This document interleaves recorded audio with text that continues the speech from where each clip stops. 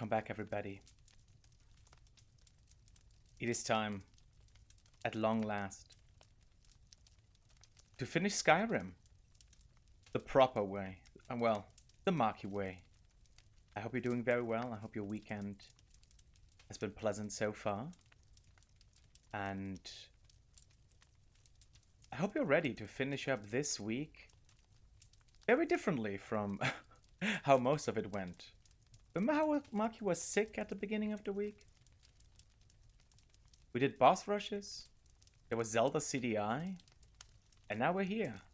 Back to Skyrim. One final time. With a little bit of a bonus stream or epilogue. We finished Skyrim last month, actually. It's been almost a month since we finished the Marky Percent, and we got every landmark and every quest. It took us over a year. Thank you, Era, for the 7-stream streak. I appreciate it. And welcome in. And let me know if the balance is good between the fireplace and my voice. The game audio is completely muted for today. We don't really need it. So it's just the fireplace and me. I have a little bit of a headache, but I took some medication. And I'm sure they will get through this. I'm very excited. I'm very excited. Not only is this the epilogue to our Skyrim playthrough, this is also one of the 2 remaining goals or incentives from last year's anniversary stream. And it was always meant to be at the end of Skyrim. That just made the most sense, right? It gave us the most time to collect the books, put them in our library. I have arranged them. Sadly, Skyrim let me down once again because you can only put 11 books in a shelf, regardless of the size of the books, so they are just falling over left and right, and it just doesn't look as good. Also, even though we have the library in Lakeview Manor, there isn't enough space for all of the books that we have. Some of them, and I even used a bookshelf, the one bookshelf that we have in the house that is outside of the library. So that means some of the books are still in the chest. Because there is no other place for them. Or I guess I could put them in a different chest, but it makes the most sense to keep them at least in the chest that is in the library.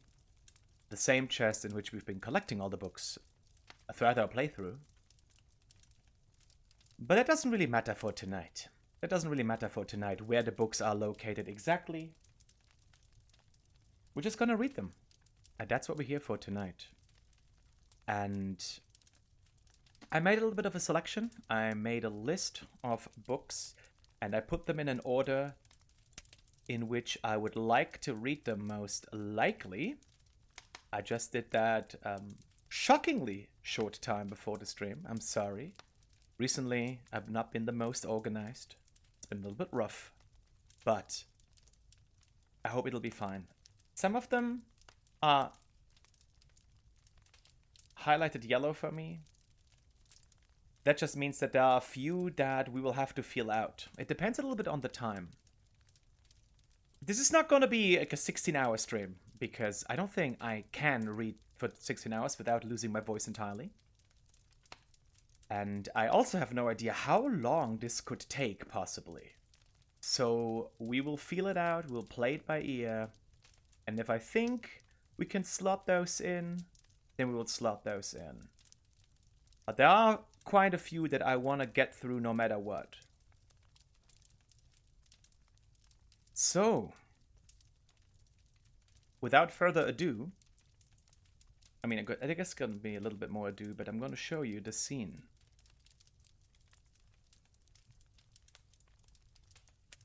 Here we are. The book is TBD. That book doesn't exist. I hope this is alright. I want to stress that while I'm reading, I will not be having the chat visible to me, and alerts will be muted throughout. So I'll try to stay as focused on the reading as possible.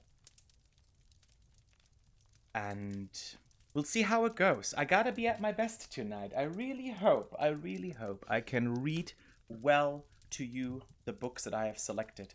Now, I did mention before that there is a little bit of a focus on in game fiction, but not exclusively. Well, that's not exclusively what we're going to read. There are a few historical books, a few educational ones, primarily those that I feel are especially relevant to the events as they unfold in Skyrim as a whole, and to a certain extent, how things happened to unfold for our playthrough in particular. So I hope you'll agree with this selection.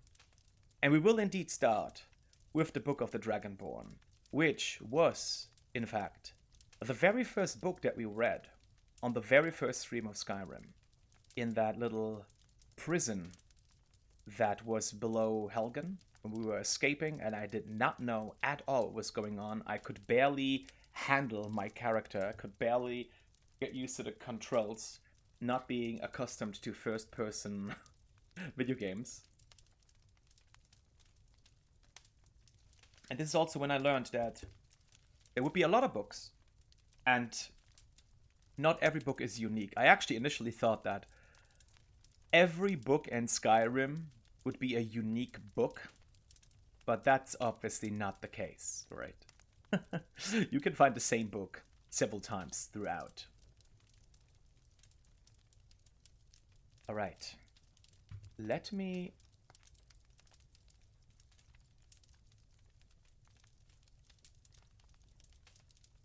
update our current book. I hope is cut off. That's great. All right, I gotta actually click into this. That's fine. Does this look good? The Book of the Dragonborn? Yeah. Yeah, we gotta feel this out a little bit. Okay. All right, everybody. I think we're good to go.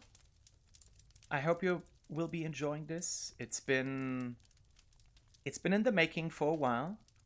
Don't worry, the game display is cut off in the bottom left, but it's so that the book will be focused on and hopefully legible depending on the size of your screen. But nothing else really matters tonight, so I hope it's not too distracting. That you can see, for example, that little bar at the top that shows east, the compass of sorts, is a little bit cut off. Hope it's gonna be fine. Let's jump in, everybody.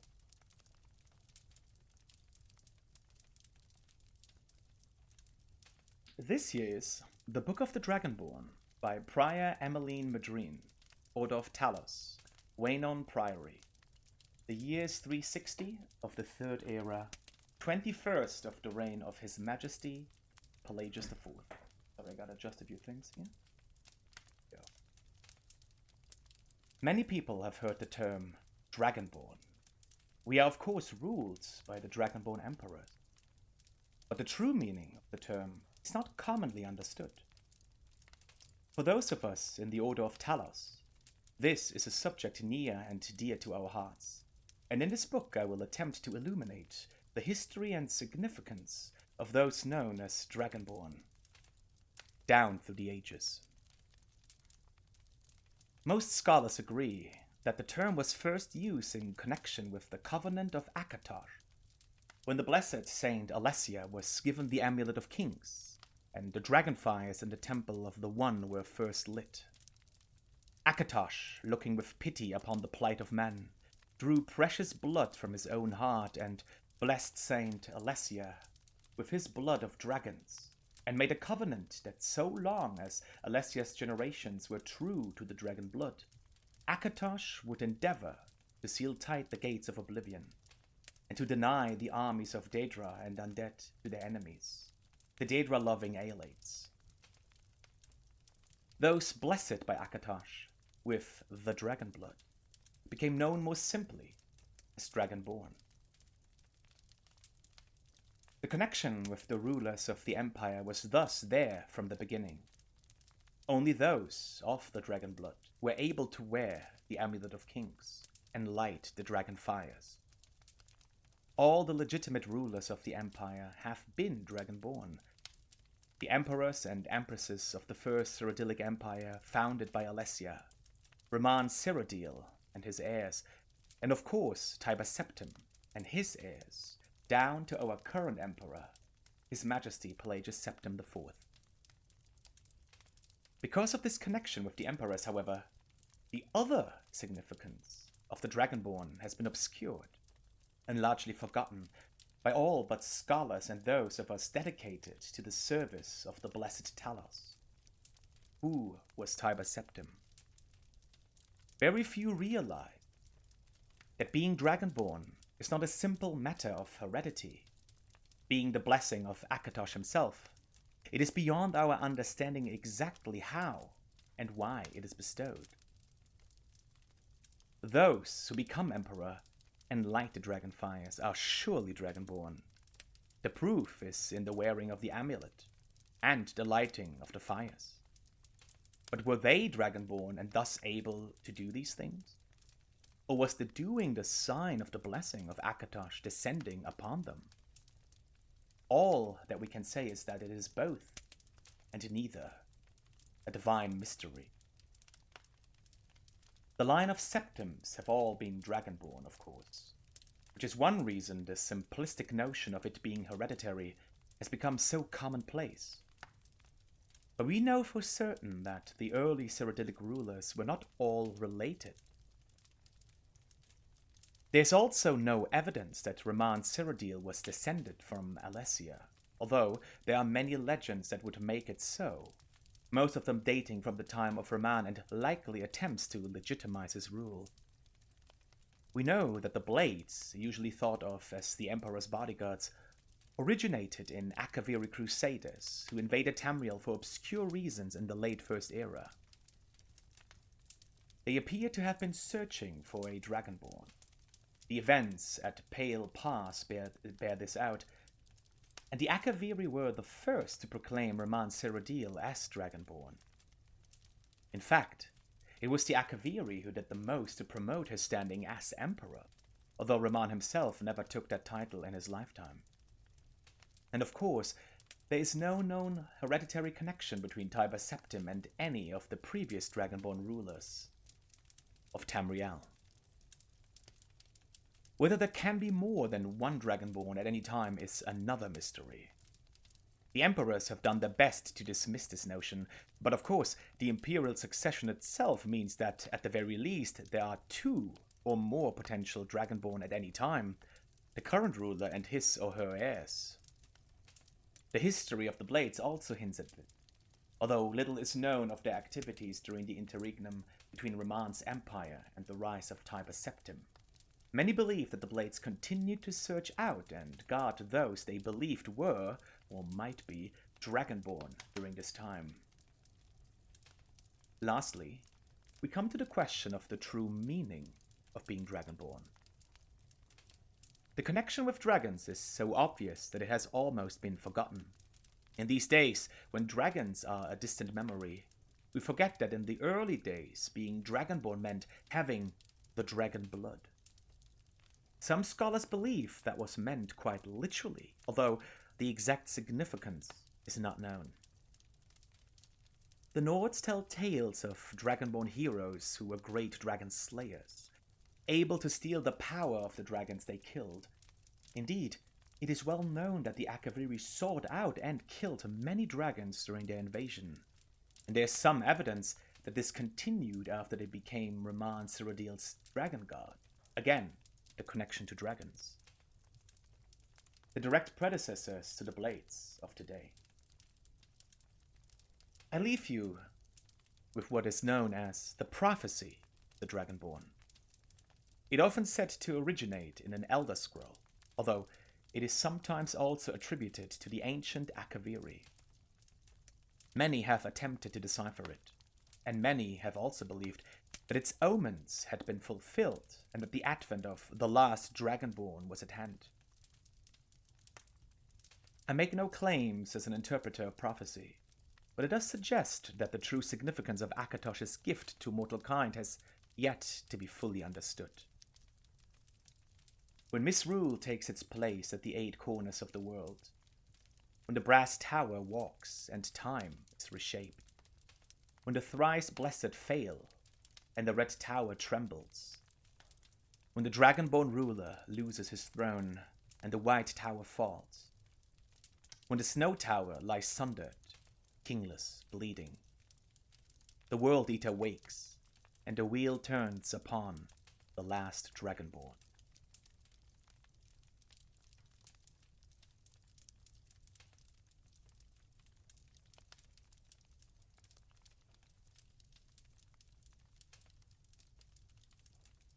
Welcome in, Claire. I hope you're doing well. That was the Book of the Dragonborn. As I said, the very first book that we read in Skyrim. It may actually just be the very first book that you can find. At least that's the first book I remember seeing. However, it also all took place while we were attacked by a dragon, so it is very possible that I missed the book. This being the very first one makes a lot of sense. It was also rather prominently placed on a little table at the center of this prison area that we had to cross and listen in on a dialogue between the prisoner. Wait, actually, no. I think it was actually the person who rescued us of sorts and some of the prison staff. I don't recall there being any living prisoners, unfortunately.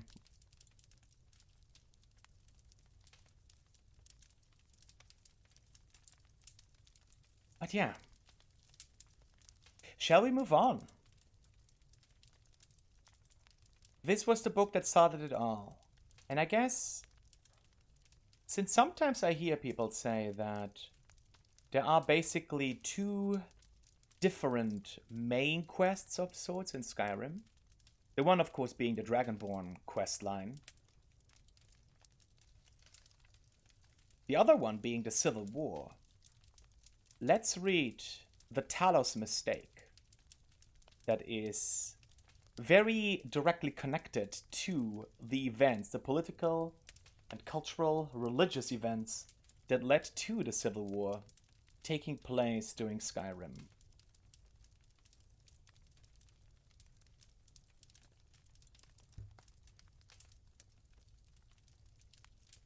Let's see, it should be...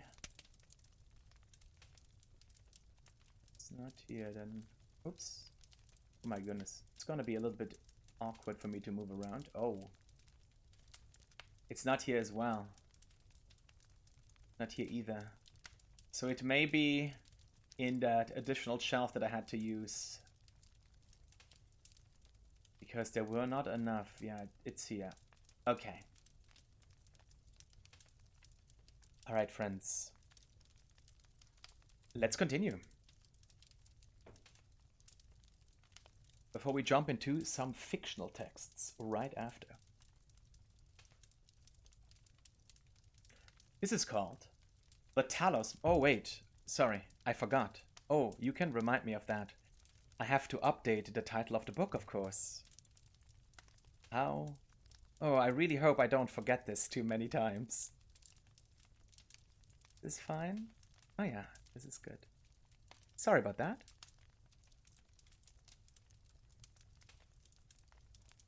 Okay.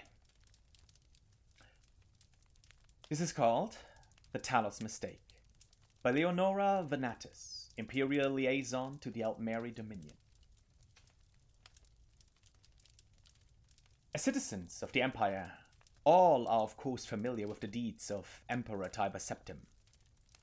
But it is the Emperor's ascent to godhood as Talos that is the subject of this work. Until Tiber Septim's death, there had been but 8 divines: Akatosh, Debella, Arkay, Zenithar, Stenda, Mara, Kinnereth, and Julianos. These gods were, and are, worshipped throughout the Empire. And while some may have different names in the varying provinces, for example, Akatosh is known as Ariel to the Altmer, and Arkay is known sometimes as Arkay. All are recognized and revered by all races and cultures of Tamriel. But when Tiber Septim passed to Aetherius, there came to be a ninth divine, Talos, also called Izmir, the dragon of the north. The man who was so loved in life became worshipped in death. Indeed, it can be argued that Talos, the ninth divine, became even more important than the 8 that had preceded him, at least to humans. For he was a god who was once just a man, and through great deeds actually managed to ascend to godhood. And if one human could achieve such a feat, couldn't it be done again? Couldn't all humans aspire to achieve divinity? So we thought, we humans, and so we continued to worship Talos and revere him as the ultimate hero god. But that was then. This is now. And now we know the truth. We were wrong. As citizens of the Empire, we all experienced the horrors of the Great War. And it was not until the signing of the White Gold Concordat, the treaty between the Empire and the Altmeri Dominion, that we once again knew peace. One of the most important stipulations of that treaty, as every Imperial citizen is well aware, is that Talos can no longer be worshipped as a god. This edict shook the very foundations of the Empire. There were those who rebelled against the law. Indeed, some still do. But the citizens of the Empire must know this.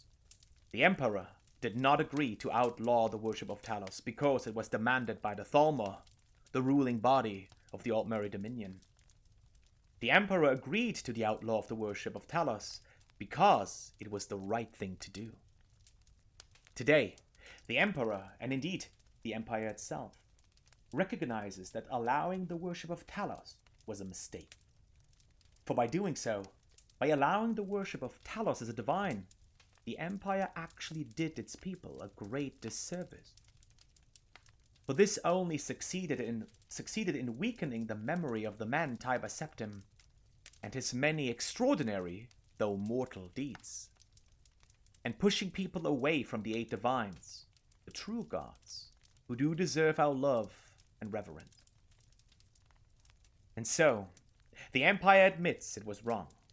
The Talos mistake will not be repeated.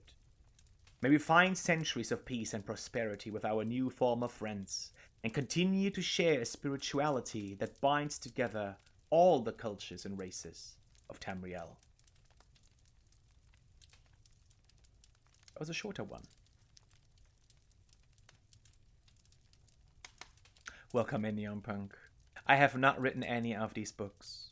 I'm just reading the work of others, various people from the Elder Scrolls / Skyrim universe. I hope you're doing well. Thank you so much for joining us. Thank you so much also for the 15 stream streak.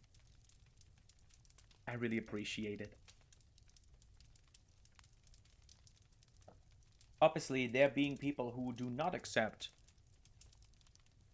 the fact that this belief, this particular part of the belief system was outlawed, this leads to the events of the Civil War that unfolds during Skyrim.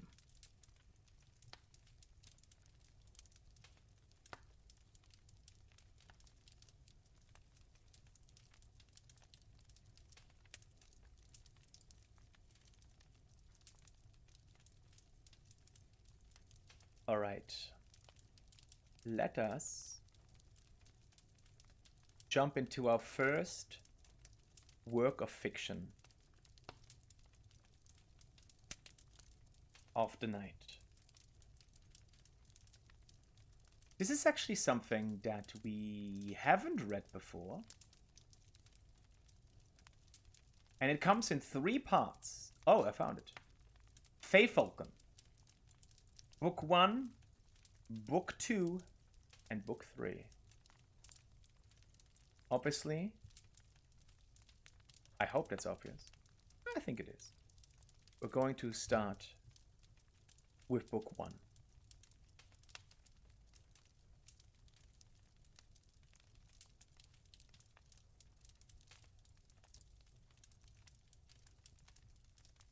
All right, let's see what this is all about. This is a recommended book. And I think this is actually going to be a little bit longer than what we've read so far. So let us see what this is all about. Let me take a sip.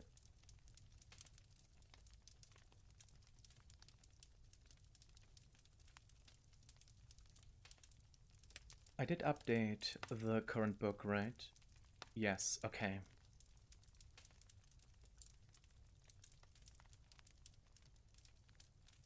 Okay. Fae Falcon, Book 1, by Woen Jaw. I hope I said that right. The great sage was a tall, untidy man, bearded but bald. His library resembled him. All the books had been moved over the years to the bottom shelves where they gathered in dusty conglomerations. He used several of the books in his current lecture, explaining to his students Taxim and Vongelduk, how the Mages Guild had first been founded by Vanus Galerian. They had many questions, but Galerian's beginnings in the Sigic Order and how the study of magic there differed from the Mages Guild. It was, and is, a very structured way of life, explained the great sage. Quite elitist, actually. That was the aspect of it Galerian most objected to. He wanted the study of magic to be free. Well, not free exactly, but at least available to all who could afford it. In doing that, he changed the course of life in Tamriel. He codified the praxis and rituals used by all modern potion makers, item makers, and spell makers, didn't he, great sage? Asked Vongelduk. That was only part of it. Magic, as we know it today, comes from Vanus Galerian. He restructured the schools to be understandable by the masses. He invented the tools of alchemy and enchanting, so everyone could concoct whatever they wanted, whatever their skills and purse would allow them to, without fears of a magical backfire. Well, eventually, he created that. What do you mean, great sage? Asked Taxim. The first tools were more automated than the ones we have today. Any layman could use them without the least understanding of enchantment and alchemy. On the Isle of Artaeum, the students had to learn the skills laboriously and over many years, but Galerian decided that was another example of the Sijik's elitism. The tools he invented were like robotic master enchanters and alchemists, capable of creating anything the customer required, provided he could pay. So someone could, for example, create a sword that would cleave the world in twain? Asked Vongelduk. I suppose, in theory, but it would probably take all the gold in the world, chuckled the great sage. I can't say we were ever in very great danger. But that isn't to say that there weren't a few unfortunate incidents where an unschooled yokel invented something beyond his ken. Eventually, of course, Galerian tore apart his old tools and created what we use today. It is a little elitist, requiring that people know what they're doing before they do it, but remarkably practical. What did people invent? Asked Taxim. Are there any stories? You're trying to distract me so I don't test you, said the great sage. But I suppose I can tell you one story, just to illustrate a point. This particular tale takes place in the city of Alinor, on the west coast of Somerset Isle, and concerns a scribe named Thorbad. This was in the Second Era. Not long after Vanus Galerian had first founded the Mages Guild, and chapter houses had sprung up all over Somerset, though not yet spread to the mainland of Tamriel. For 5 years, this scribe, Thorbad, had conducted all his correspondence to the outside world by way of his messenger boy, Gorgos. For the first year of his adoption of the hermit life, his few remaining friends and family of his dead wife, truth be told, had tried visiting, but even the most indefatigable kin gives up eventually when given no encouragement. No one had a good reason to keep in touch with Thorbad Holzuk, and in time, very few even tried. His sister-in-law sent him the occasional letter with news of people he could barely remember, but even that communication was rare. Most of the messages to and from the house dealt with his business, writing the weekly proclamation from the temple of Ariel. These were bulletins nailed on the temple door, community news, sermons, that sort of thing. The first message Gorgos brought him that day was from his healer, reminding him of his appointment on Turdas. Thorbat took a while to write his response, glum and affirmative. He had the Crimson Plague, which he was being treated for at considerable expense. You have to remember, these were the days before the School of Restoration had become quite so specialized. It was a dreadful disease and had taken away his voice box. That was why he only communicated by script. The next message was from Alpheus, the secretary, at the church, as curt and noxious as ever. Thorbat, attach to Sunday's sermon, next week's events calendar, and the obituaries. Try to liven them up a little. I wasn't happy with your last attempt. Thorbat had taken the job putting together the bulletin before Alpheus joined the temple, so his only mental image of her was purely theoretical and had evolved over time. At first he thought of Alpheus as an ugly, fat Slodus, covered with warts. More recently, she had mutated into a rail thin spinster Orcus. Of course, it was possible his clairvoyance was accurate, and she had just lost weight.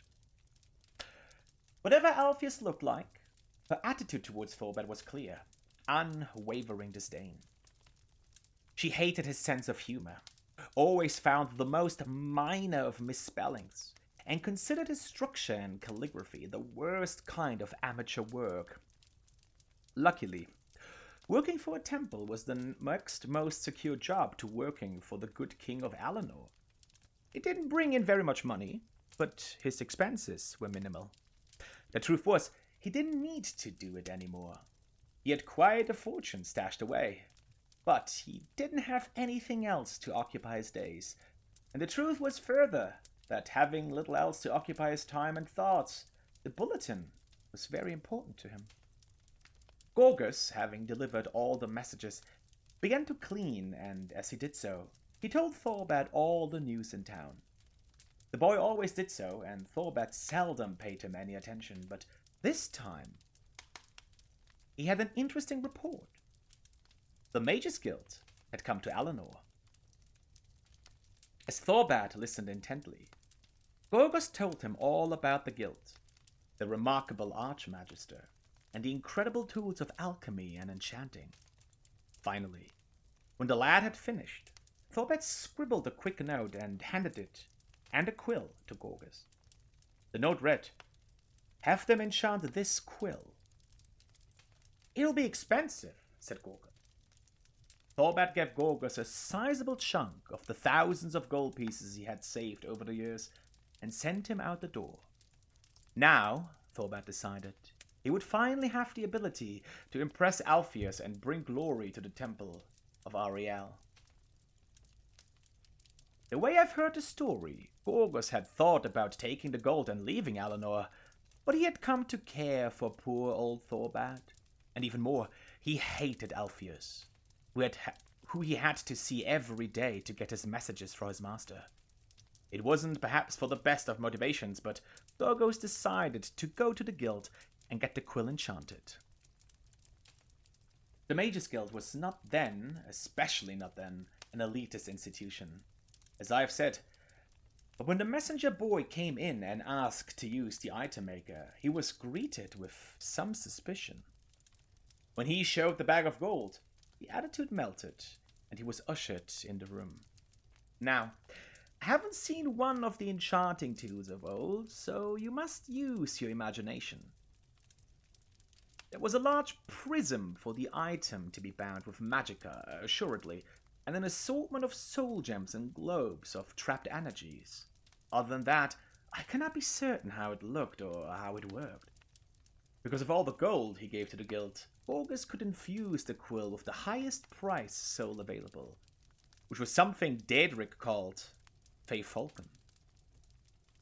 The initiate at the guild, being ignorant as most guild members were at the time, did not know very much about the spirit except that it was filled with energy. When Gorgos left the room, the quill had been enchanted to its very limit, and then some. It was virtually quivering with power. Of course, when Thorbat used it, that's when it became clear how over his head he was. And now, said the great sage, it is time for your test. But what happened? What were the quill's powers? Cried Taxim. You can't stop the tale there, objected Vongelduck. We will continue the tale after your conjuration test, provided you both perform exceptionally well, said the great sage.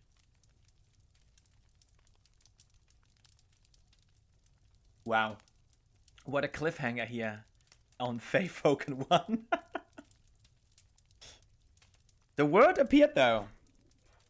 The name, something Daedric called Fae Falcon. Now, I do not know if being more versed in the universe of the Elder Scrolls would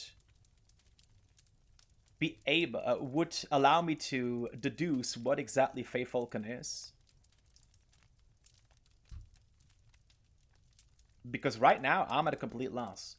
As far as I'm aware, this is a fictional story in the Elder Scrolls universe, so it may not actually exist. It may be completely made up, but perhaps there is something called Fae Falcon. I guess at this point I should stress one more time that my only exposure to Elder Scrolls, other than seeing a little bit here and there of Lily playing Morrowind and Oblivion, is the playthrough we did of Skyrim. So I haven't played any other Elder Scrolls games and learned throughout our playthrough that they are all connected, and the knowledge you can gain about certain events in the past, in which all of the other Elder Scrolls games, relatively speaking, right, in relation to Skyrim, take place, they can inform certain events, or at least maybe referenced in Skyrim. Even that I was not aware of when I started playing. I actually thought that, well, I wouldn't have been surprised if they had been more independent of each other, like Zelda games, for example. Although I guess that's also not completely true. Like Final Fantasy games, where there are common recurring themes, maybe even creatures, but that's pretty much it. But that's not how the Elder Scrolls play out at all. No, do they? Alright, friends, I'm sorry to inform you that now is time for your conjuration test. I hope you practiced. Surprise test during the reading stream. Nah, it's fine. We skipped the test. Oops. Oh my goodness. I'm putting the controller next to me because I don't really have to do a lot of movement, but I guess I have to grab it now because for some reason we're moving really fast. Because all I have to do is use the D-pad to flip the pages for the most part, so I don't really have to hold the controller.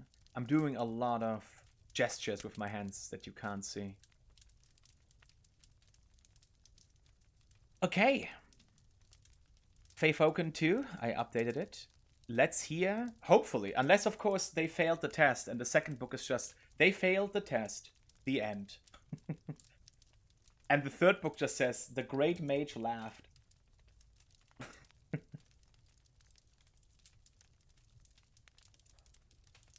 They probably didn't fail the test, right? Fae Falcon, Book 2, still by Warren Joff. Alrighty, let's go. Actually, let me take a sip of water here real quick, if that's okay.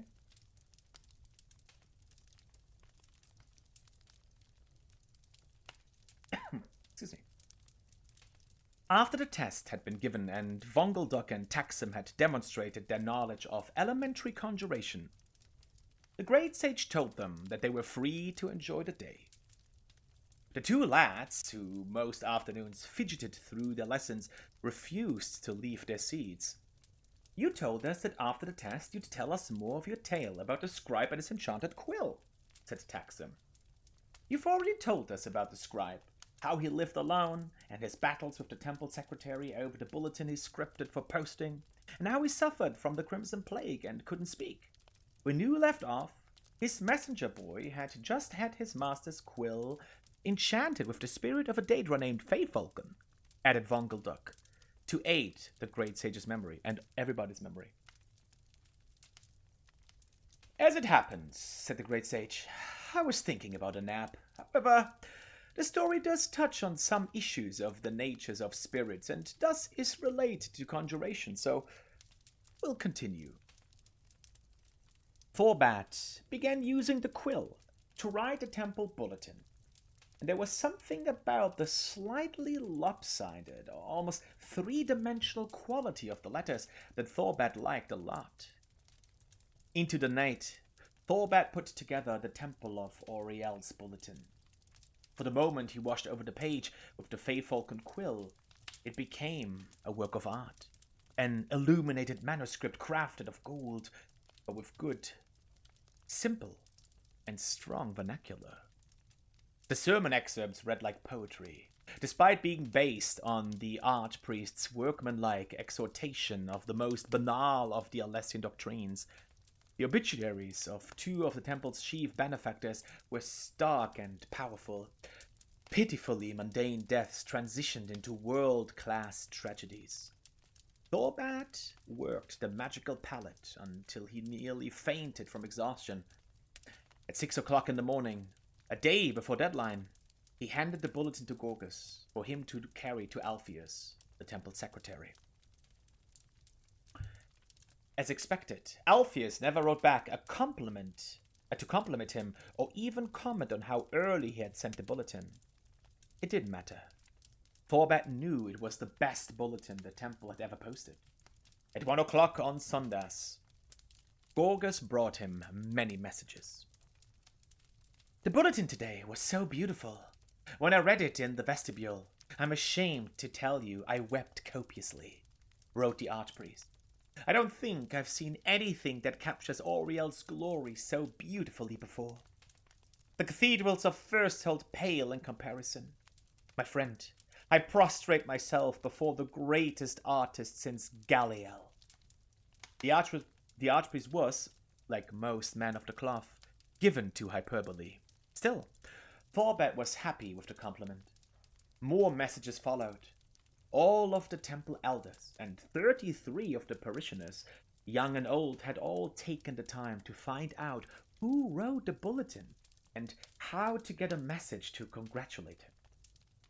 And there was only one person they could go through for that information. Alpheus. Imagining the dragon lady besieged by his admirers filled Thorbat with positive glee. He was still in a good mood the next day when he took the fairy to his appointment with the healer, Telemichiel. The herbalist was new, a pretty red-clad woman who tried to talk to him even after he gave her the note reading, "My name is Thorbat Holtzik, and I have an appointment with Telemichiel for 11 o'clock. Please forgive me for not talking, but I have no voice box anymore." "Has it started raining yet?" she asked cheerfully. The diviner said it might. Thorbat frowned and shook his head angrily. Why was it that everyone thought that mute people liked to be talked to? Did soldiers who lost their arms like to be thrown balls? It was undoubtedly not a purposefully cruel behavior, but Thorbat still suspected that some people just liked to prove that they weren't crippled too. The examination itself was routine horror. Telemichiel performed the regular invasive torture, all the while chatting and chatting and chatting. "You ought to try talking once in a while. That's the only way to see if you're getting better. If you don't feel comfortable doing it in public, you could try practicing it by yourself," said Telemichiel, knowing her patient would ignore her advice. "Try singing in the bath. You'll probably find you don't sound as bad as you think." Thorbat left the examination with the promise of test results in a couple of weeks. On the ferry ride back home, Thorbat began thinking of next week's temple bulletin. What about a double border around the last Sundas's offering plate announcement? Putting the sermon in 2 columns instead of 1 might have interesting effects. It was almost unbearable to think that he couldn't get started on it until Alpheus sent him information. When she did, it was with the note, "Last bulletin, a little better. Next time, don't use the word fortuitous in place of fortunate. The words are not, if you look them up, synonymous." In response, Thorbat almost followed Telemachiel's advice by screaming obscenities at Gorgus. Instead, he drank a bottle of cheap wine, composed and sent a suitable reply, and fell asleep on the floor. The next morning, after a long bath, Thorbat began work on the bulletin.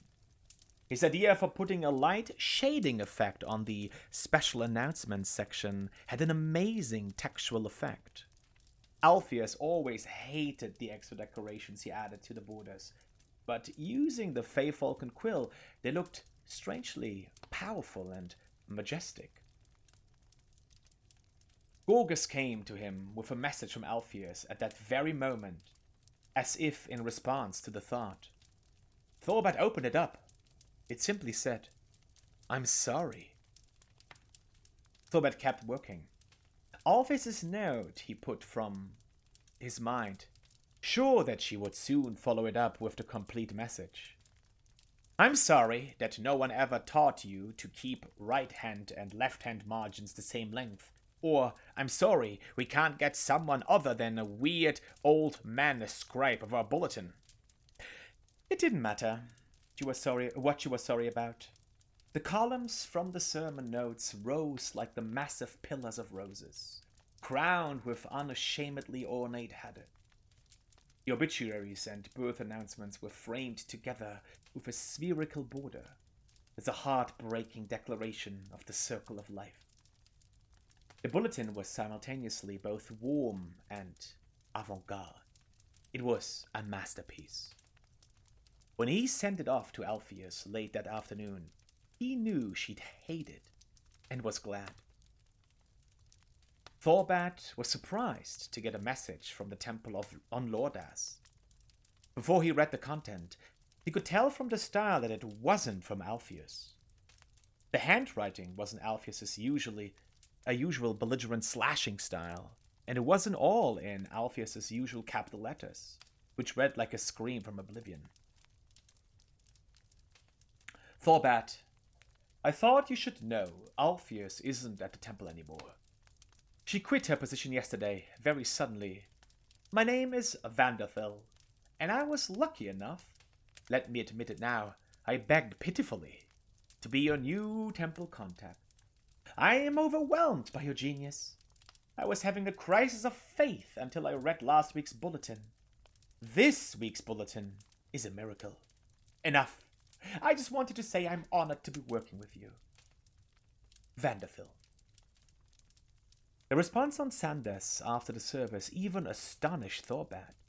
The archpriest attributed the massive increase in attendance and collection plate offerings entirely to the bulletin. Thorbat's salary was quadrupled. Gorgos brought over 120 messages from his adoring public. The following week, Thorbat sat in front of his writing plank, a glass of fine Tovali mead at his side, staring at the blank scroll. He had no ideas. The bulletin, his child, his second wife bored him.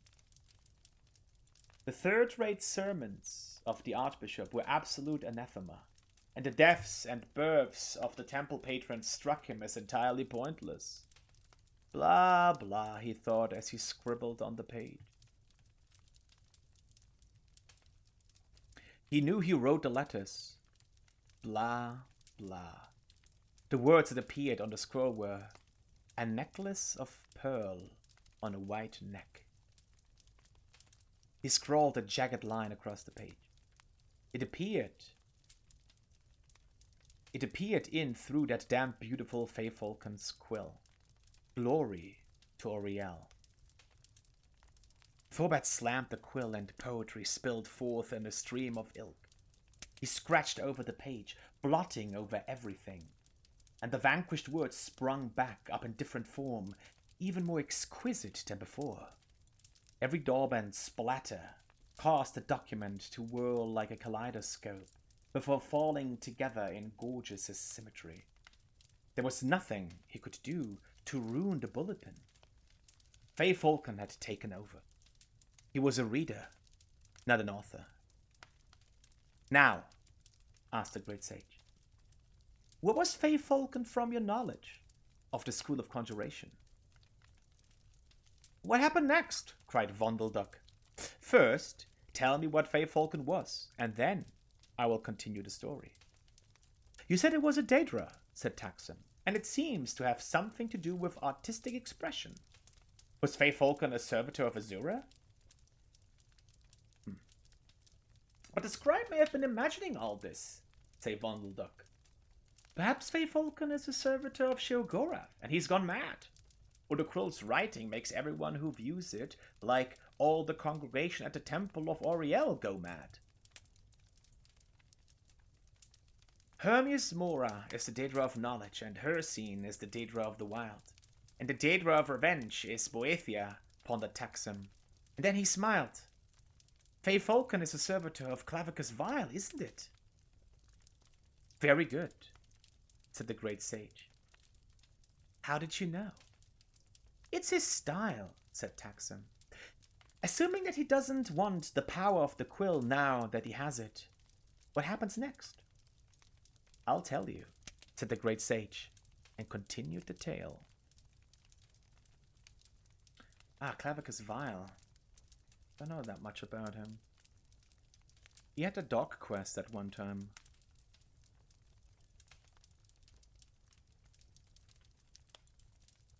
I was hoping for one of the others.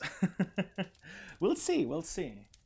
I can't really comment on his style because all that we did was we brought the dog back to him in... what is the place called again? Hammer's Shame. A place that we happened to visit very often.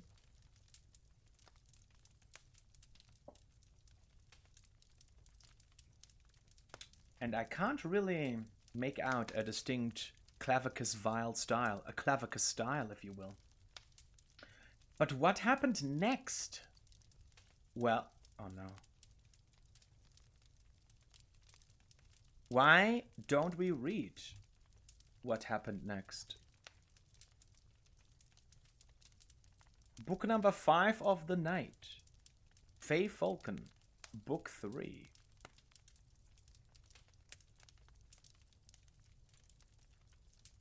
Maybe after this one, I need a short break. There may be a few more breaks than usual tonight. But I'll try my best. I'll try my best not to overdo it. And let's see. I did update it, right? Faye Falcon book 3. Okay. Let me take a sip actually already.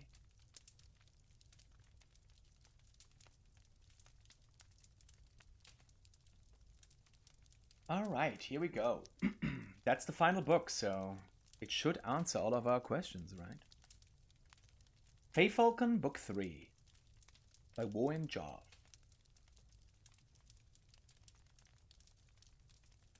Thorbat had at last seen the power of the quill, said the great sage, continuing his tale. Enchanted with the Daedra Faye Falcon, servitor of Clavicus Vile, it had brought him great wealth and fame as the scribe of the weekly bulletin of the Temple of Auriel. But he realized that it was the artist, and he merely the witness of its magic. That it was the artist, yes. He was furious and jealous. With a cry, he snapped the quill in half. He turned to finish his glass of mead. When he turned around, the quill was intact. He had no other quills but the one he had enchanted. So he dipped his finger in the inkwell and wrote a note to Gorgus in big sloppy letters. When Gorgus returned with a new batch of congratulatory messages from the temple, praising his latest bulletin, He handed the note and the quill to the messenger boy. The note read, "Take the quill back to the Mage's Guild and sell it. Buy me another quill with no enchantments." Gorgus didn't know what to make of the note, but he did as he was told. He returned a few hours later. "They wouldn't give us any gold back for it," said Gorgus. "They said it wasn't enchanted. I told them. I said, 'What are you talking about? You enchanted it right here with that Feyfolken soul gem.' And they said, 'Well, there ain't a soul in it now. Maybe you did something and it got loose?'" Gorgus paused to look at his master. Thorbat couldn't speak, of course, but he seemed even more than usually speechless. "Anyway, I threw the quill away and got you this new one, like you said." Thorbat studied the new quill. It was white-feathered, while his old quill had been dove-gray. It felt good in his hand. He sighed with relief and waved his messenger lad away. He had a bulletin to write, and this time without any magic except for his own talent. Within 2 days' time, he was nearly back on schedule. It looked plain, but it was entirely his. Thorbat felt a strange reassurance when he ran his eyes over the page and noticed some slight errors. It had been a long time since the bulletin contained any error.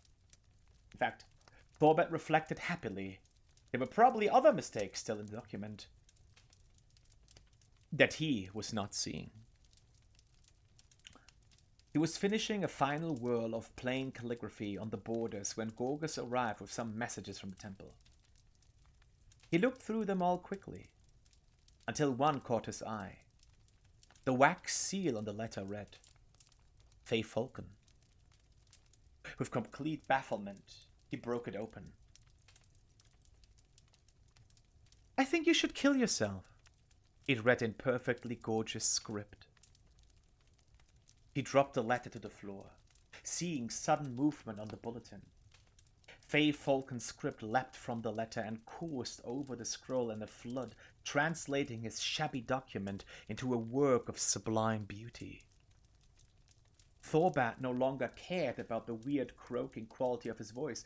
He screamed for a very long time, and then drank. Heavily. Gorgus brought Thorbat a message from Vanderfil, the secretary of the temple, early Freda's morning, but it took the scribe until mid-morning to work up the courage to look at it. "Good morning. I'm just checking in on the bulletin. You usually have it in on Turdas night. I'm curious. You're planning something special?" Vanderfil. Thorbat responded, "Vanderfil, I'm sorry. I've been sick. There won't be a bulletin this Sunday," and handed the note to Gorgus before retiring to his bath. When he came back an hour later, Gorgus was just returning from the temple, smiling. "Vanderfil and the archpriest went crazy," he said. "They said it was your best work ever." Thorbat looked at Gorgus, uncomprehending. Then he noticed that the bulletin was gone. Shaking, he dipped his finger in the inkwell and scrawled the words. "What did the note I sent with you say?" "You don't remember?" asked Gorgus, holding back a smile. He knew the master had been drinking a lot lately. "I don't remember the exact words, but it was something like, 'Vanderfil, here it is. Sorry it's late. I've been having severe mental problems lately. Thorbat. Since you said, here it is, I figured you wanted me to bring the bulletin along. So I did. And like I said, they loved it. I bet you get 3 times as much letters this son does." Thorbat nodded his head, smiled, and waved the messenger lad away. Gorgus returned to the temple, while his master turned his writing plank and pulled out a fresh sheet of parchment. He wrote with the quill, "What do you want, Feyfolken?" The words became, Goodbye. I hate my life. I have cut my wrists. Thorbad tried another tact. Have I gone insane? The words became, goodbye. I have poison. I hate my life. Why are you doing this to me? I, Thorbad Holzik, cannot live with myself and my ingratitude. That's what I've put this noose around my neck. Thorbad picked up a fresh parchment, dipped his finger in the inkwell, and proceeded to rewrite the entire bulletin. While his original draft, before Faye Falcon had altered it, had been simple and flawed, the new copy was a scrawl. Lowercase i's were undotted. G's looked like y's. Sentences ran into margins and curled up and all over like serpents. Ink from the first page leaked onto the second page. When he yanked the pages from the notebook, a long tear nearly divided the third page in half. Something about the final result was evocative. Thorbad at least hoped so. He wrote another note reading simply, use this bulletin instead of the piece of trash I sent you. When Gorgas returned with new messages, Thorbad handed the envelope to him. The new letters were all the same, except for one from his healer, Telemichiel. Thorbad, we need you to come in as soon as possible. We've received the reports from Black Marsh about a strain of the Crimson Plague that sounds very much like your disease, and we need to re-examine you. Nothing is definite yet, but we're going to want to see what your options are. It took Thorbad the rest of the day and 15 drams of the stoutest meat to recover. The larger part of the next morning was spent recovering from this meat of recovery. He started to write a message to Vanderfil. What did you think of the new bulletin? With the quill. Faye Falcon's improved version was, I'm going to ignite myself on fire because I'm a dying no talent. Thorbad rewrote that note, using his finger and ink message. When Gorgas appeared, he handed him the note. There was one message in Vandervil's handwriting. It read, Thorbad, not only are you divinely inspired, but you have a great sense of humor. Imagine us using those scribbles you sent instead of the real bulletin. You made the Archbishop laugh heartily. I cannot wait to see what you have next week. Yours fondly, Vanderfil.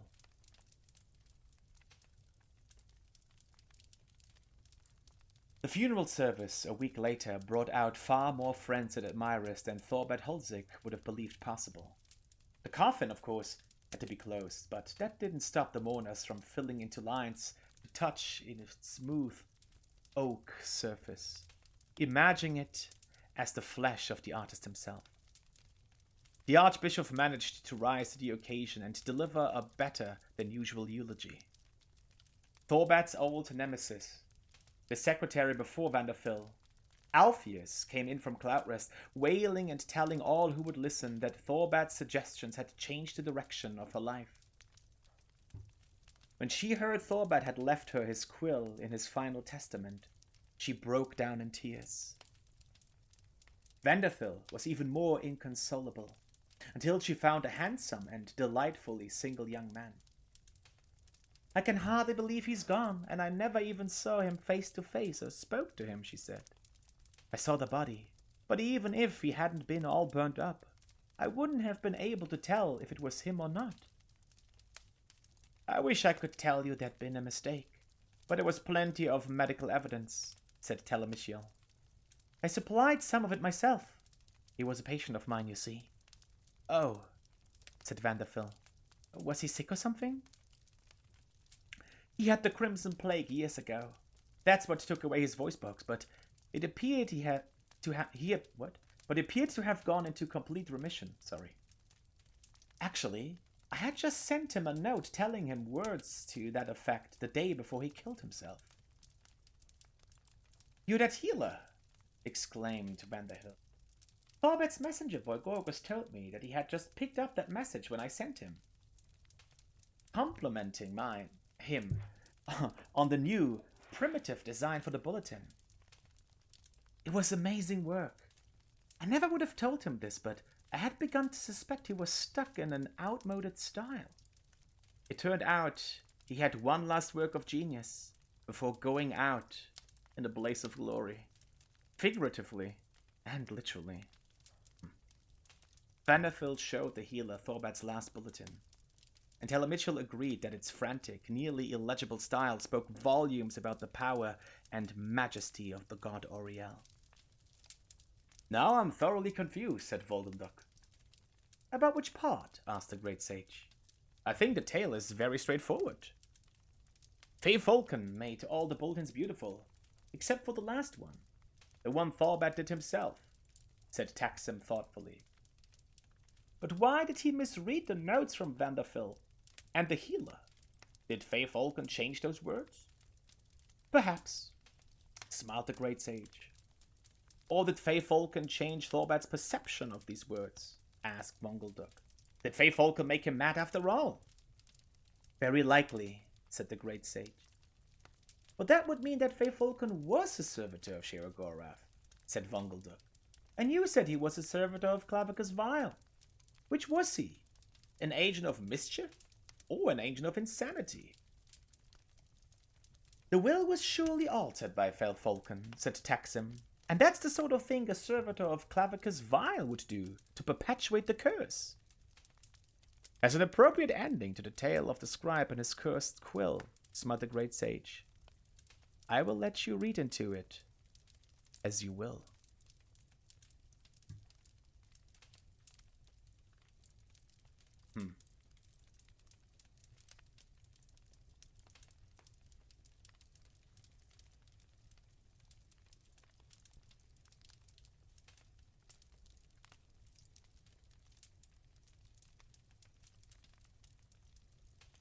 I wish I knew more about Clavicus Vile. I guess we can quickly look him up in the Book of Daedra. And I wonder if maybe in a different Elder Scrolls game you learn more about him. Let's do a quick excursion to the Book of Daedra. Also, please close the doors, friend.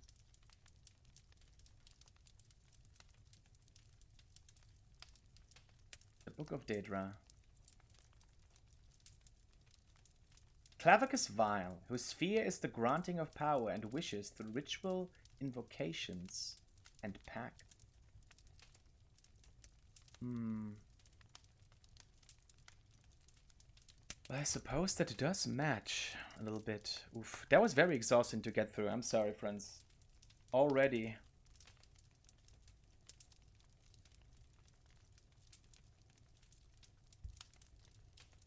Already Maki is getting a little weak, but we have to read a lot more, don't worry. Don't worry. After this little fictional excursion, I would like to go back to, after a short break that is though, after a short break, to a little bit on Skyrim, geographically speaking, with the holds of Skyrim.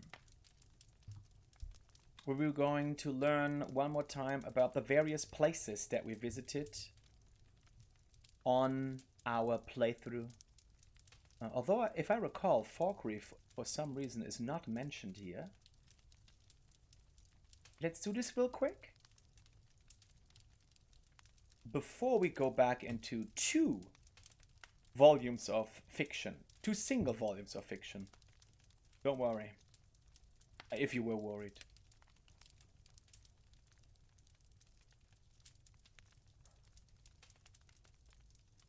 But yeah, let's take a short break here and enjoy, while I'm gone, the fireplace.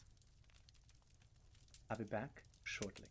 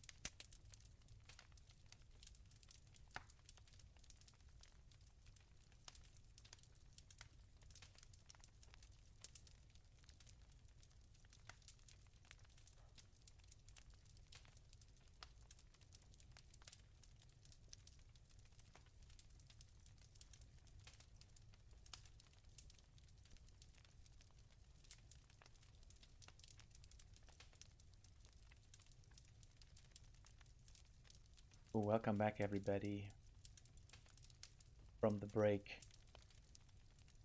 Oh, it took us 1.5 hours to get through 5 books. Okay, that was with the build-up, but I mentioned at the beginning that there are a few books that are optional on my little reading list that we will slot in or out depending on how long it'll take us, because I really, going into this, had no idea how long it would take. Welcome back. Thank you, Eric. Thank you. One thing that I can say for certain, though, is that after the last story we just read, everybody will be looking at that quill on the right side of the screen right now. Oh, wait. Oh, no, it's not cut off for you. It's not cut off. You can actually see it. Everybody will be looking at it with very different eyes. Alright, I did say that our next book will be The Holds of Skyrim. This is going to be what I classified as an educational book. It's going to tell us a little bit about the various places we visited during our Skyrim playthrough before we have a few more works of fiction lined up on our list. This is book number 6. Just to give you a little bit of an idea, there are 34 books on this list right now, with 1, 2, 3, 4, 5, 6, 7, 8 being in that optional category still. We'll see. There are a few before the first optional one. We'll see how long it will take us to get through them. We don't want to rush it, obviously, right? And also, I want to try to do this relatively well. I'm not a professional voice actor and not that good at reading out loud, I would say. So I hope it's gonna be good enough. It's a little bit of practice. So I do enjoy this in theory. But this is also something that I've never done before. And we gotta make sure that it doesn't get rid of my voice more permanently. Well, ideally it won't. Alright, let's read The Holds of Skyrim. That's gonna be a little bit more matter of fact. The Holds of Skyrim, a field officer's guide for use by officers of the Imperial Legion. Welcome, loyal officer of the Empire. You have been given this guide to help you, and those men under your command, better understand the geography of Skyrim. Since you will be serving in Skyrim for a lengthy period of time, this information should prove invaluable. Skyrim is organized into 9 holds. A hold is a large area of land roughly equivalent to a county in Cyrodiil. Each hold is governed by a Jarl who maintains his court in the hold's capital city. 4 of these holds are fairly small and sparsely populated. As a result, the capitals are little more than towns. The 5 major cities of Skyrim act as capitals for the larger holds. Following is a detailed review of each hold. The Eastmarch. Located in the eastern reaches of Skyrim, Eastmarch shares a common border with Morrowind. Jarl Ulfric Stormcloak rules from the ancient city of Windhelm, and he and his followers should be considered your most serious threat. Do not trade lightly in Eastmarch, for the Stormcloaks are at their strongest and most organized in these lands. As an Imperial soldier, you will find few friends here. Hafingar. Solitude, the seat of High King of Skyrim and the capital of Hafingar Hold, has always welcomed the Empire with open arms. Much commerce flows along the rivers here, and you will find the folk of this hold to be among the most hospitable in Skyrim. As you venture forth in your campaigns, be sure to maintain a secure supply line back to Solitude. The Empire maintains ample provisions in Castle Dower, from which General Tullius commands all the legions stationed in Skyrim. The Hjalmarch. This hold is divided evenly between windswept tundra, dotted with farms, and a huge, stinking salt marsh. There is little of interest here, save perhaps for the hold's capital, Morthal. Jarl Idgrod Ravencrone has been cooperative enough with the Empire in the past, but will ultimately look out for her own interests if put in a difficult position. While the hold offers minimal strategic value to the Empire, it would make an ideal staging ground for a Stormcloak siege of Solitude, and so must be held against the enemy. The Pale. The Pale is a barren realm covered by vast fields of snow and ice. Its boundaries stretch from the center of Skyrim all the way to the northern coast. Here, at the capital city of Dawnstar, can be found one of the busiest ports in the province. With access to the coastal waterways of Skyrim, Dawnstar could prove vital in the war effort. Should the Stormcloaks choose to attack Solitude from the river, this port would make a tempting target due to its close proximity. The Reach. Dominating the western border of Skyrim, the Reach is made up almost entirely of steep, craggy mountains. Little grows in this forbidding realm, but the capital city of Markov is a nigh impregnable stone fortress that will make an excellent defensive position for either side in the war. Be aware of this dangerous region of Skyrim. This dangerous region of Skyrim is home to the Forsworn, the rebellious natives of the Reach. They know the terrain, can strike without warning, and count the Empire as an enemy. If they attack, you must neither give nor expect any mercy. The Rift. This hold occupies the southeast corner of Skyrim, and much like the Reach in the west, is dominated by tall mountain peaks. The climate in the Reach is milder than in the northern holds, and there is more vegetation to be found here. Farming thrives as a result. A word of warning about Riften, the hold's capital city. Our agents have reason to suspect that the Thieves' Guild makes it home here, though it is now much diminished from its strength of previous years. Nevertheless, mind that your men keep an eye on their coin purses should they have reason to spend any length of time in the city. Whiterun. This central hold is characterized by wide, grassy plains that are home to numerous farms. Many roads pass through Whiterun, joining the more distant holds together. The hold's capital city, also called Whiterun, sits high on a rocky promontory amid a large, flat swath of scribland. Among the wealthiest cities of Skyrim, Whiterun has usually proven friendly to the Emperor's soldiers. Winterhold. Winterhold. This bleak, snow-blown hold in the northeast corner of Skyrim is utterly inhospitable. Perhaps the mages at the College of Winterhold chose to make their home there because they knew they would be left largely alone. As with Whiterun, the name Winterhold describes both the hold and its capital city, though the word city hardly applies. The hold capital is a meager village built near the Mages' College. Few other noteworthy settlements exist in this frozen waste, and it is unlikely to play any significant part in the war. Oh. There you go. For some reason, Falkreath is just not mentioned in this book. I do not know why.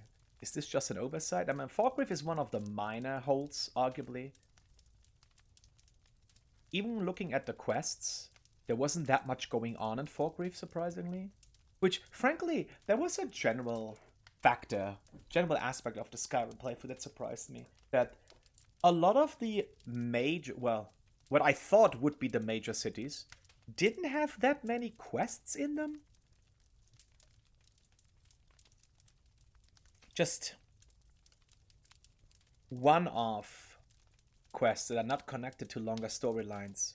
So I'm not counting the Winterhold College for Winterhold. Because I feel like those two are separate locations, right?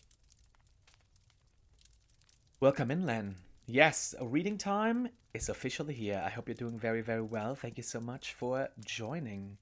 We just finished reading The Holds of Skyrim.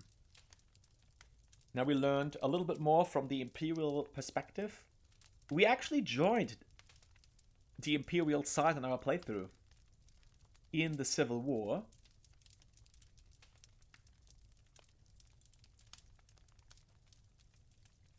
I must admit, though, that I had forgotten that it was written from that particular perspective.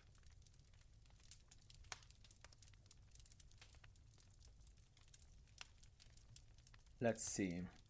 We're looking for this.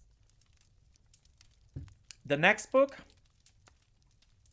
brings us back into, I believe, this is how I classified it. Maybe I got this wrong, but this should be a work of fiction again. This one's a little dire. Although, I feel like a lot of them will be dire. The last one, Faye Falcon, was not exactly a tale that ended cheerfully. This one is a standalone story. I recall being rather short, yet rather grim. So I guess from a market perspective, short and sweet. Nice, Len, nice. Are you ready for a tragedy in black then? Now that you're done with work, are you ready for a little tragedy? In black?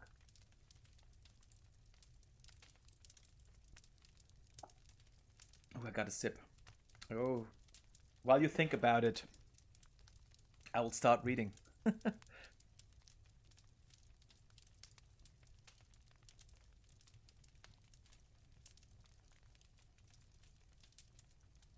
This is a tragedy in black, a folk tale from the time of the Oblivion Crisis. The Dremora looked on the young boy with disdain. He looked to be no more than 17 or 18, on the cusp of manhood. You have summoned me? Mother says I'm good with spells. Someday, I'm gonna be a wizard. Maybe even archmage. And what would your mother know of magic, boy? She's a wizard. She's an enchanter at the Arcane University. Ah, another dabbler in the mystic arts. I'm certain she's barely mediocre. You shut up. I read the scroll. I get to tell you what to do. The Dremora was silent. Compulsion bound his voice.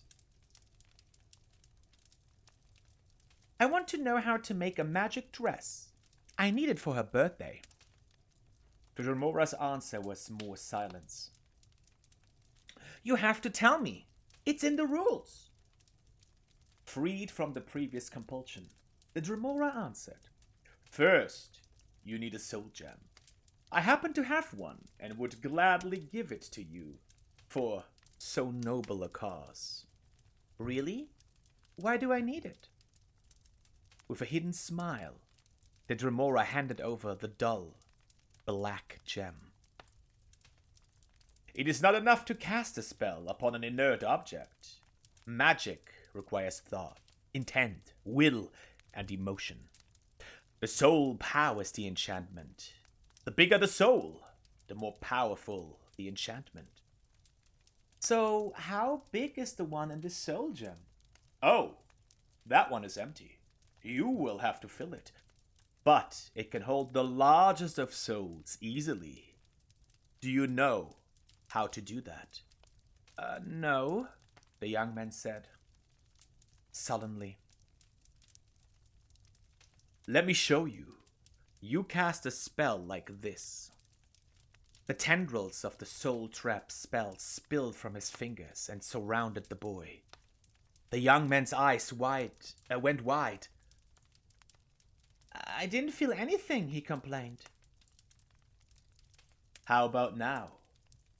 Dremora asked, plunging his talons into the youth's ribcage. His heart beat only once before it was pulled from his chest. Quickly, the Dremora snatched back the black soul gem just as the youth died. His soul tried to flee, but was trapped by the spell and drawn into the gem. Only black soul gems can hold the souls of men and elves. Your mother obviously never told you to never accept a freely given gift from a summoned Dremora, he said to the corpse.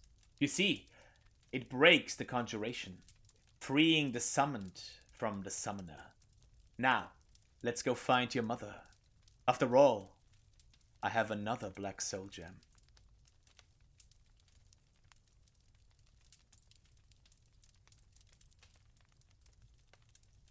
Thank you for the 20 streams this week, Len. With that, thank you for this drink. I hope you enjoyed this short and delightful little story. We did learn actually about black soul gems. I was when we first read this a while ago, I was not yet aware of the difference between regular soul gems and black soul gems, but then I learned.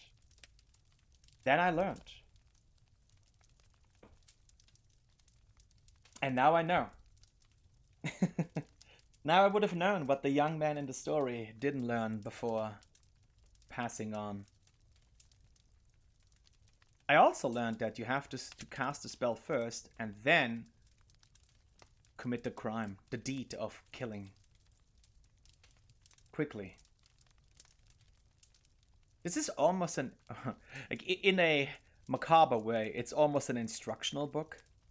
Because it teaches you how to use, well, how to fill, I should say, a black soul gem.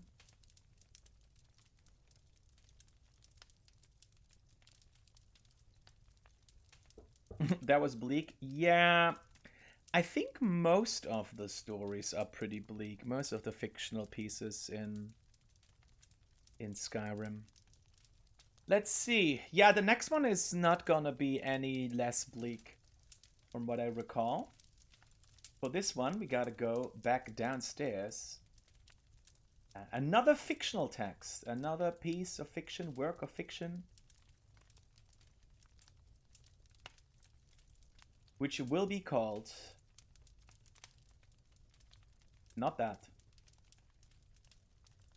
The Locked Room. That's the one that we're looking for right now.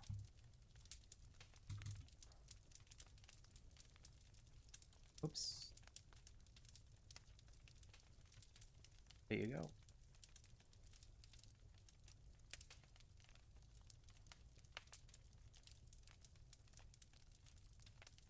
Are you ready for the locked room?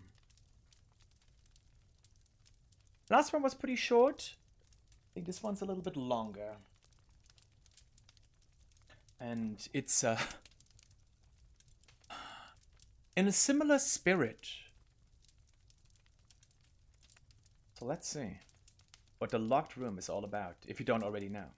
The Locked Room was written by a Porbert Littomly. What a name.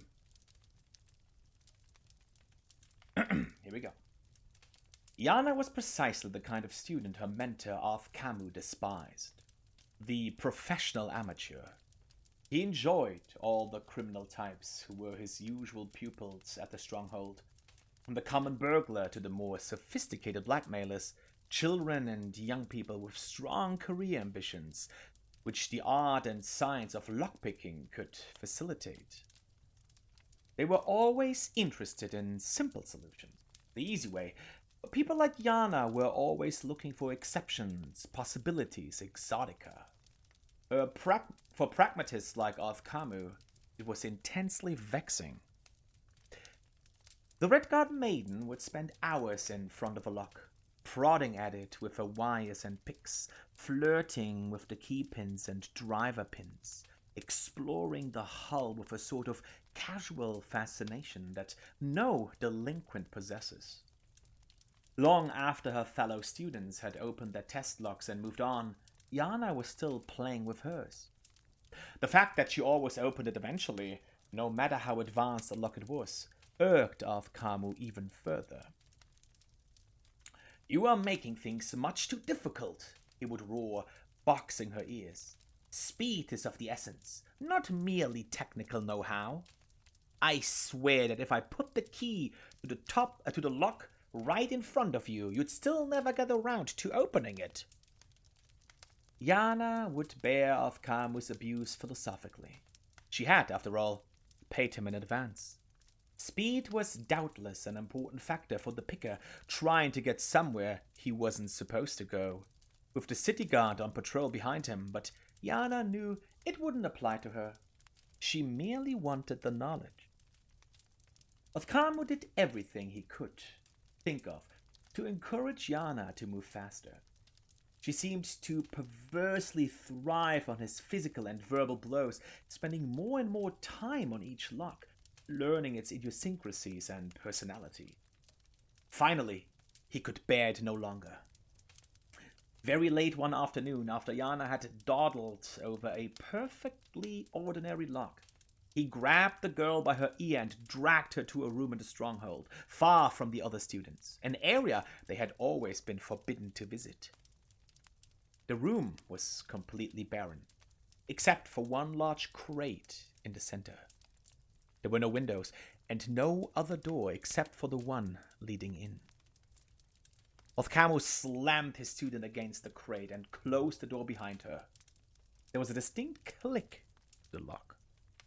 "This is the test for my advanced students," he laughed behind the door. "See if you can escape." Yana smiled and began her usual slow process of massaging the lock, gaining information. After a few minutes had gone by, she heard Othkamo's voice again, call out from behind the door. "Perhaps I should mention that this is a test of speed. You see, the crate behind you? It contains a vampire ancient who has been locked in here for many months. It is absolutely ravenous. In a few minutes' time, the sun will have completely set, and if you have not opened the door, you'll be nothing but a bloodless husk." Yana considered only for a moment whether Othkamo was joking or not. She knew he was an evil, horrible man, but to resort to murder to teach his pupil? The moment she heard a rustling in the crate, any doubts she had were erased. Ignoring all her usual explorations, she jammed her wire into the lock, thrust the packs against the pressure plate, and shoved open the door. Othkamo stood in the hallway beyond, laughing cruelly. "So, now you've learned the value of fast work." Yana fled from Othkamo's stronghold, fighting back her tears. He was certain that she would never return to his tutelage, but he considered that he had taught her at least a very valuable lesson. When she did return the next morning, Othkamo registered no surprise, but instead, he was seething. "I'll be leaving shortly," she explained quietly. "But I believe I've developed a new type of lock, and I'd be grateful if you'd give me your opinion on it." Othkamo shrugged and asked her to present the design. "I was wondering if I might use the vampire room and install the lock. I think it would be better if I demonstrated it." Othkamo was dubious, but the prospect of the tiresome girl leaving at last put him in an excellent and even indulgent mood. He agreed to give her access to the room. For all morning and most of the afternoon, she worked near the slumbering vampire, removing the old lock and adding her new prototype. Finally, she asked her old master to take a look. He studied the look with an expert eye and found little to be impressed with. "This is the first and only pick-proof lock," Yana explained. "The only way to open it is to have the right key." Othkamo scoffed and let Yana close the door, shutting him in the room. The door clicked and he began to go to work. But to his dismay, the lock was much more difficult than he had thought it would be. He tried all his methods to force it and found that he had to resort to his hated student's method of careful and thorough exploration. "I need to leave now," called Yana from the other side of the door. "I'm going to bring the city guard to the stronghold. I know that it's against the rules, but I really think it's for the welfare of the villagers not to have a hungry vampire on the loose. It's getting dark, and even though you aren't able to unlock the door, the vampire might be less proud about using the key to escape. Remember when you said, if I put the key to the lock right in front of you, you'd still never get around to opening it?" "Wait!" Othkamo yelled back. "I'll use the key. Where is it? You forgot to give it to me." But there was no reply. Only the sound of footfall disappearing from the corridor beyond the door. Othkamo began to work harder on the lock, but his hands were shaking with fear. With no windows, it was impossible to tell how late it was getting to be. were minutes that were flying by, or hours. He only knew that the vampire ancient would know. The tools could not stand very much twisting and tapping from Alfkamu's hysterical hands. The wire snapped in the keyhole, just like a student. Alfkamu screamed and pounded on the door, but he knew that no one could possibly hear him. It was while sucking in his breath to scream again, he heard the distinct creak of the crate opening behind him. The vampire ancient regarded the master locksmith with insane, hungry eyes and flew at him in a frenzy. Before Alfkamu died, he saw it. On a chain that had been placed around the vampire's neck, while it had been sleeping, was a key.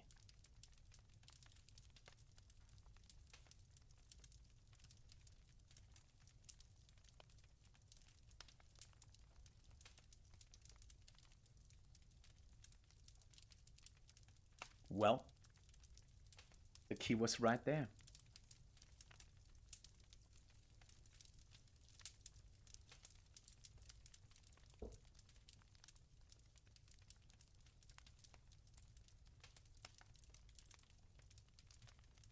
I don't think I have a lot of commentary I can really make on the story other than I really enjoyed lockpicking in Skyrim. While we were playing, I really enjoyed lockpicking. And the Dawn God questline was very memorable. I guess the rest of this tome really speaks for itself, right? It really speaks for itself. 2 grim tales back to back. Maybe it's time for something a little bit different. Something completely different. Something that I guess I at least classified it as such goes more in the educational direction. On a topic that I was very fond of, that I was very interested in. Oh, hello, excuse me. During our playthrough. And that is the Dwemer culture. The Dwemer ruins, to me, were some of the most fascinating locations, and before more about the disappearance, well, not everything, but some details about the disappearance of the Dwemer, the dwarves that is, and the relationship to the farmer were revealed, I really enjoyed theorizing about it to myself with the small number of context clues we had or information from books that we could glean. Which is why I definitely wanted to bring in some literature on the dwarves, on the Dwemer, and later also on the farmer that was present in Skyrim. And now we have Dwarves Volume 1, 2, and 3.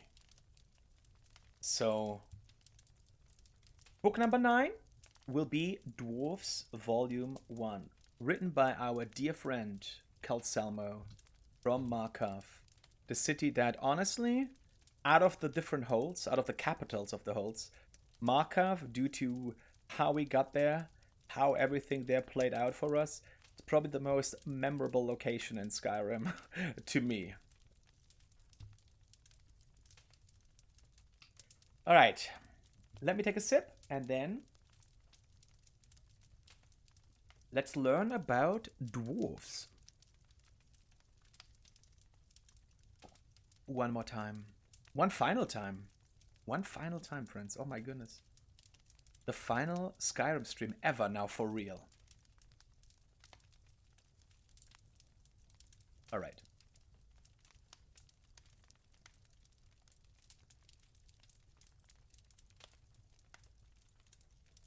Did I update this? Yeah. Dwarves Volume 1. Let's see. Dwarves. The Lost Race of Tamriel. Volume 1. Architecture and Designs. By Calcelmo, Scholar of Markov. Let me begin by correcting a common misconception. The proper term to use when referencing the ancient lost race of Tamriel is Dwemer. It is a word whose meaning is roughly translated to people of the deep. In the common tongue, and whose use has been widely replaced by the more ubiquitous nomenclature, dwarves. I would like stated that I use the name dwarves in lieu of the more accurate term in these books out of sympathy for my readership, whom I can safely assume does not have the breadth of scholarship that 200 years of study has given me. With that small point finished, let us begin our discussion on the dwarves by focusing on the indisputable artifacts they have left behind, their architectural and cultural designs. Unlike the more controversial areas of dwarven scholarship, the construction of dwarven cities and relics are well-founded due to the plethora of samples taken from the ruins these peoples have left behind. My own home city, Markov, was originally one such ruin, and I can state from first-hand experience that all dwarven designs share a set of common principles that we can use to determine true artifacts from fakes and delineate patterns and methodologies that were important to the craftsman. First of all, we can say for certain that dwarven artisans favored stone, at least as far as their buildings were concerned. This is no surprise. With notable exceptions, the vast majority of dwarven architecture is found underground or carved out of mountains. It is possible, although only theoretically, that the dwarves first mastered masonry as a race quite early, and later examples of metalwork were added on to much earlier stone designs as the dwarves began to master more complex tools. Regardless, the foundation of all known dwarven ruins is built on stonework, and the structure of dwarven stonework is sharp, angular, and intensely mathematical in nature. By a simple count, there are hundreds, if not thousands, of samples of dwarven buildings made of precise square shapes, and far fewer examples of discretely rounded or curved stonework, leading us to believe that early dwarves favored trusted, well-calculated designs based on angled lines rather than riskier, more imprecise calculations based on arcs and curves. This comparatively simple tradition of stone cutting has nevertheless resulted in buildings that are structurally sound today, as they were thousands of years ago, making the works of our most skilled masons today seem like child's play in comparison.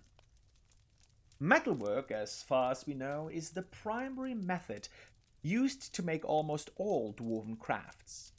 We cannot, however, discount more easily destructible materials such as clay, paper, and glass from outside the scope of dwarven craftsmanship, but given the tendency of dwarven design to favor the long-lasting over the fragile, we can safely assume that at the very least, metal was a heavy preference.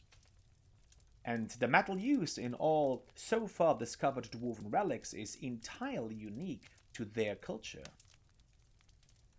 No other race has replicated whatever process was used to create dwarven metal, although it can be easily mistaken for bronze, and in fact, many forgers of dwarven materials use bronze to create their fake replicas. It is most definitely a distinct type of metal of its own. I have personally seen metallurgists attempt to combine several different types of steel and common and rare ores in order to imitate dwarven metal's exclusive properties, but the only method that has been successful is to melt down existing dwarven metallic scraps and start over from there. That is actually quite fascinating, that final part, because that's something I didn't realize for that long, and I never really used the dwarven materials all that much. But yes, in order to make the ingots of the... what was it actually called? It does look like copper. Of the dwarven, the dwemer metal. You basically... oh, yeah, you can find them in some places, but to make new ones, you have to just melt. Just put into the smelter all kinds of artifacts that you can find throughout the Dwemer ruins. All of those scrap pieces that, to my knowledge, don't have any other use. You can sell them for a little bit of money, I suppose. Those can be used to make ingots. And it was right here. I read this volume very, very early when we got to Markov during the first 10 streams. I guess the fact that the Markov exists within a former Dwarven settlement, that's another reason why it's such a standout location to me. But far from being the only thing, but it feels very unique. It feels very unique. And I really, really enjoy it architecturally as well. But yeah, this is something that was lost on me early on when I was just trying to understand what Skyrim was all about. And I realized that much, much later. It didn't really matter. But it's fascinating that you could glean this information, right? You could have this information, you could have this knowledge from this book. It seems at first to be primarily aimed at giving you a little bit more context for the Dremel runes that you encounter throughout Skyrim.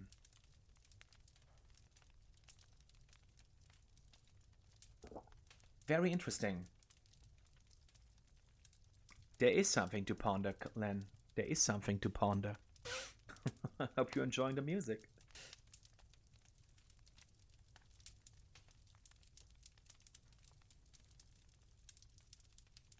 Very fitting.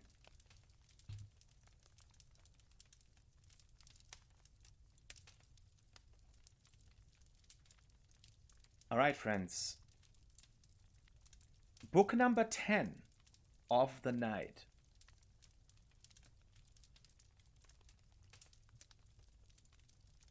I think time-wise, just as a quick overview, since I have 34 books on this list, I think we can get through all of them, but the time is there. The question is, will my voice survive? Will my voice survive? And that I can't answer.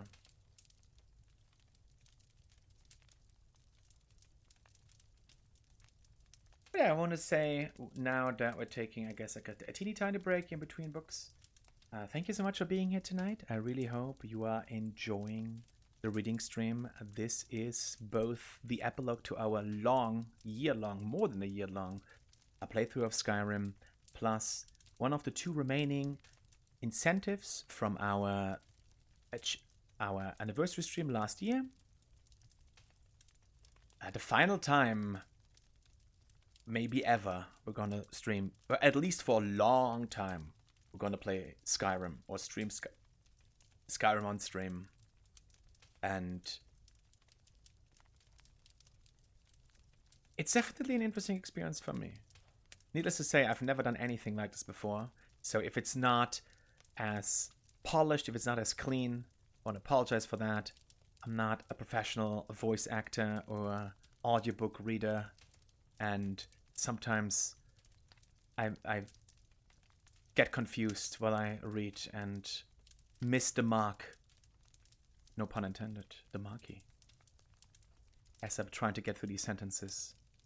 It's a good exercise, though. It's a good exercise. Reading is definitely something that, due to my worsening health, has become quite difficult. Both reading to myself and reading out loud. Staying focused on the words is not easy.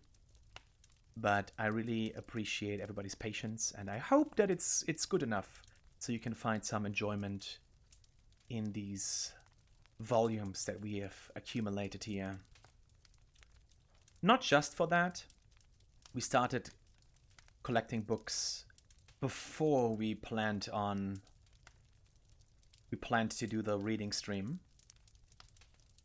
But of course, we were still playing Skyrim for a while after the anniversary. Once we knew that we would do it, that was an additional motivator to try to get as many books as possible. And we did end up getting most of the books. I do not remember the exact number, but we should have around 95% of all the books that you could possibly have. Hey, Changeling. Thank you for the heart. I hope you're doing well. This wave. This is a beautiful wave. All right. Let us go on. This is Dwarfs Volume 2.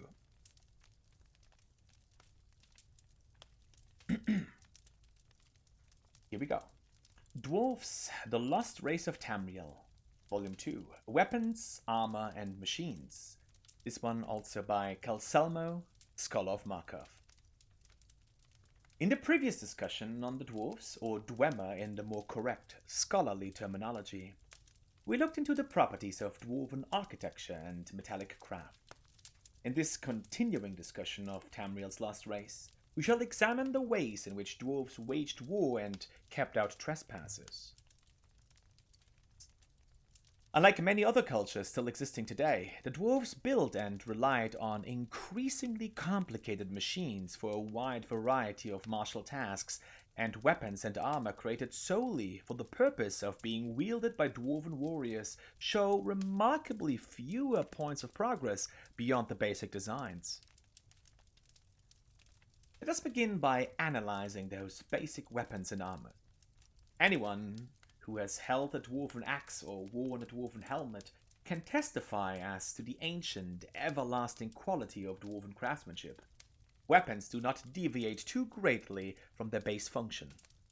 Dwarven swords pierce through light armors with incredible effectiveness, owing primarily to the remarkable sharpness of tempered dwarven metal, and owing to a far lesser extent to its simple, double-edged design. Compare and contrast a sharp, angular dwarven dagger to a curved elven blade, and it becomes a small logical leap to say that dwarven weaponsmiths relied almost exclusively on creating quality materials first, and merely allowed the form of those materials to flow from the method that weapon was intended to kill people.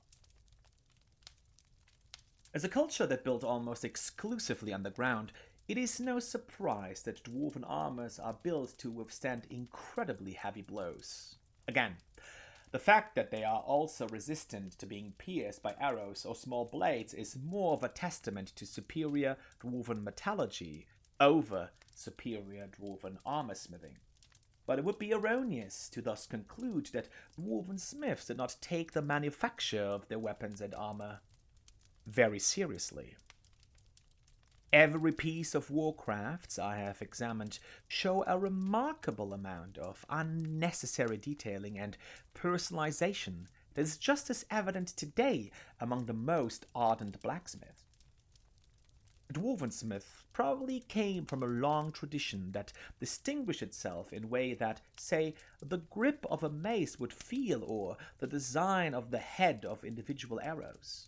Although, due to the paltry lack of any cultural artifacts outside the weapons and armors themselves, this is only mere speculation.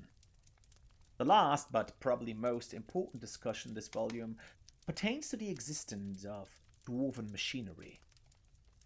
Dwarves created and manufactured on a very broad scale thousands of mechanical apparatuses of varying complexity.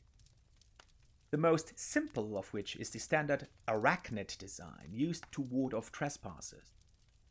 We are so far uncertain as to how the dwarves were able to bring to life these remarkably intelligent machines, but I have witnessed one stalk of highly trained thief for several hours, only to ambush him as he was dealing with a lock to some room or treasure trove.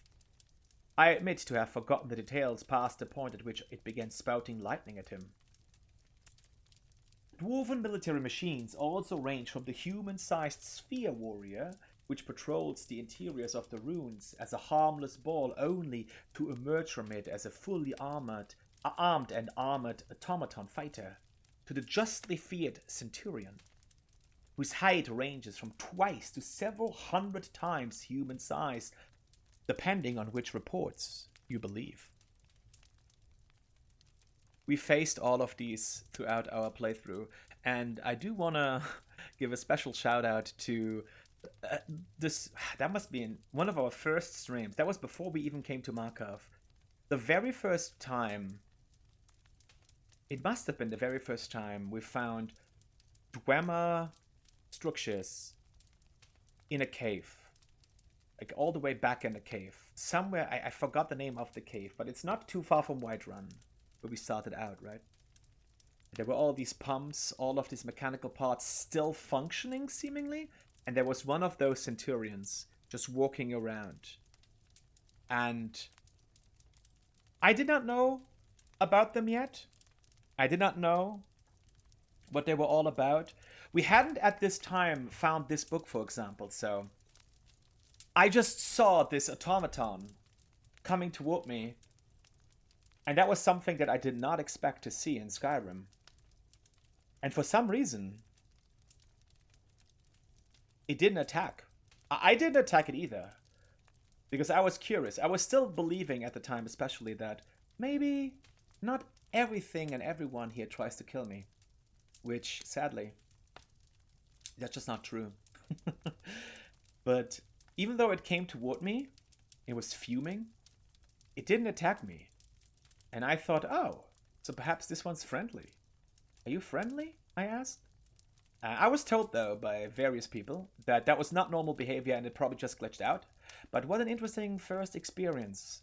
What an interesting first encounter with an automaton that was.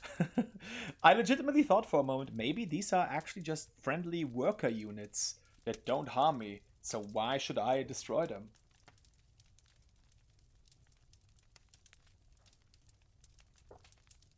Well, we've learned since then that it's different.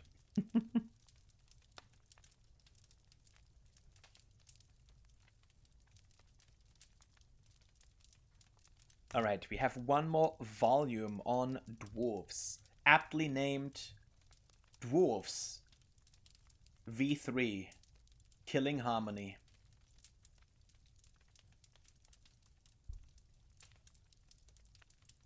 Ooh, this is the Marquee volume too.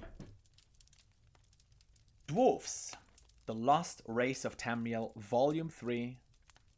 This one on culture and history. Also, of course, by Calsalmo, the Scholar of Markov. The only Scholar of Markov, seeming. In this final volume on our discussion on the dwarves, again, see the term Dwemer for reference using the more scholastic name, we will attempt an examination into the distinct culture and history of Tamriel's lost race. We must, however, begin such a discussion with a warning. Despite what certain academic circles would like people to believe, there is so far no evidence that verifies any claim as to the dwarves' particular customs, morals, myths, legends, laws, systems of governance, or involvement in major historical events, outside of those few examples that remain indisputable. For instance, or we can say with absolute certainty that the disappearance of the entire dwarven race happened very suddenly. Only the laziest of junior scholars would say that this event happened in the same day or even the same hour. There is simply no proof to dispute the theory that perhaps the dwarves disappeared from Tamriel gradually, over the course of several years or indeed several decades. There's also nothing that disproves the source of this disappearance as being attributable to mass deaths, plagues, magical contamination, experiments into the nature of Aetherius gone wrong, or even race-wide teleportation into one of the planes of oblivion. There's simply too little that the dwarves left behind that points to the nature of the Great Vanishing Act, and this same frustration applies to all aspects of their social structure and history. What we know, then, can only be inferred by the writings of the other races which made contact with the dwarves before they left Tamriel. The Dark Elves, the Dunmer, for example, teach that the great prophet Nerevar helped unite the dwarves and the elves in Morrowind against occupying Nord armies from Skyrim in the First Era, but Nord and Orc writings also indicate that the dwarves were also allied with them at various points and in various legendary battles of theirs. Unfortunately, none of these legends and folklore make an effort to describe the dwarves in great detail, only that they were a secretive people, and that an alliance with them was unusual enough to warrant crafting a story around. And past the First Era, no race makes note of encountering any living dwarves at all. This is further confounded by the fact that so many of the Dark Elven writings on the relationship with the dwarves were lost during the tragic eruptions of Vardenfell during the Oblivion Crisis nearly 200 years ago. What secrets they could have revealed about the lost race are now buried behind layers of molten earth, along with so many unfortunate Dark Elven people. Thus, we conclude our discussion on the dwarves on a somber note. As with all scholarly endeavors, we are left with more questions than we have answers, and the proof we so desperately search for is so often out of reach, denied even to the most fervent effort. The mysteries the dwarves have left us with could easily warrant another century or so worth of personal examination from me, and quite possibly even several millennia of excavation of even one dwarven rune would be insufficient to paint a complete picture of them. But what we can see from our threadbare tapestry of dwarven artifacts is a careful, intelligent, industrious, and highly advanced culture, whose secrets we as students and teachers of the works can only hope to uncover someday.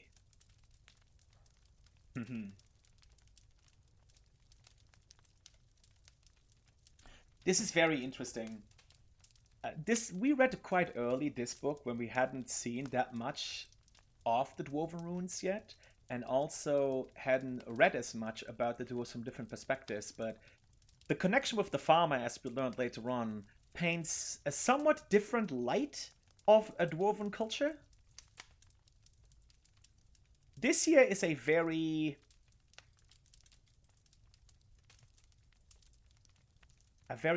positive image that is created here.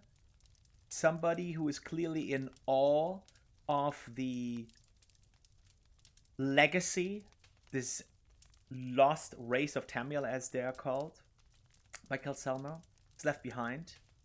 Whereas other accounts, they shed a different light, or at least they create a more complex picture, as is often the case, right, when you investigate any society further.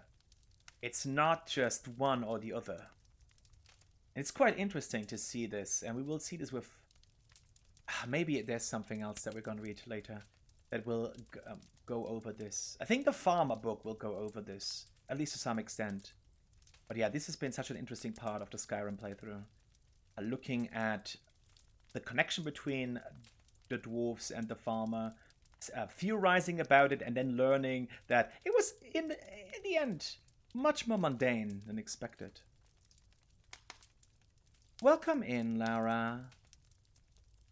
It's good to see you. Welcome, welcome. I hope... It sounds like you're having a rough weekend. I'm sorry to hear that. I hope it's getting better. Thank you so much for joining us tonight for the Skyrim reading stream. We just learned about the dwarves a little bit. Spectrum, hello, hello. Hope you're doing well. Hope you're cozy. Actually, the dwarf segment is not quite over yet. The next book... You could argue the next 3 books are still about dwarves. One of them is a fictional story, though. It's a tale of dwarven origin, allegedly. Ooh, but, hi, my voice is already struggling, and we are only 1/3 through. Of the 1/3 of the list.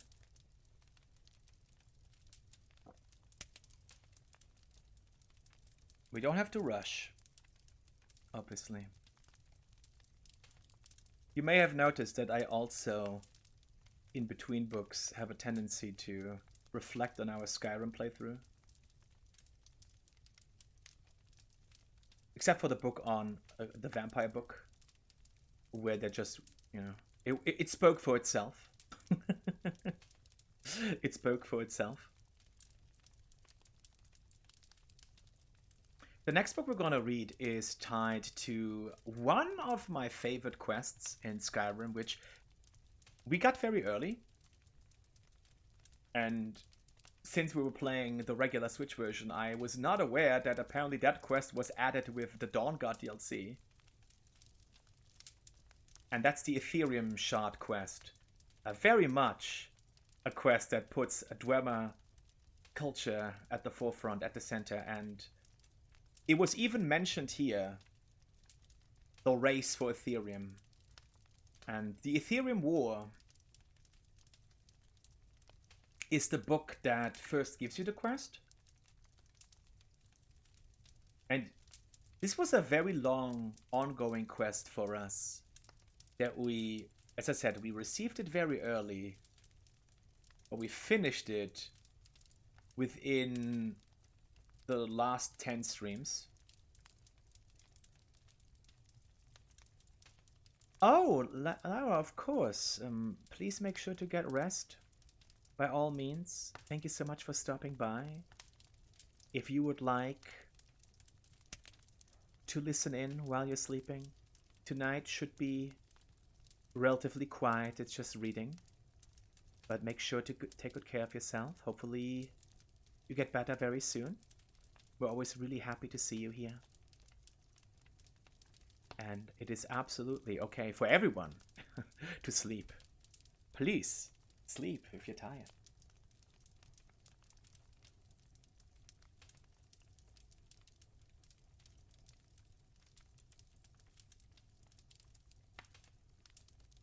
All right, let's move to the next book. By which I mean we have to physically move to the next book. Having all of the books inside of the chest would have been more convenient for the reading stream, but I wanted to have it. Oh yeah, I mentioned before how Skyrim disappointed me. You can only put 11 books in a shelf, regardless of size, and then they just fall over. That bothers me, as you can probably imagine. Even more so because there are a few books in the chest that we can't place anywhere. Because there is just no space, even though we have the library, the dedicated library in Lakeview Manor. And I'm already using an additional shelf there.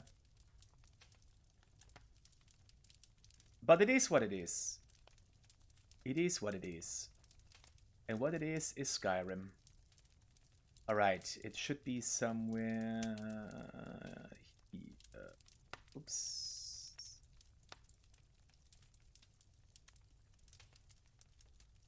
Oh.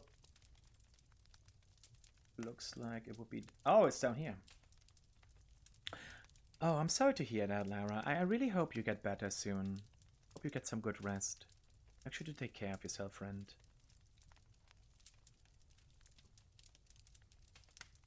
I hope it's not too persistent of a stomach ache.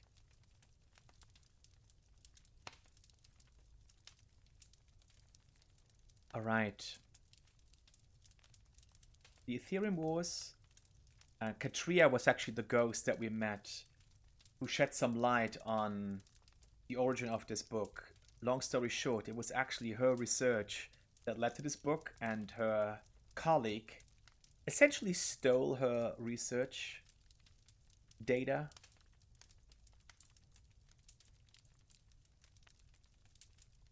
Classic academic drama. And she was not pleased. I think she wrote this in her little journal. She was not pleased about the fact that she got that dedication down there, and that's it. That's it.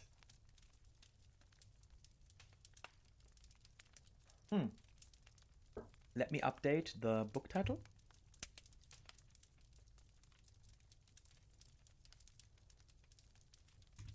The Ethereum Wars.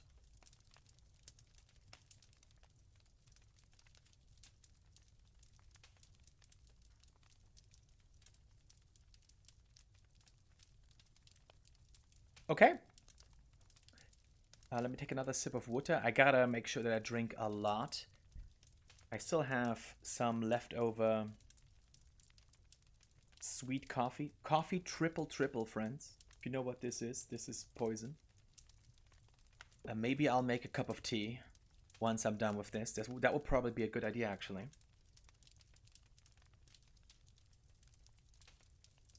But let us read about the Ethereum Wars first.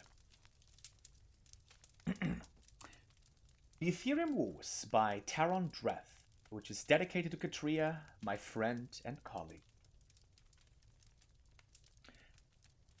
The end, when it came, was swift. In the span of 3 short years, the great dwarven cities of Skyrim, from Markarth to the Wolothi Mountains, fell before the armies of the High King. Cities that had held fast against the Nords for over 100 years crumbled abruptly and without warning. For centuries, scholars have marveled at the sudden collapse of the Dwemer city-state. Even the Nords seem to have been taken by surprise, though their chroniclers were quick to ascribe their success to King Galli's inspired tactics and the blessings of Shor. My research suggests a much different cause, however. In the decades preceding their fall, the dwarven cities of Skyrim had been decimated by internal disputes and infighting over the most surprising cause: Ethereum. Modern scholars know Ethereum as a rare, luminescent blue crystal found in some Dwemer runes. Most consider it little more than a curiosity, as it has proven all but impossible to work with. While it has a strong magical aura, it is alchemically inert, and no known process can enchant, smelt, mold, bind, or break it. To the dwarves, of course, such problems were merely a challenge. In the years following King Harald's reign, the Dwemer discovered a considerable source of Ethereum in their deepest delvings. An alliance of 4 cities, led by Arkhantams, the great research center in the southern reach, was formed to oversee its extraction, processing, and study, and a new Ethereum forge constructed to smelt it under precisely controlled conditions. If the inscriptions I discovered are to be believed, the results were nothing short of spectacular. The items produced by the forge were artifacts of immense power, imbued from the moment of their creation with powerful enchantments. The Dwarven alliance shattered almost immediately, as the 4 city-states and their rivals attempted to claim the forge. We can only speculate that none were successful. Decades of conflict merely weakened them all, allowing for King Galli's subsequent conquests. And though the Dwemer reclaimed most of the lands a century later, there is no evidence that they ever resumed their research on Ethereum. Perhaps the costs had just been too great.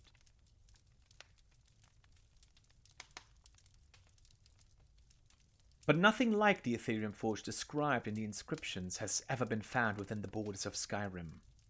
It may have been destroyed long ago by the Nord invaders or the Dwemer themselves.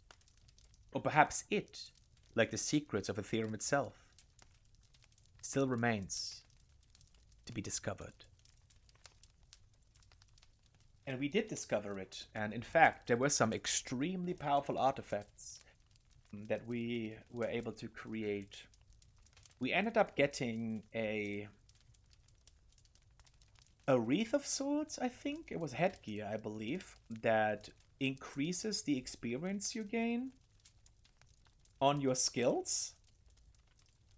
We got it extremely late, so we never actually ended up using it, but it seems to be an extremely powerful item if you were to get it early on, if you focus on this quest and obtain it quickly. Would certainly level up very fast.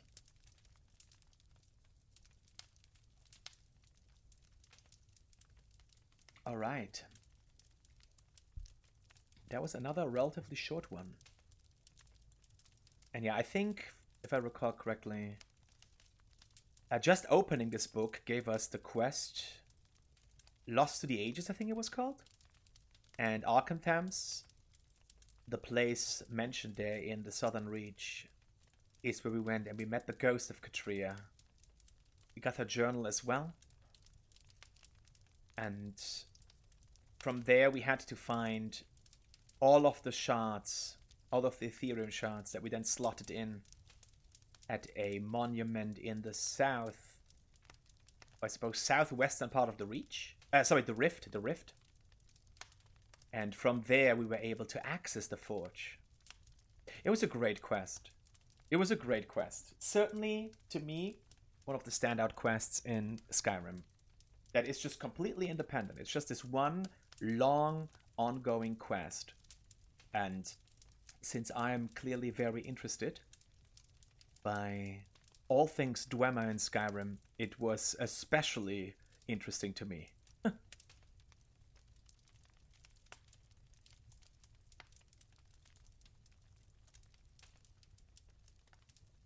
Now, we heard a lot about the Dwemer now. A lot of historical writing, educational writing. Oh my goodness, why are you jump scaring me? Man. In case you're wondering, the game audio is completely muted. By the way, nobody has complained this whole time. And I was told it's okay. The balance is okay? Can you hear the fire? Hope you can hear the fire. For the ambience.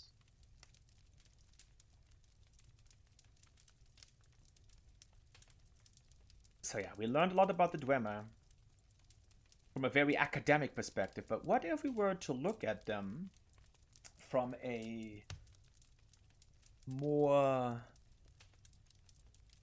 artistic perspective, artistic angle, by looking at a fictional text that is attributed, at least, to, I think the Dwemer author, or at least is supposed to be essentially a Dwemer story. Keimer Vermidium. Let's read this. This is, what is his name? Marable Sol? There's several books by this author where there's always a commentary at the end in which it is discussed if that's even truly a story written by this particular person or not, which is quite fascinating. I wonder if this is something that you learn more about in other Elder Scrolls games.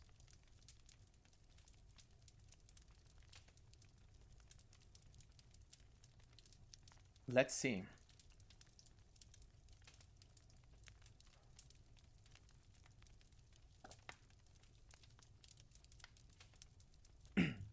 Yeah, let's do this, and then we're gonna look at the farmer as a little bit as the end to this little Dwemer block, and then we're gonna go into a completely different direction. Again, friends.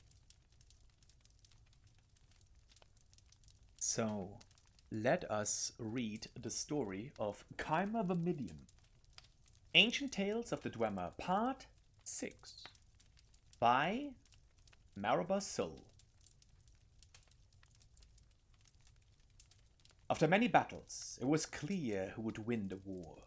The Keimer had great skills in magic and bladery, but against the armored battalions of the Dwemer, clad in the finest shielding wrought by Inago, there was little hope of their ever winning. In the interests of keeping some measure of peace in the land, Thovin the Warlord agreed to a truce with Caranithal Barith the Beast. In exchange for the disputed lands, Thovin gave Barith a mighty golem, which would protect the Keimer's territory from the excursions of the northern barbarians. Barith was delighted with his gift and brought it back to his camp, where all his warriors gaped in awe at it. Sparkling gold in hue, it resembled a Dwemer cavalier with a proud aspect. To test its strength, they placed the golem in the center of an arena and flung magical bolts of lightning at it. Its agility was such that few of the bolts struck it. It had the wherewithal to pivot on its hips to avoid the brunt of the attacks without losing its balance, feet firmly planted on the ground. A vault of fireballs followed, which the golem ably dodged, bending its knees and its legs to spin around the blasts. The few times it was struck, it made certain to be hit with the chest and waist, the strongest parts of the body. The troops cheered at the sight of such an agile and powerful creation. With it leading the defense, the barbarians of Skyrim would never again successfully raid their villages. They named it Kaima Vermidium, the hope of the Kaima. Bareth has the golem brought to his chambers with all his house thane. There, they tested Kaima Vermidium further, its strength, its speed, its resiliency. They could find no flaw with its design. Imagine when the naked barbarians first meet this on one of their raids, laughed one of the house thanes. It is only unfortunate that it resembles a Dwemer instead of one of our own, mused Caranithil Bareth. It is revolting to think that they will have a greater respect for our other enemies than for us. I think we should never have accepted the peace terms that we did, said another, one of the most aggressive of the house thanes. It is too late. Is it too late to surprise the warlord Sloven with an attack? It is never too late to attack, said Bareth. But what of his great armored warriors? I understand, said Bareth's spymaster, that these soldiers always wake at dawn. If we strike an hour before, we can catch them defenseless, before they've had a chance to bathe, let alone don their armor. If we capture the armor in Nago, then we too would know the secrets of blacksmithery, said Bareth. Let it be done. We attack tomorrow, an hour before dawn. And so it was settled. The Kaima army marched at night and swarmed into the Dwemer camp. They were relying on Kaima Vermidium to lead the first wave, but it malfunctioned and began attacking the Kaima's own troops. Added to that, the Dwemer were fully armored, well rested, and eager for battle. The surprise was turned, and most of the high-ranking Kaima, including Caranithil Bareth the Beast, were captured. Though they were too proud to ask, Sloven explained to them that he had been warned of their attack by a calling by one of his men. What man of yours is in our camp? Sneered Bareth. Kaima Vermidium, standing erect by the side of the captured, removed its head. Within its metal body was Inago, the armorer. A Dwemer child of 8 can create a golem, he explained, but only a truly great warrior and armorer can pretend to be one.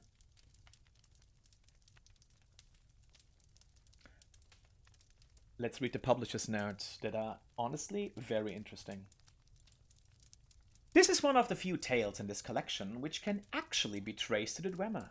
The wording of the story is quite different from older versions in Ultimaris, but the essence is the same. Kaima Vermidium may be the Dwemer Njmarthurnedumps. This word occurs several times in plans of Dwemer armor and animunculi, but its meaning is not known. Be strong, Lucky. It is almost certainly not hope of the Kaima, however.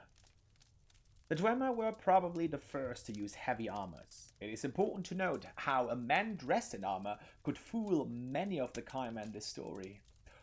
Also note how the Kaima warriors react. When this story was first told, armor that covered the whole body must have still been uncommon and new, whereas even then, Dwemer creations like golems and centurions were very well known. In a rare scholarly moment, Maribor Sol leaves a few pieces of the original story intact, such as parts of the original line in Ultimaris. A Dwemer of 8 can create a golem, but an 8 of Dwemer can become one. Another aspect of this legend that scholars like myself find interesting is the mention of the calling. In this legend and in others, there is a suggestion that the Dwemer race as a whole had some sort of silent and magical communication. There are records of the Siegic Order which suggest they, too, share the secret. Whatever the case, there are no documented spells of calling. The Cyrodiil historian Borgosilis Malia first proposed this as a solution to the disappearance of the Dwemer. He theorized that in the First Era year 668, the Dwemer enclaves were called together by one of the powerful philosopher-sorcerers, Hagernak in some documents, to embark on a great journey. One of such sublime profundity that they abandoned all their cities and lands to join the quest to foreign climes as an entire culture.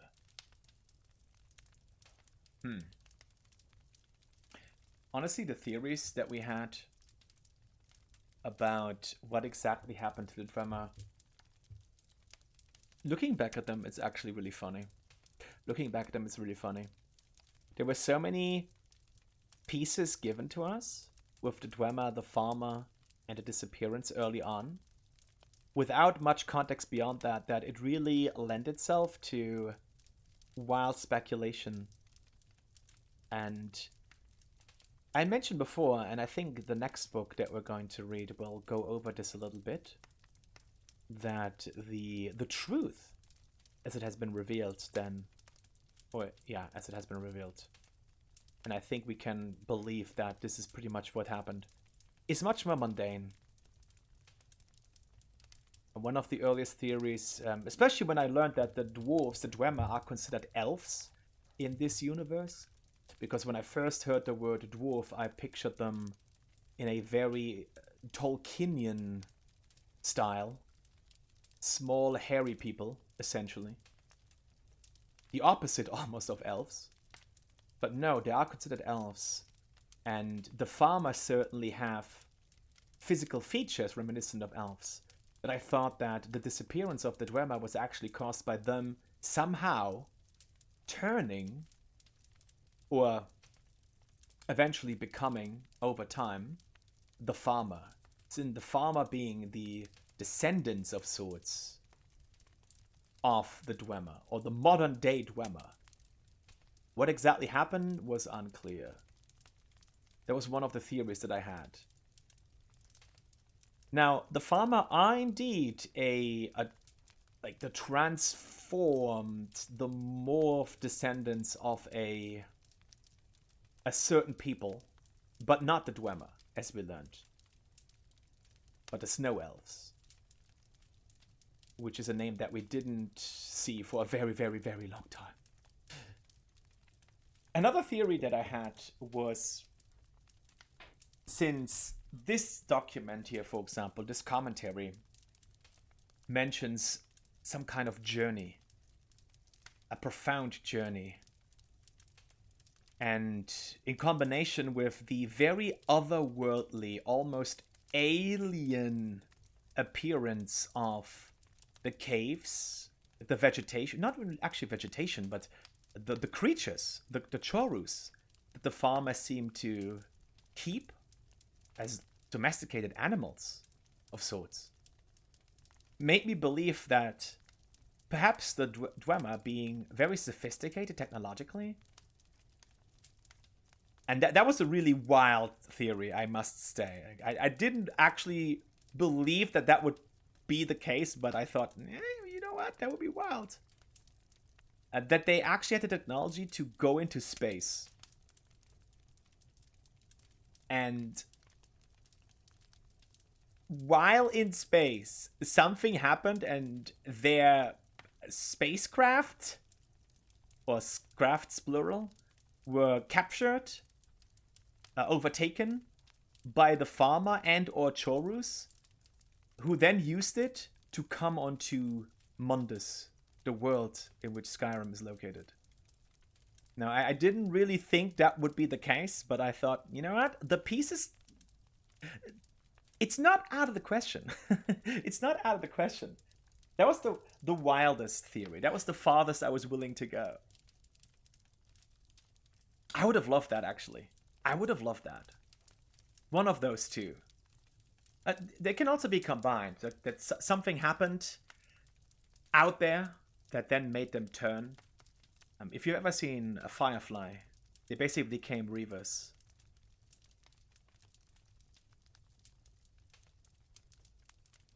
However, that's not at all what happened.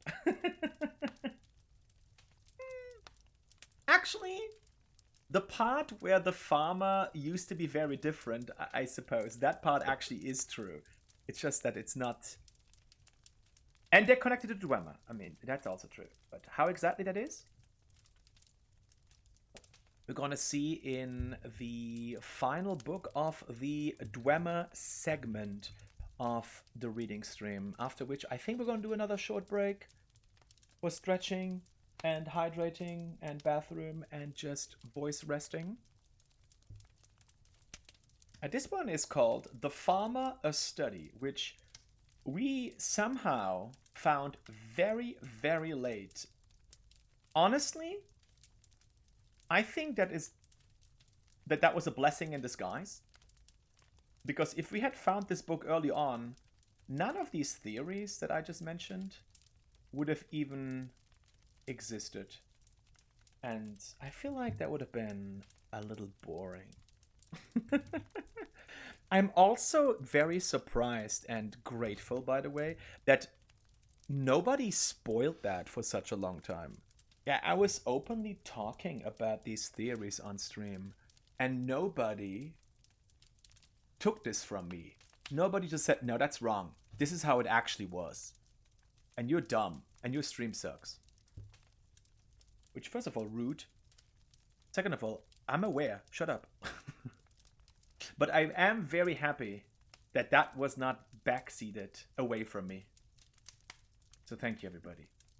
Actually, I shouldn't be talking to who's here right now, but to the people who came in once and said, nah, I'm not going to watch this. But I'm also not going to backseat this guy. Let him talk about aliens. Let him talk about aliens. Let this man on the internet talk about aliens.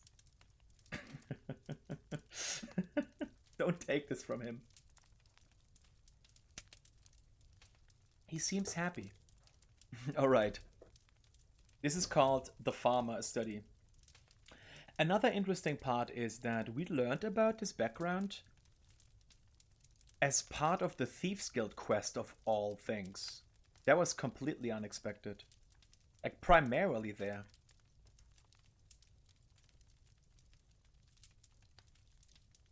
The Farmer, a Study, by Ursa Uthrex. I have studied and traveled and explored and observed, and my hypothesis has finally been confirmed. That the twisted farmer that inhabit the darkest depths of Skyrim are indeed the snow elves of legend. And... the Dawnguard quest also pretty much confirms that this is true. This is not just this book. So yeah, if we had read this early on, oh my god. Sorry.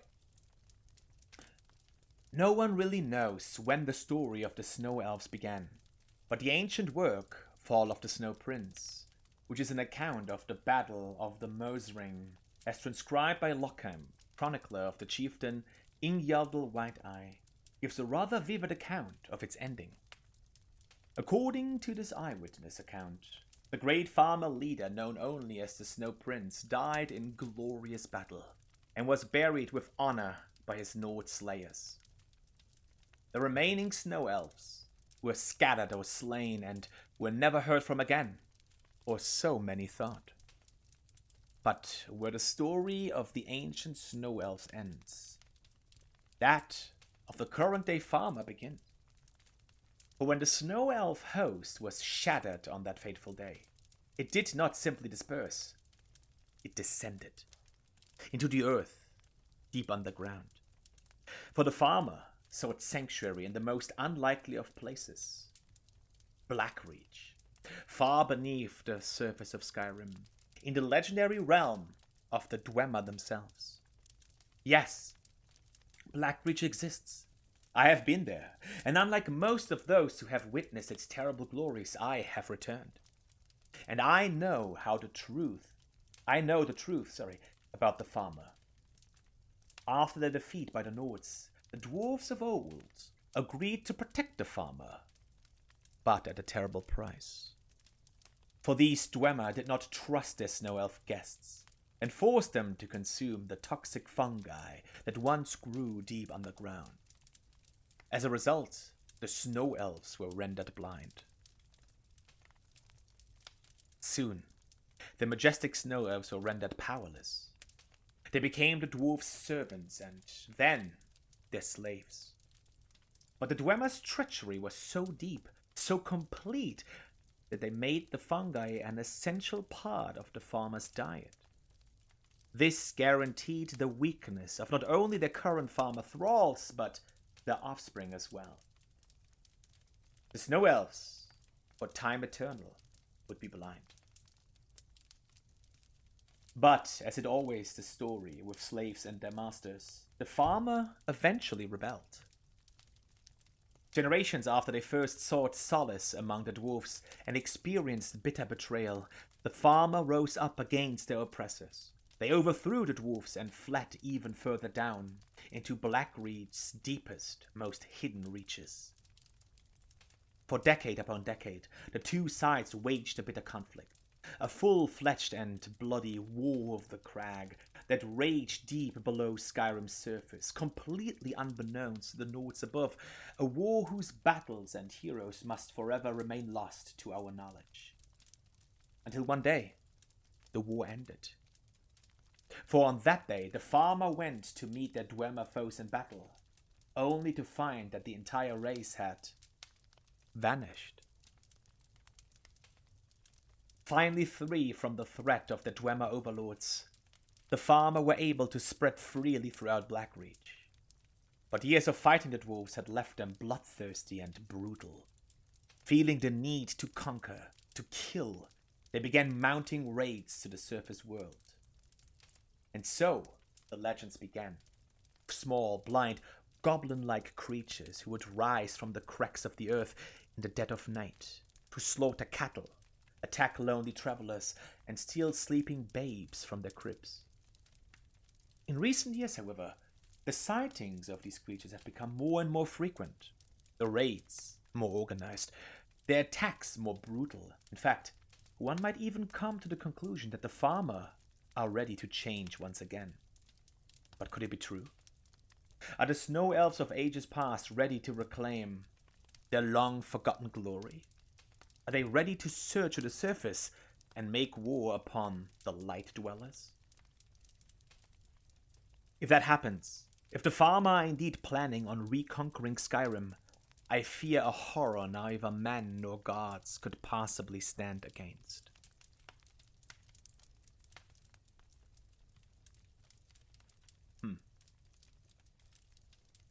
Yeah, as I mentioned, sorry. First of all, there's actually a lot. Blackreach was a very special location that we discovered like halfway roughly into the playthrough. So it is a real location that you can visit. There are a lot of Dwemer structure, a lot of farmer. Also, the special Nern route. We're going to read about that later on. And the Snow Prince book, funnily enough, what is it called actually? I think it's called The Fall of the Snow Prince, right? That's what they said? It's actually the title. That is one of the few books that we couldn't get. It's actually a book that can be randomly sold by the Fall of the Snow Prince by the librarian, but we never got it. Which is actually a shame. Because they are connected here. That's a book that we don't have.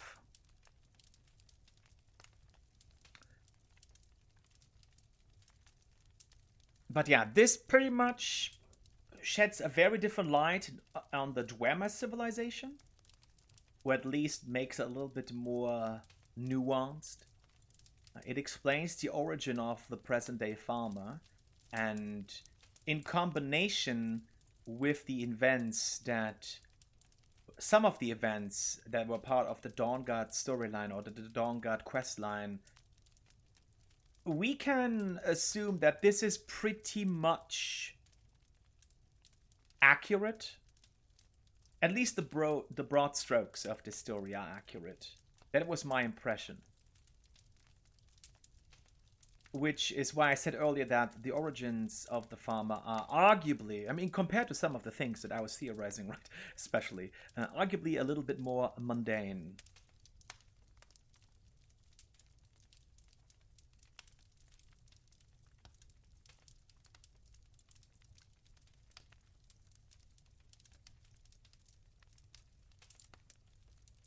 This was the final book for our little Dwemer segment of sorts. And if it's okay, I would like to take a short break here before we move on to two books that I believe are exclusive to the Dawnguard DLC. One of them was part of a quest we kind of helped create as part of a quest. And the other one we actually found very, very late into our playthrough. We're going to reread that one. Those are Saint Jup's Opus and Confessions of a Khajiit Fur Trader. But first, let's do a short break. Thank you so much for being here tonight. Enjoy the fireplace while I'm gone. I'll be with you in a few moments.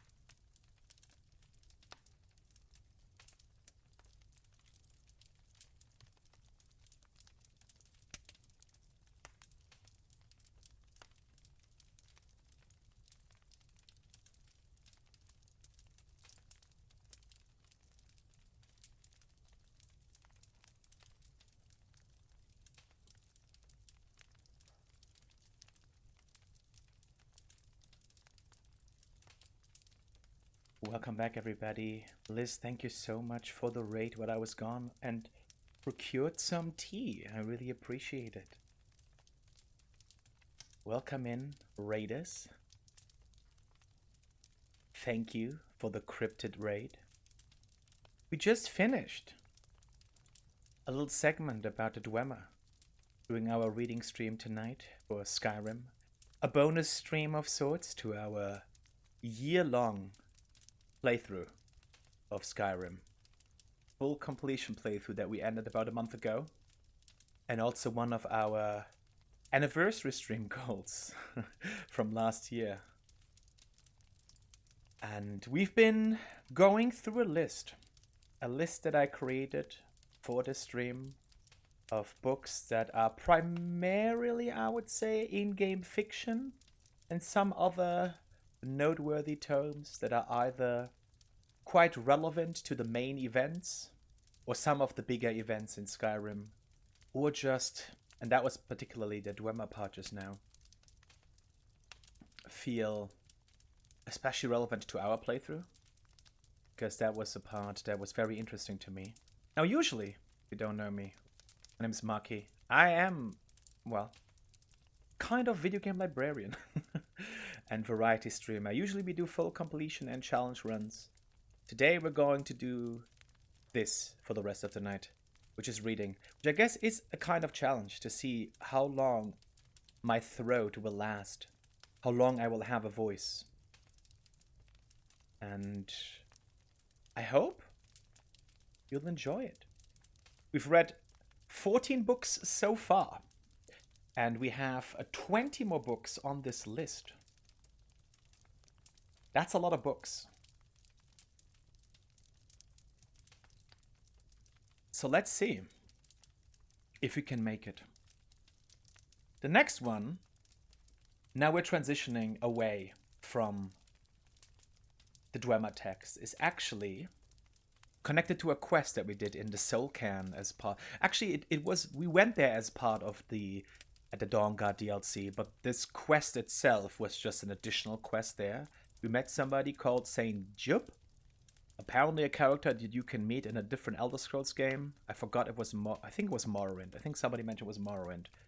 And while we were down there, we were actually tasked with finding the different pieces, the different pages of the story, and then put them together. A collection quest for a book, and I think you can only get this book by doing the quest, so needless to say, that felt very special to me. The Soul Can in general, very special, very standout location, very different, very distinct from everything else we saw in Skyrim. So let's go to the book called Saint Jub's Opus, which is upstairs. Yeah, hello, hello. Thank you. This is a very... Ah, we found it.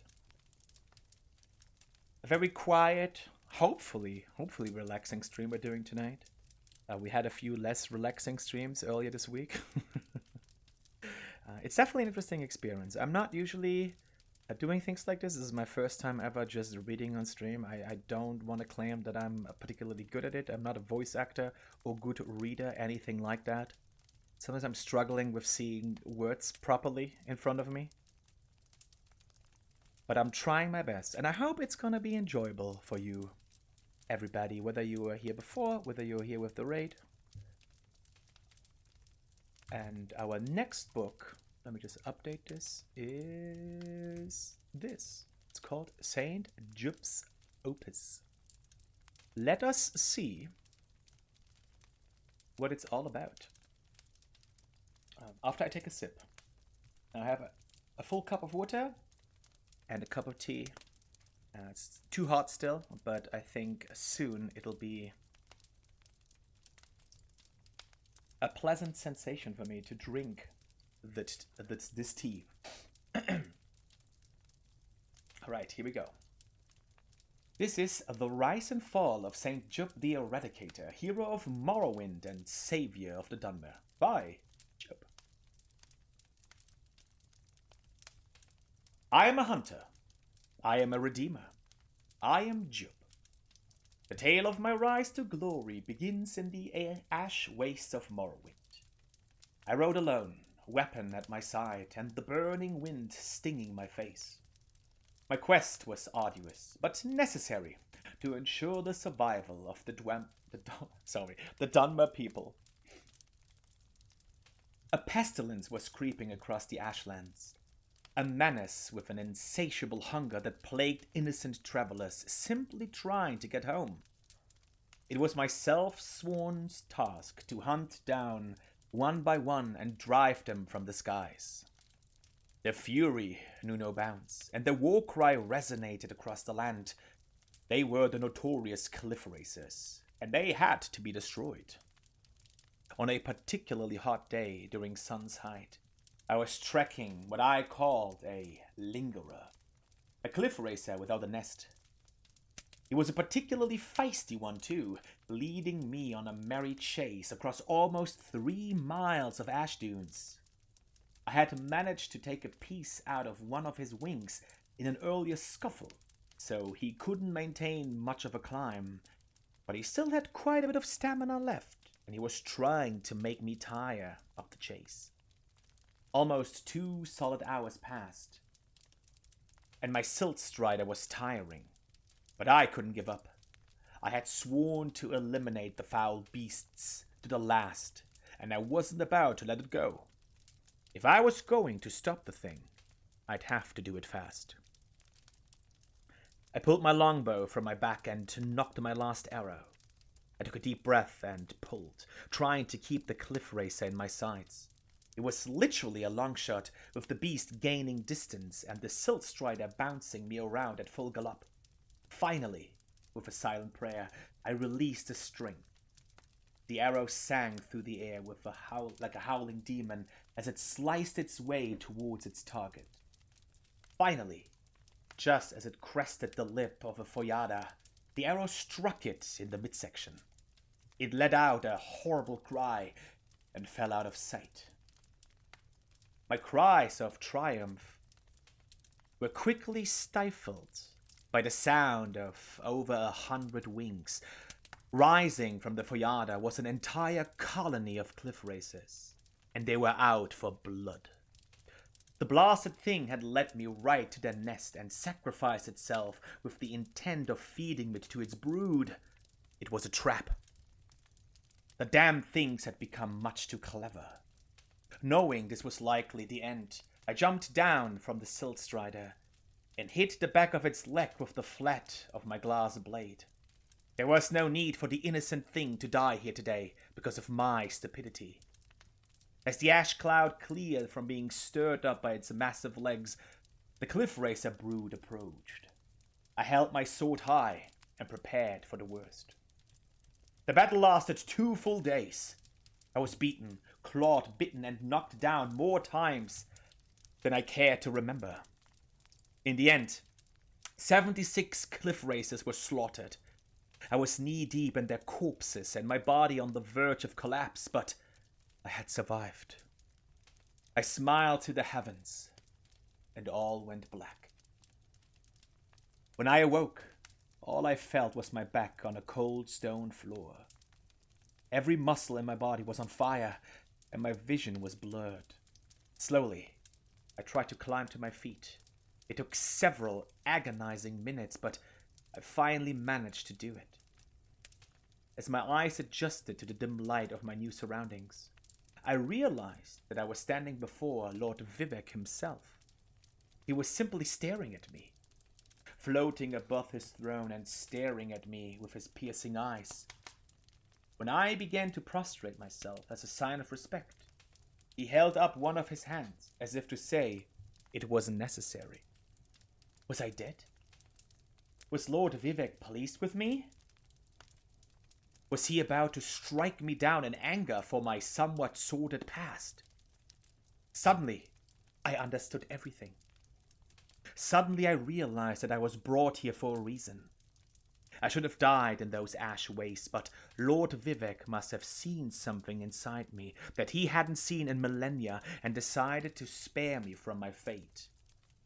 Thus began my ascent to sainthood, Thus began the rise of Jup. Which apparently is something that is told or experienced, question mark even, in Morrowind, which I've never played, but I was told that you can meet Jup there before he was a saint. I wonder if that means before these events. I do not know much about the cliff races, but I do know, because I've been told, that they are apparently a common sight in Morrowind. And a Silt Strider we did see when we went to... What was the name again? Solstheim. Solstheim, how could I forget?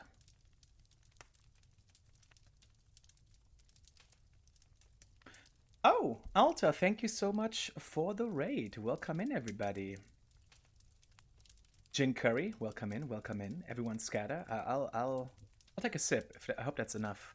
Yeah, thank you so much for the raid. Let me give you a shout out. Welcome in, everybody, to the Skyrim reading night. And if you haven't had enough of Skyrim yet and you would like to see more, Alta is still playing.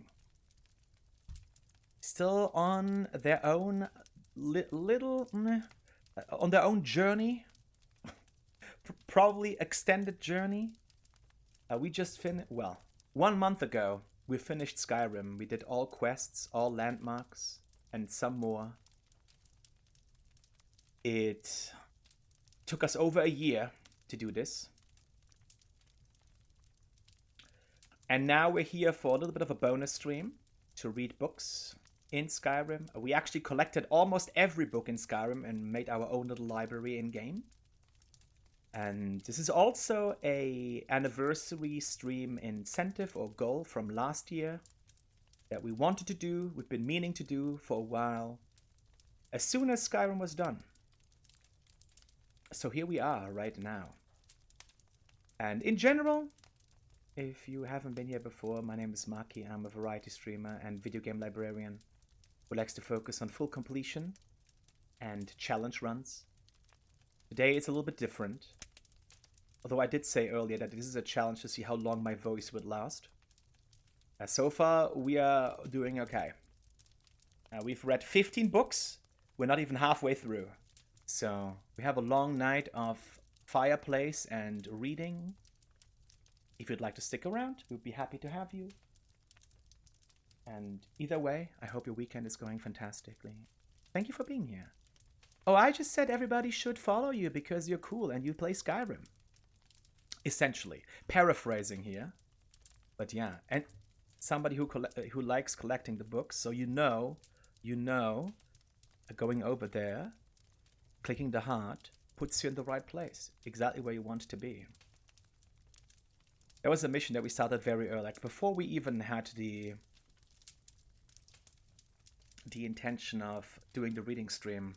We were collecting books already, and then we collected them all. We put them all into the shelves in Lakeview Manor. Now, sadly, you can only put 11 books per shelf, so it doesn't look quite as nicely. And there are not enough bookshelves for every book, which honestly makes me sad. But Skyrim has made me very jaded, so I'm okay with it now. I've gotten over it quickly. Oh yeah, I can understand that. I was definitely talking about this before also. I noticed that as you're reading the books, I'm also reminiscing about our Skyrim playthrough, which means that there will be spoilers for everything Skyrim, because we played through everything already, so be warned. But I'm not very used to playing first-person games, or... Well, you can play in third person, but when you do combat in Skyrim, you can't be in third person and expect to hit anything. I really struggled with that. I don't think I ever got particularly good at it, but eventually I got used to it, and I was able to mostly survive. Yeah, unfortunately, I don't get motion sick, but I get disoriented. As soon as there is more than one enemy and they start walking around me, I don't know. I can't find them anymore. It's like, where did you go? Moving around me is unfair. I don't know where you are anymore.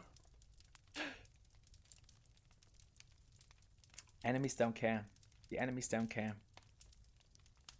So this was, we just read a Saint Jup's Opus, a book that we got, we actually pieced together ourselves in the Soul Can as part of a quest, which is why I wanted to read it tonight. And I've been told that this is a character, a pre-sainthood, that you can meet in Elder Scrolls 3 Morrowind. Now I must stress that even though we played a whole lot of Skyrim, I haven't played any other Elder Scrolls game ever. So all the knowledge I have about other Elder Scrolls games basically comes from whatever you can learn in Skyrim about them, or what I've been told about them as I was playing Skyrim, to connect a few of the pieces. Okay. Our next book will be one that is also exclusive to the Dawn God DLC. And it's one of the last books that we actually got. And it is a book that you can only find in the cave system behind Castle Dawnguard, which is honestly an amazing cave because it has no combat, just puzzles. And frankly, if Skyrim had been only that, we would be playing Skyrim all the time. All right, let's move here. Oh, wait, no. What am I doing? It should be up here. Sorry.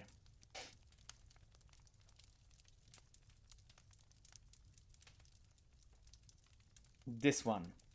Confessions of a Khajiit Fur Trader. This is a book that, as I said, we found very late. And it is an interesting autobiographical note that it packed quite the punch.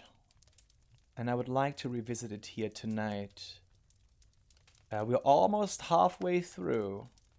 This is our 16th book of the night. And on our list right now, we have 34. And after this one, we're going to go back to a few fictional texts.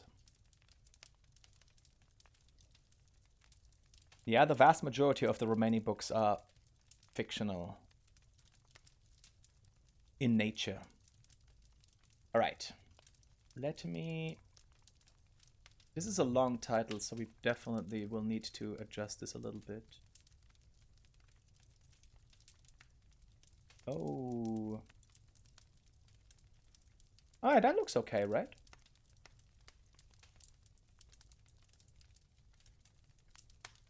I actually expected this to be 3 lines, because I left some space below it to accommodate a 3rd line, but this is the longest title of any book that is on the list. So I guess we're fine with 2. All right, let's take another sip, and if you don't mind, we will go into our next book. I guess an added...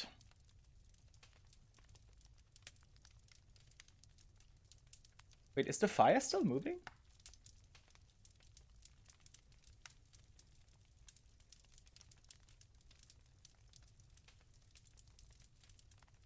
Sorry, friends. It is? Okay. For some reason, in the corner of my eye, it looks like it stopped. Let me just fix this so I feel less alarmed. The fireplace should be in motion.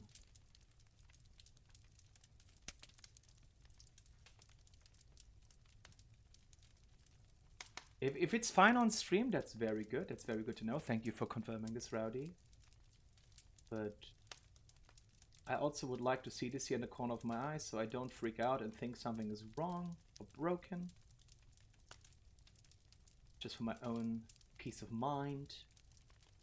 Okay. That seems... Yeah, that reload seems to fix it. Okay. Sorry about that. Alright. Let us jump into the next book. Oh, what I wanted to say, did I finish my thought? We were also playing as a Khajiit for this entire playthrough. So I guess having a little bit, at least, of a Khajiit perspective. There's another book that will talk about Khajiit later, but from an outside perspective, and it's probably going to be the most racist book on the list tonight. Look forward to that. I feel like you can't have a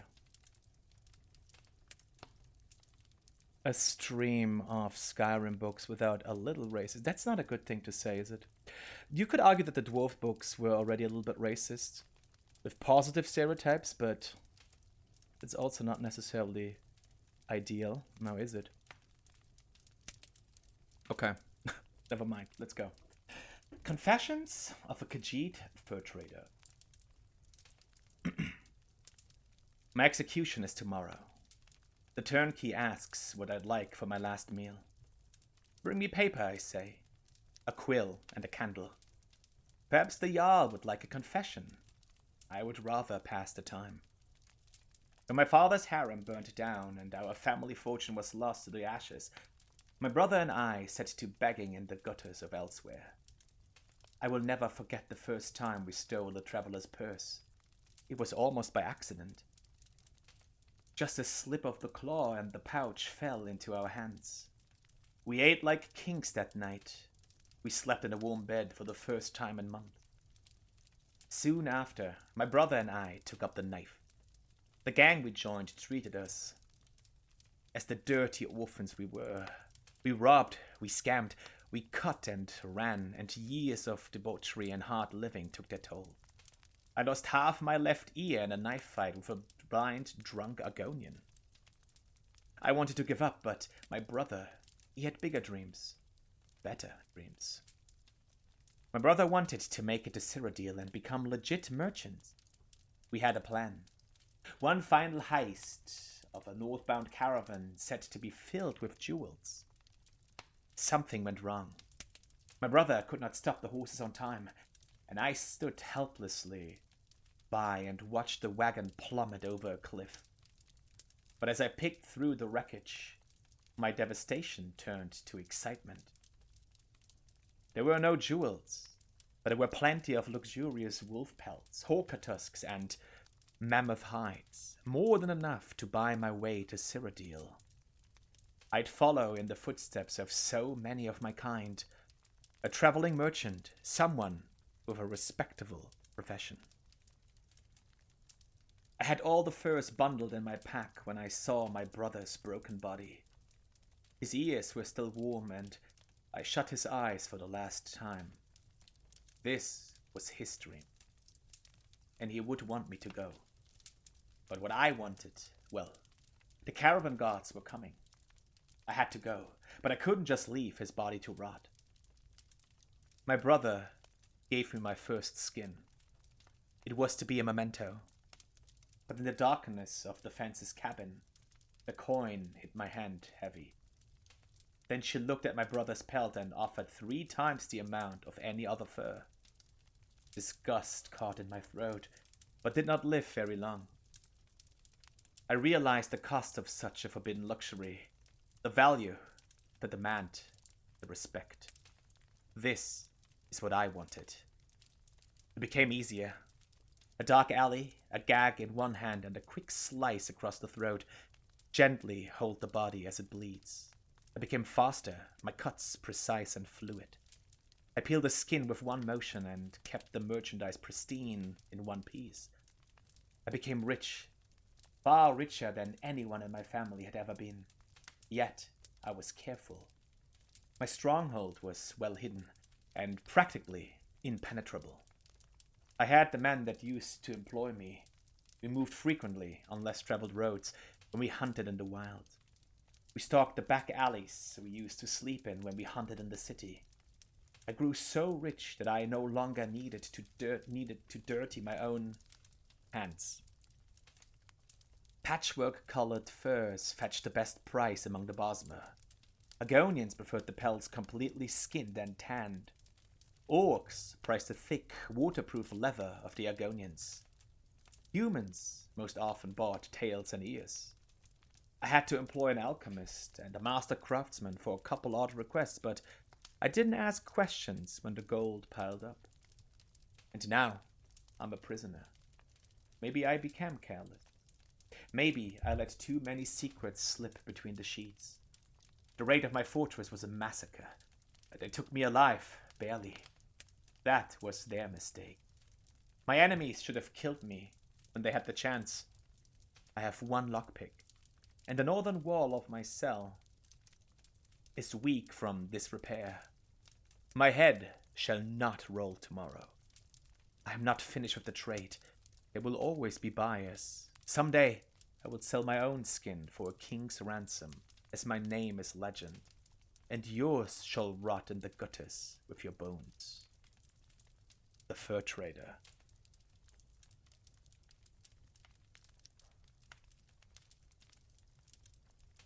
Now, in a very sinister way, maybe the most sinister way possible, this is very reminiscent of the many, many, many times that during our playthrough, we have been told that we would make a fine rug, which is a line that is thrown at you whenever you play as a Khajiit, apparently. And honestly, there's something almost poetic about the fact that we found this book as one of our last ones. And that suggests that that's actually something that may be happening somewhere. I always thought it was just essentially a slur because Khajiit look like cats. But maybe that is not so. There's seemingly a little bit more to it.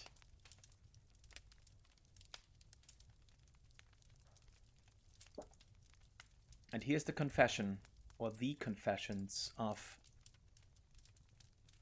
a Khajiit fur trader.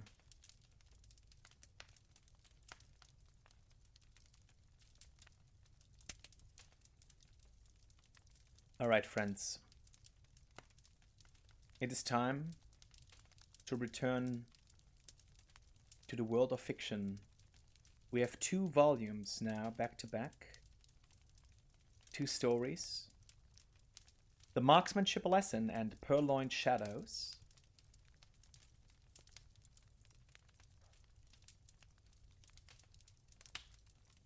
Let us move to the first of these 2, which is here. The bard is doing some alchemizing.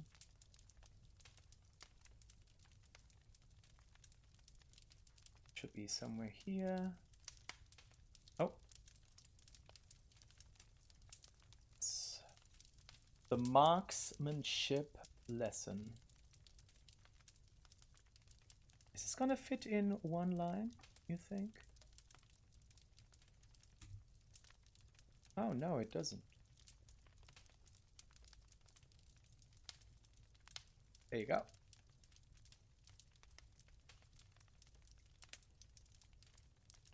Book 17. Twisted Khajiit, yeah. That was not us. Well, I feel like we were twisted also. We've changed over the course of the playthrough. Said a few times, Skyrim made us very jaded.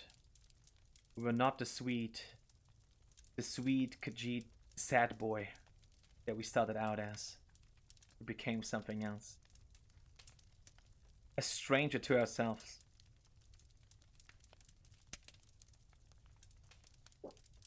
Oh, that was a gulp, I'm sorry. Oh, that was tea there, that was nice. All right.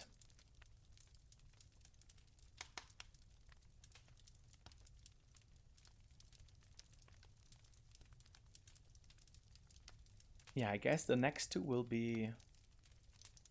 the next few books are pretty much non sequiturs.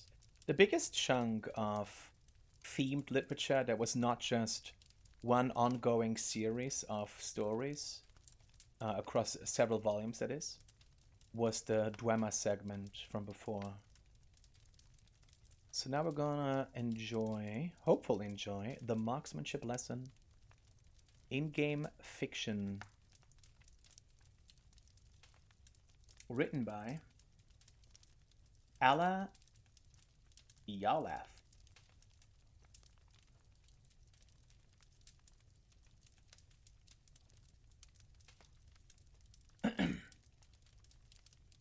Calmaril Bryn had very definite opinions on how things should be done. Every slave he bought on the day he bought him, or he was soundly... Him or her, I'm sorry, okay, I'm gonna start over. I'm gonna take another sip and we're gonna start over. Redo on this one.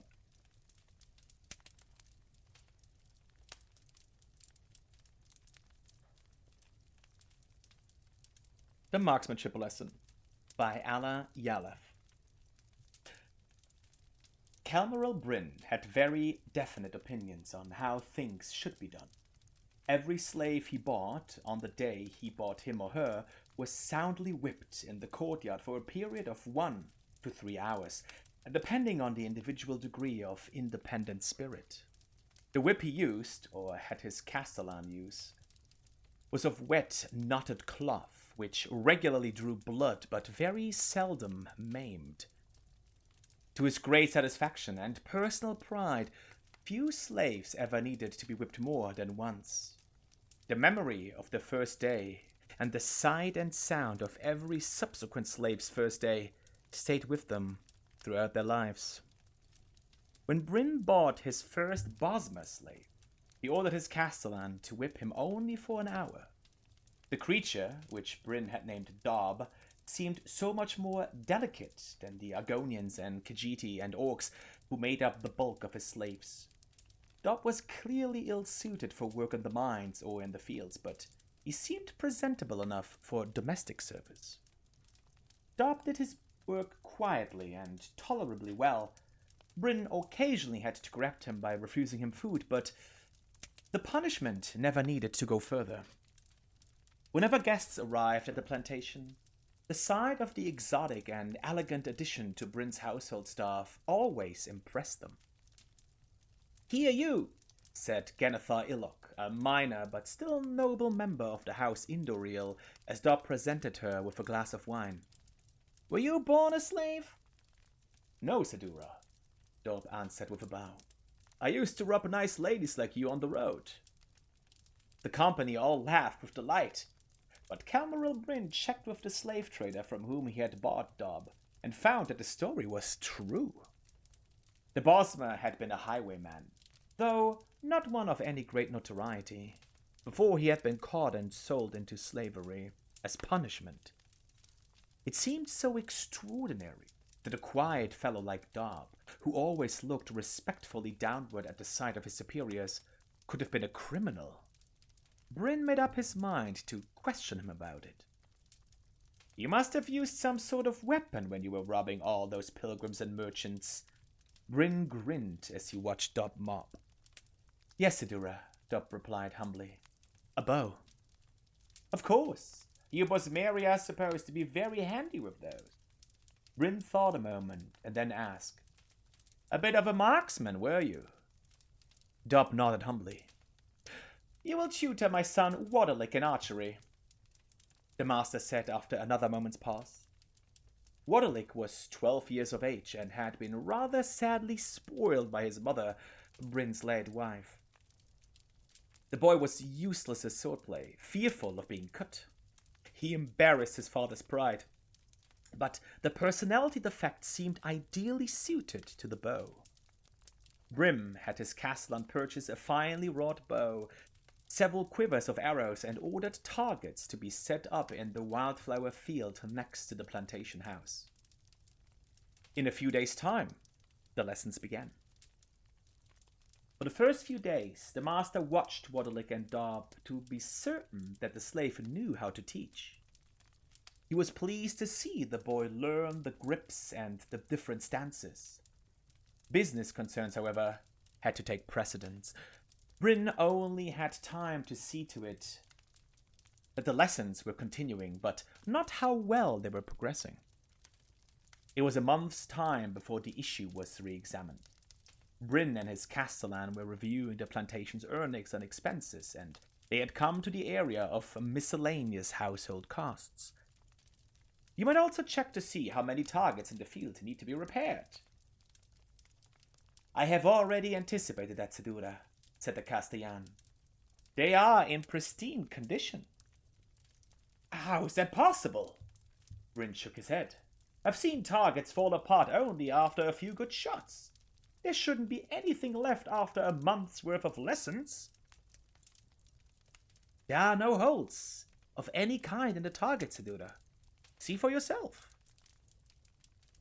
As it happened at that hour, the marksmanship lesson was on the way. Bryn walked across the field, watching Daub guide Wodalik's arm as the boy took aim at the sky. The arrow flew up into an arc, over the top of the target, burying itself in the ground. Bryn examined the target and found it to be, as his Castellan said, in pristine condition. No arrow had touched it. Master Wodalik, you must pull your right arm down further, Dob was saying, and the follow-through is essential if you expect your arrow to gain any height. Height? Bryn snarled. What about accuracy? Unless he's been secretly raking up a high skill ratio. On birds, you haven't taught my son a thing about marksmanship. Dob bowed humbly. Sedura, first Master Wodalik must become comfortable with the weapon before he need worry about accuracy. In Valenwood, we learn by watching the bolt arc at different levels, in different winds, before we try very hard to strike targets. Bryn's face turned purple with fury. I am not a fool! I should have known not to trust a slave with my boy's education. The master grabbed Dob and shoved him toward the plantation house. Dob, head down, began the humble, shuffling walk he had learned in his domestic duties. Wodalik, tears streaming down his face, tried to follow. You stay and practice, roared his father. Try aiming at the target itself, not at the sky. You're not coming back into the house until there is one hole in that damned bullseye. The boy tearfully returned to practice while Bryn brought Dob into the courtyard and called for his whip. Dob suddenly broke away and scrambled to hide between some barrels in the center of the yard. Take your punishment, slave! I should have never shown you mercy the day I bought you. Bryn bellowed, bringing the whip down on Dob's exposed back again and again. I have to toughen you up. There'll be no more soft jobs as tutor or valet in the future. Wodalik's plaintive yell drifted in from the meadow. I can't, father. I can't hit it. Master Wodalik, Dob cried back as loud as he could, his voice shaking with pain. Keep your left arm straight and aim slightly east. The wind has changed. Stop confusing my son, Bryn screamed. You'll be in the Seltris fields if I don't beat you to death first, like you deserve. Dob, the boy wailed far away. I still can't hit it. Master Wodalik, take 4 steps back, aim east, and don't be afraid of the height. Dob tore away from the barrels, hiding under a cart near the wall. Bryn pursued him, raining down blows. The boy's arrow sailed high over the target and kept climbing, reaching a pinnacle at the edge of the plantation house before coming down in a magnificent arc. Bryn tasted the blood before he realized he'd been hit. Gingerly, he raised his hands and felt the arrowhead protruding out of the back of his neck. He looked at Dob crouching under the wagon and thought he saw a thin smile across the slave's lips. Just for an instant, before he died, Bryn saw the face of the rogue highwayman on Dob. Bullseye, Master Wodalik, Dob crowed.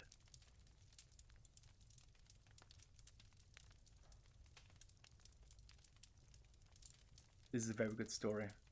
There was definitely a story that I was thinking about a lot during the playthrough. We read this a while back, and it's one, like many other stories in Skyrim. It has a little bit of a twist ending, but well, somebody dies. Okay, so it's not like all happy. However, in a lot of the stories, a fairly innocent people dies very gruesomely, and here arguably that's not the case. Oh, but Fizz, thank you so much for the raid, for the brain raid. While we were reading this story, I hope you enjoyed the marksmanship lesson. Thank you also for the 5-stream streak. Centicrypt, welcome in too. Let me see. I think I may have put all of the moderators to sleep already, so let me give you a shout out. And I hope everybody's day is going very well. Thank you so very much for sending everybody over. Thank you so much for being here tonight, for joining us here tonight during our Skyrim reading stream. That is a little bit of an epilogue, a little bit of a bonus stream to our full completion Skyrim playthrough that we ended after over a year, about a month ago. And it's a little bit of an unusual stream for us. Usually, if you don't know me, I like to focus on full completion and challenge runs.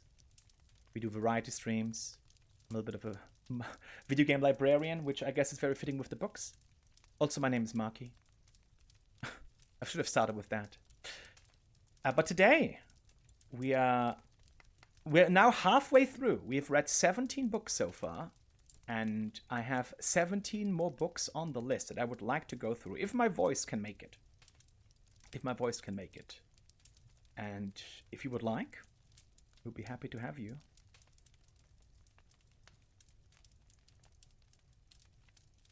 It's probably going to be less action-packed than Half-Life 2 was, but I hope you're making good progress on this, Fizz.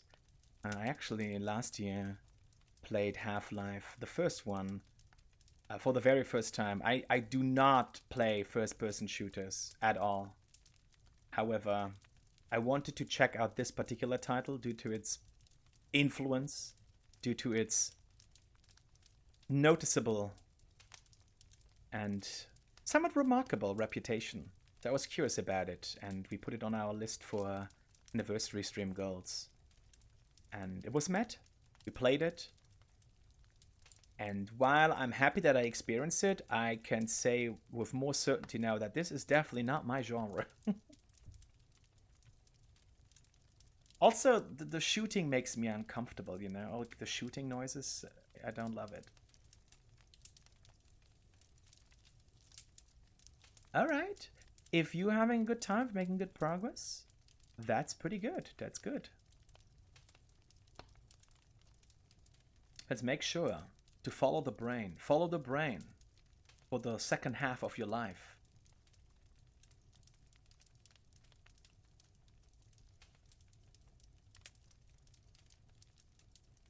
From a brain in a jar to a jarring librarian. We just finished reading the marksmanship lesson. And we have another a piece of in-game fiction coming up next called Purloined Shadows. That's a complete non sequitur. These stories mostly I selected because we read a lot of books while playing Skyrim already, and some of them just stood out to me. Some stories I just enjoyed. I thought they were interesting, and I kept thinking about. Also, Lily mentioned this one. It's like, oh yeah, we were not sure about the name, but the story with the slave teaching the slave owner's son how to use the bow.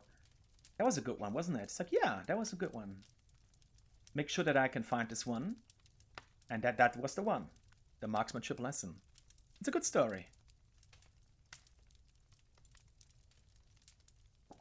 Now, the next one, if I recall, will be darker than this one. We have one work of fiction for now, and then we're going to go a little bit back into the educational segment.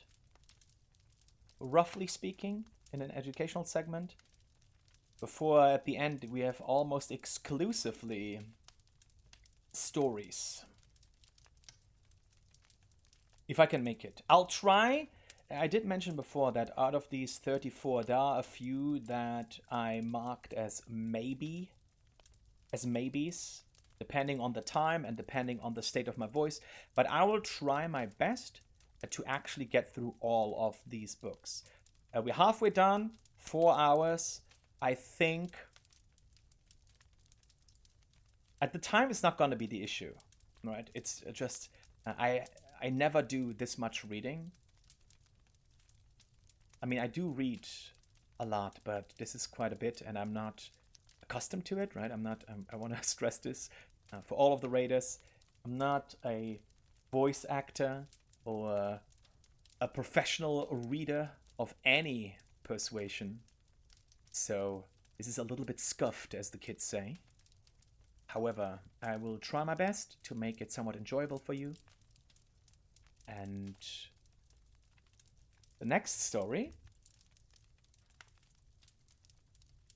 will immediately keep you on your toes. We have to find it, however. Oh yeah, this is our personal library. We collected most of the books in Skyrim. This one is upstairs. It should be... oh, there it was. Purloined Shadows. Let me update our current book. I'm actually happy that I haven't forgotten this yet. This should fit in one line, right? Ah, yeah. Nice. Book number 18 now. Let's jump right in, friends. One more time, welcome in everybody if you came in from the raid. And we have quite a few more books here left. This is number 18 coming up out of the 34 that I'd like to go through. And I hope you're gonna enjoy your evening with us. Let me take another sip of tea. The problem with drinking tea is that I have to go to the bathroom more often. So maybe that's gonna happen again somewhat soon. All right.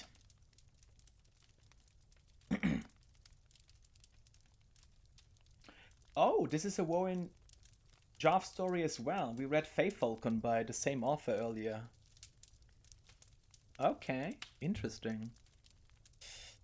This is called A Purloined Shadows by Warren Joff. Chapter 1. The candle was lit, and the thief was standing there, blinking, caught. She was young, rather dirty, wearing ragged black clothes that were surely quite small and expensive a week ago, when she had stolen them from one of the city's best tailors. The look of surprise slipped from her face, and she took on a blank expression as she put the gold back on the table. "What are you doing here?" the man with the candle asked, stepping from the shadows. That's a stupid question," the girl replied, frowning. "I'm obviously robbing you." "Since nothing I have is missing," the man smiled, glancing at the gold on the table, "I would have to say that you're not robbing me. Attempting to rob me, perhaps. The question I have is, why? You know who I am, I assume. You didn't just come in through the unlocked door." "I've stolen from everyone else. I've taken soul gems from the Mages Guild. I've robbed the treasury of the most secure fortress. I cheated the Archbishop of Julianos. I even pickpocketed the Emperor Pelagius at his coronation. I thought it was your turn." "I'm flattered," the man nodded. "Now that your ambition has been thwarted, what will you do? Flee? Perhaps retire?" "Teach me," the girl replied, a little grin finding its way unconsciously on her face. "I picked all your locks. I slipped past all your wards. You designed them. You know how difficult that was for someone without training. I didn't come here for 6 gold pieces. I came here to prove myself. Make me your student." The master of stealth looked at the little girl burglar. "Your skill is not in need of training. Your planning is adequate, but I can help you with that. What is without hope is your ambition. You are past stealing for your livelihood. Now you steal for the pleasure of it, for the challenge. That's a personality trait which is incurable, and will lead you to an early grave." "Haven't you ever wanted to steal that which can't be stolen?" the girl asked. "Something that would make your name known forever?" The master did not answer. He only frowned. Clearly I was fooled by your reputation. Oh, that's okay. Clearly I was fooled by your reputation, she shrugged, and opened a window. I thought you might want a willing accomplice on some great act of thievery, which would go down in history. Like you said, my skill at planning is only adequate. I didn't have in mind an escape route, but this will have to do. The burglar slipped down the sheer wall, dashed across the shadowy courtyard, and within a few minutes was back at her room in the rundown tavern. The master was waiting for her there, in the dark. I didn't see you go past me, she gasped. You turned on the street when you heard the owl call, he replied. The most important tool in the thief's repertoire is distraction. Either planned or improvised. I suppose your lessons have begun. And what is the final test? The girl smiled. When he told her, she could only stare. She had, it seemed, not misunderstood his reputation for daring. Not at all. Chapter 2. For the week leading up to the 8th of Half-Fire, the skies above Rindale were dark and alive as clouds of crows blotted out the sun. Their guttural squawks and groans deafened all. The peasants wisely bolted their doors and windows, praying to survival that most unholy of days. On the night of the summoning, the birds fell silent, the black, unblinking eyes following the witch's march into the glen. There were no moons to light the way, only the leader's single torch in the gloom. The white robes appeared as indistinct shapes, like the faintest of ghosts. A single tall tree stood in the middle of the clearing, every branch thick with crows, watching the procession without moving.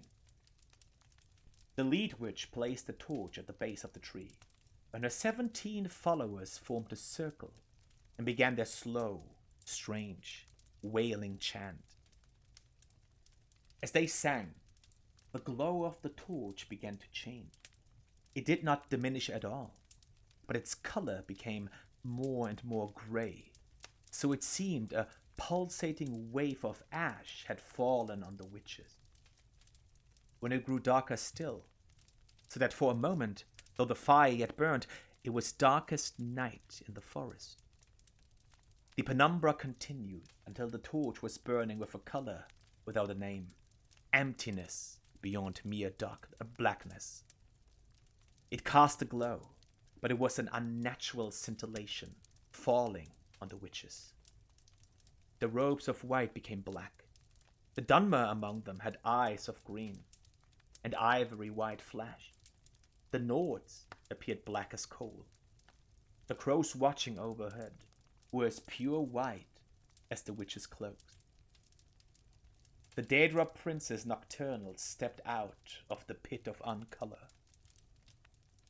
She stood in the center of the circle, the tree of pallid crows her throne, aloof as the witches continued their chanting, dropping their robes to prostrate themselves naked before their great mistress.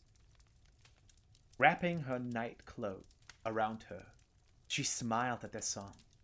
It spoke of her mystery, of veiled beauty, of eternal shadows, and a divine future when the sun burns no more. Nocturnal let her cloak slide from her shoulders, and she was naked. The witches did not raise their head from the ground, but continued their hymn of darkness. Now, said the girl to herself.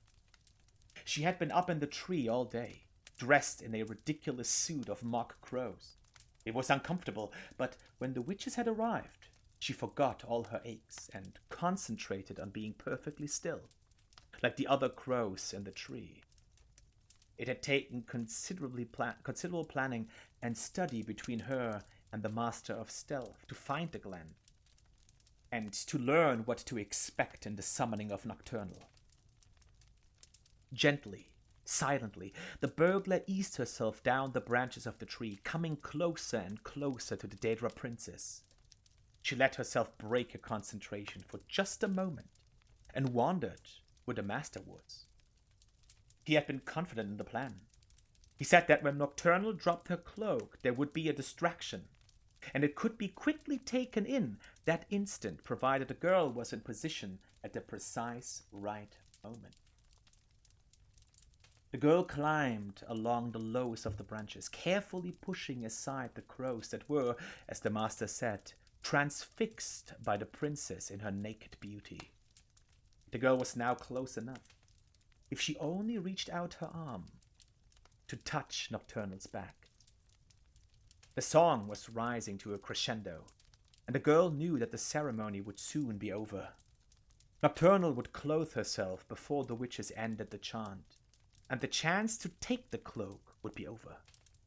The girl gripped the tree branch tightly as her mind raced. Could it be that the master was not here at all? Was this conceivably the entire test? Was it only to show that it could be done, not to do it? The girl was furious. She had done everything perfectly, but the so-called master of stealth had proven himself a coward. Perhaps he had taught her a little in the months that it took to plan this, but what was it worth? Only one thing made her smile. On that night, when she had stolen into his stronghold, she had kept one single gold piece, and he had never suspected it. It was symbolic as stealing the cloak of Nocturnal in its way, proving that the master thief could be robbed. The girl was so lost on her mind that she thought she imagined it for a moment when a man's voice yelled out from the darkness, "Mistress!" The next words she knew, she didn't imagine. "Mistress, a thief! Behind you!" The witches raised their heads and screamed, ruining the sanctity of the ceremony as they charged forward. The crows awoke, burst from the tree in an explosion of feathers and toad-like cries. Nocturnal herself whirled around, affixing the girl with her black eyes. "Who art thee, who dares profane?" the princess hissed, as the pitch shadows flew from her body, enveloping the girl in their lethal chill. In the last instant before she was swallowed alive by darkness, the girl looked to the ground and saw that the cloak was gone, and she answered as she understood. "Oh, who am I? I'm the distraction."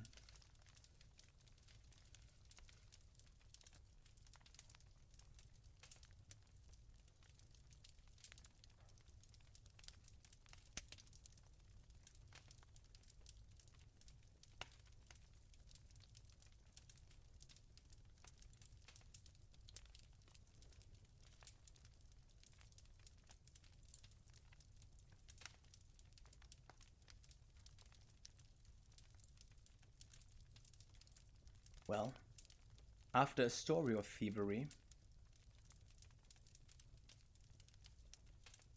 let's move on to some more practical advice on how to do the deed. In a book that arguably is a little bit, and maybe it's the only one we have to that effect, on the humorous side. Short and sweet.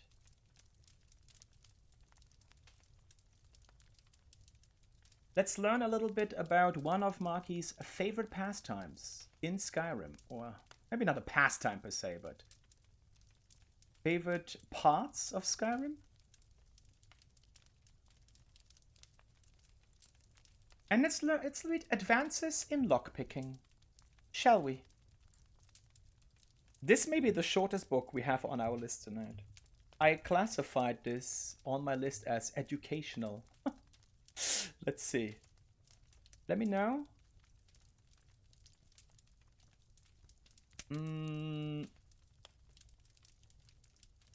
That's fine. There's still enough of a gap there on the right. I think this is fine. I'll take a sip.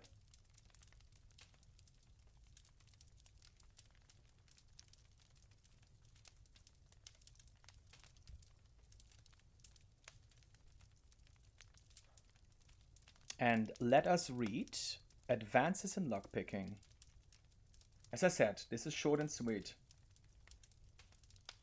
Advances in lockpicking by unknown. I am not a writer. I am a thief. I am a good thief. I am not such a good writer. Anyway, I want to write about picking locks. I read a book about designing locks once. It was good. It gave me lots of ideas. Some guys make locks with angled keyholes. Always carry a bent lockpick. They will work good in these locks. I do, and I open lots of locks. Sometimes I carry copper lockpicks. Copper bends easy. That way I can bend it right there. Copper lockpicks break easy too. Be careful. Sometimes the locks have weird springs. They all spring differently, which makes picking it hard. I hold my torch close to the lock. This makes it hot.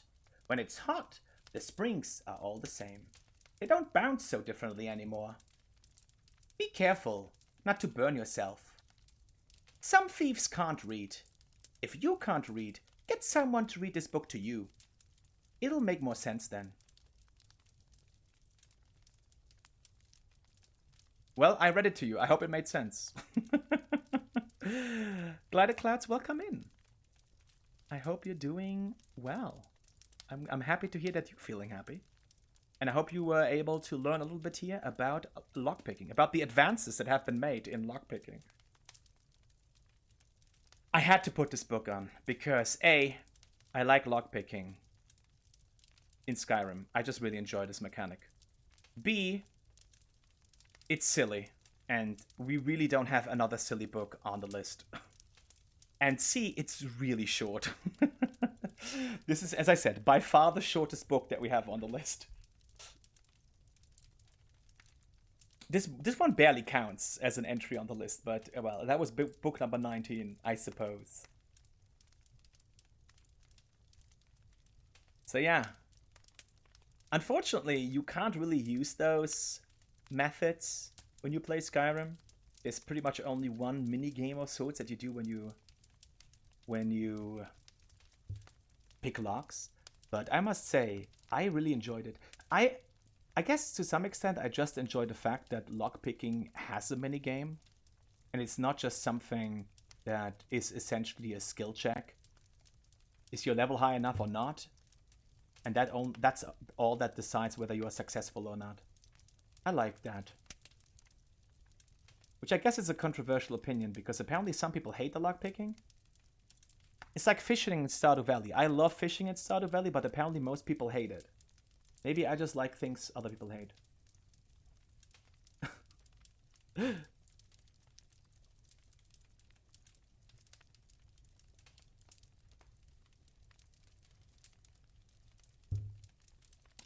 Fizz, see, this is what I said earlier. You should follow Fizz.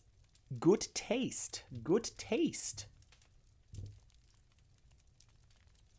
Brain and looks on that jar. Brain in the jar, looks on the jar. And taste all around. You love to see it. You love to see it. Gilded Clouds. We finished Skyrim about a month ago. We did everything. I think we are at level 117? Was that our final level? Oops. How do I even check this right now? Sorry, it's a little bit cut off there for you. I don't think you will actually be able to see it. Because I have to focus on it. Yeah, level 117. Oh, you can see it up there, actually. Look at that. You may have seen on this little skill tree of ours that we were playing as a Khajiit, which is why the next book, before a short break, is going to be another educational and somewhat racist book, from what I recall. It's called Cats of Skyrim. Now, I've studied the internet, and they told me, do something with cats, Maki. Trust me, do something with cats. Like, okay, I have Cats of Skyrim. Is this enough? Let's find out. Let's find out if this is where Maki becomes Markiplier. Cats of Skyrim, is this my Five Nights at Freddy's? There isn't even a cat in FNAF, as far as I know. Alright, Cats of Skyrim. Book number 20. This also I classified as educational. Let me know what you think about this. Cats of Skyrim.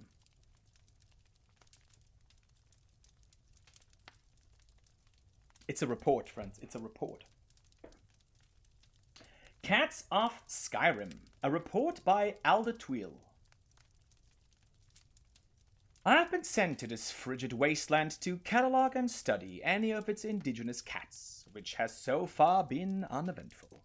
After months of wandering, I have so far only encountered some variations of the same basic species. In my travels, I have encountered several Khajiit outcasts from their clans that have taken up residence in Skyrim. They have been most unhelpful, probably for fear I'd expose their locations. I can't say I'm surprised that there are few Khajiit here. It's cold and unwelcoming. Saber cats are basic giant cats that have evolved two dangerously sharp front teeth. The average saber cat has a reddish-brown fur, which it uses to blend into grassy regions. But I have observed them skulking and sleeping on rocks, so I don't believe the fur is for camouflage. The primary attacks of the saber cat are its biting attack, but it can also briefly rear up to attack with its front claws. I have also seen it pounce forward on its prey in a particularly powerful attack. The snowy version of the saber cat has spotted white fur, which I believe it uses more for stalking, more, than its cousin in the plains. The tooth of the cat is rumored to be useful in potions that restore the imbiber's stamina, as well as a potion that will temporarily give a more keen eye for smithing. A skillful hunter can usually salvage the pelts and teeth of their kill, but report that the meat is tasteless and not fit to eat. Oh. I must admit, friends, I'm a little bit sorry. I thought there was more to this book. I thought they would talk more about the Khajiit, actually.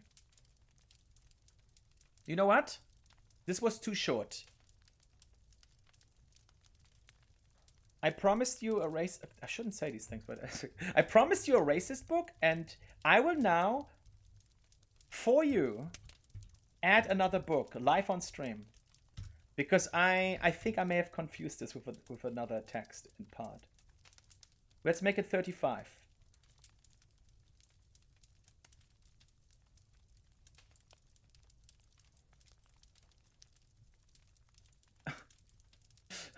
Show of hands, who wants to read a racist book? Oh no. Please don't show hands. Racial phylogeny! This was not on the list originally, but now it is. Here you go. Bonus book, friends. Bonus book. Bonus book unlocked. Hey, Simco, welcome in. Here you go. This is the last book before we take a break. Because, as I said, I thought Cats of Skyrim had a little bit more to it. I didn't read the entire book before. I confused it. I thought parts of the contents that will be in Racial Phylogeny would be in Cats of Skyrim. So in my memory, they got merged. It's gotta be this one. We're gonna find out now together, friends. Let's learn about this here, this.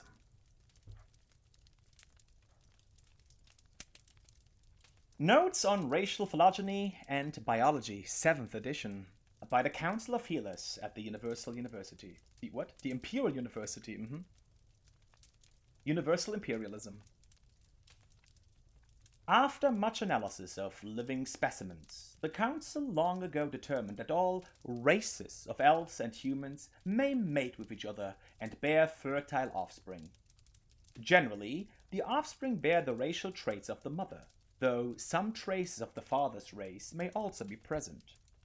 It is less clear whether the Argonians and Khajiit are interfertile with both humans and elves, though there have been many reports throughout the eras of children from these unions. as well as stories of unions with Daedra. There have been no well-documented offspring. Khajiit differ from humans and elves not only in their skeletal and dermal physiology, the fur that covers their bodies, but their metabolism and digestion as well. Argonians, like the Drow, appear to be a semi-aquatic troglophile form of humans, though it is by no means clear whether the Argonians should be classified as Drow, men, mare, or, in the author's opinion, certain tree-dwelling lizards in Black Marsh. The reproductive biology of orcs is at present not well understood, and the same is true of goblins, trolls, harpies, drog, suschi, imga, various daedra, and many other creatures. Certainly, there have been cases of intercourse between these races, generally in the nature of rape or magical seduction, but there have been no documented cases of pregnancy. Still, the interfertility of these creatures and the civilized hominids has yet to be empirically established or refuted, likely due to deep cultural differences. Surely any normal Bosmer or Breton impregnated by an orc would keep that shame to herself, and there is no reason to suppose that an orc maiden impregnated by a human would not be likewise ostracized by her society. Regrettably, our oaths as healers keep us from forcing a coupling to satisfy our scientific knowledge. We do know, however, that the Sloat of Thras are hermaphrodites in their youth and later reabsorb their reproductive organs once they are old enough to move about on land. It can be safely assumed that they are not interfertile with men or mare. One might further wonder whether the proper classification of these same races, to use the imprecise but useful term, should be made from the assumption of a common heritage, and the differences between them have arisen from magical experimentation, the manipulation of the so-called Earthbound, or from gradual changes from one generation to the next. Am I happy that we added this book to the list? Well, it happened, friends.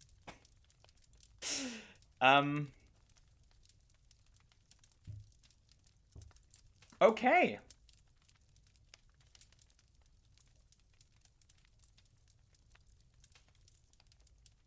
That was your biology lesson.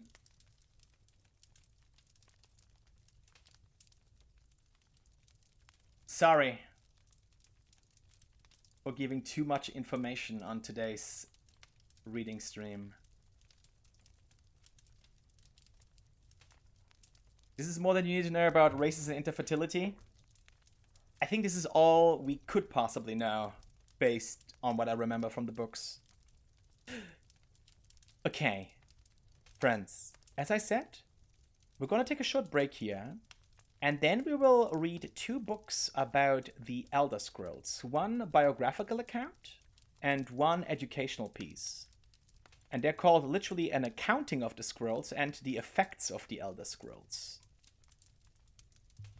There's another one that we couldn't get because we had to steal it. What is that one actually called? I would love to read this one.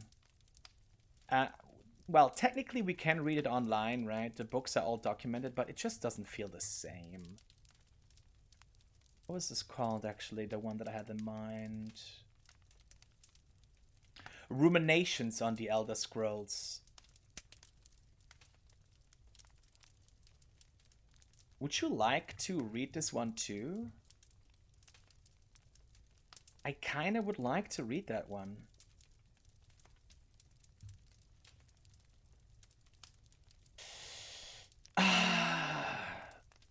I mean, we can read it online, right?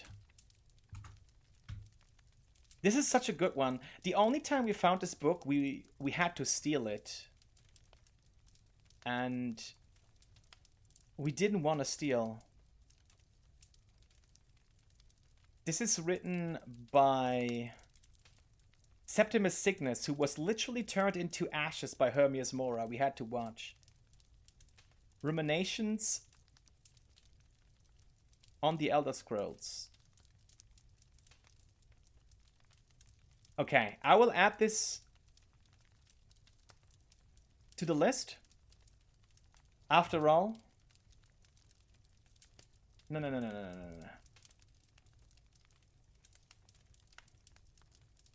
After the 2 upcoming books, this is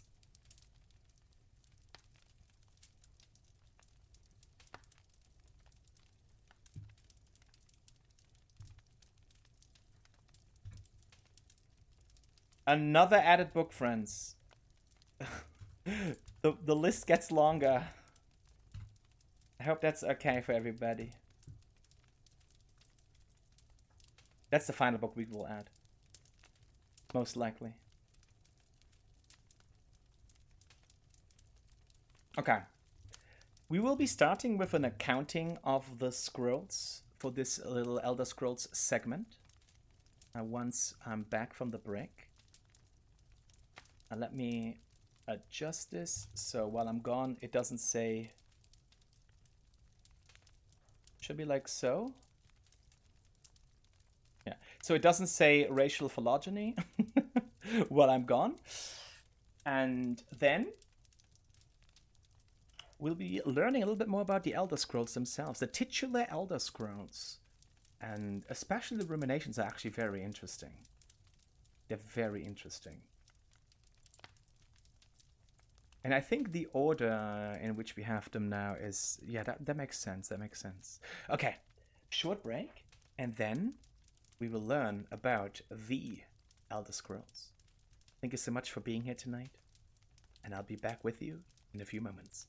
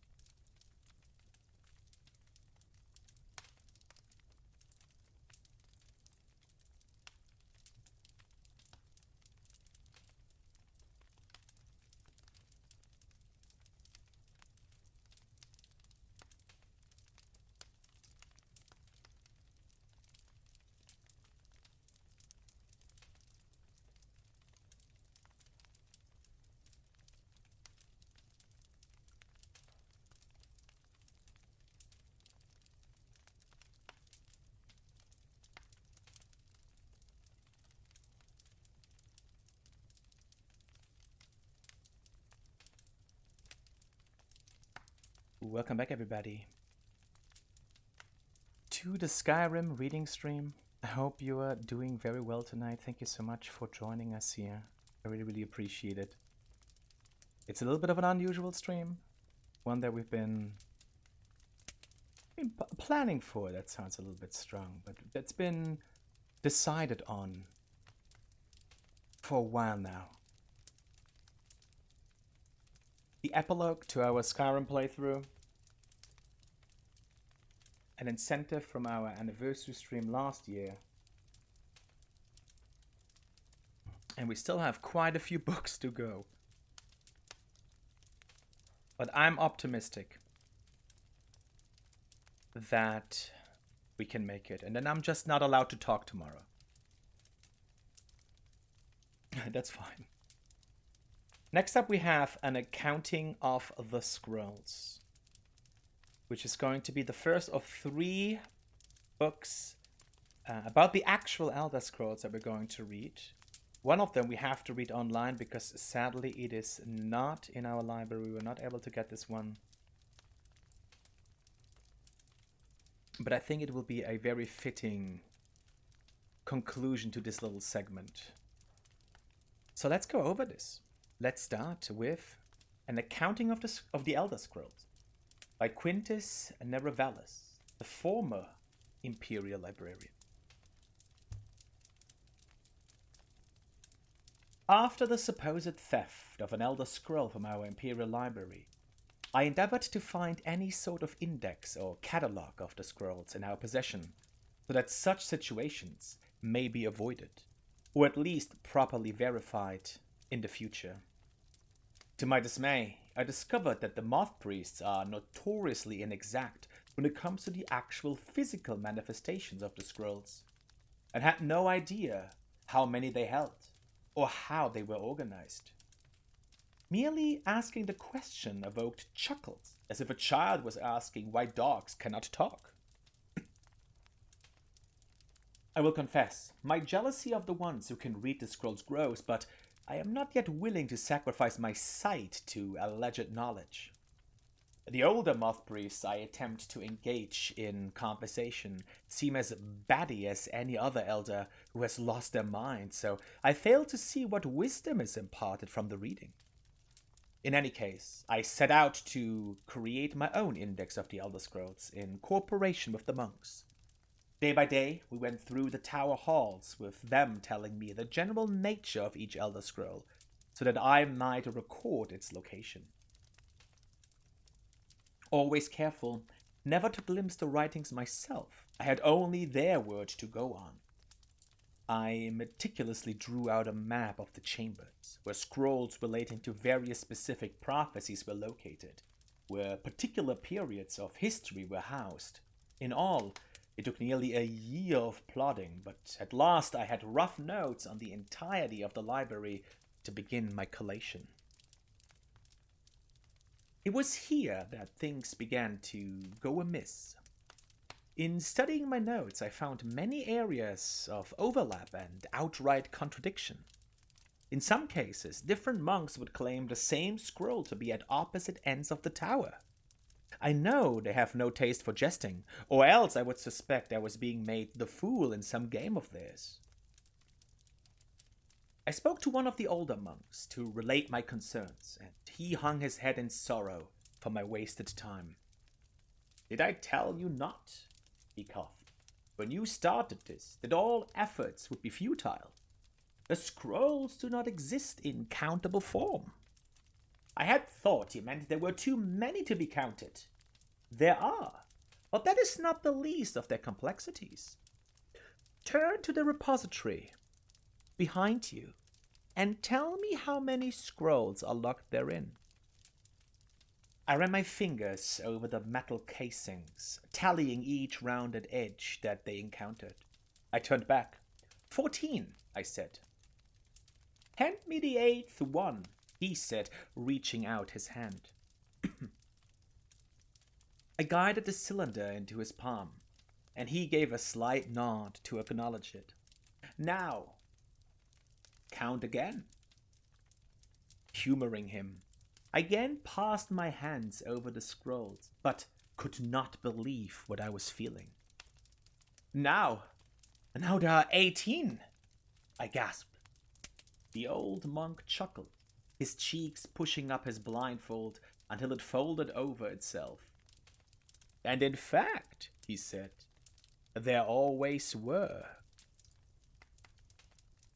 It was then that I enrolled as the oldest novice ever accepted into the cult of the Ancestor Moth.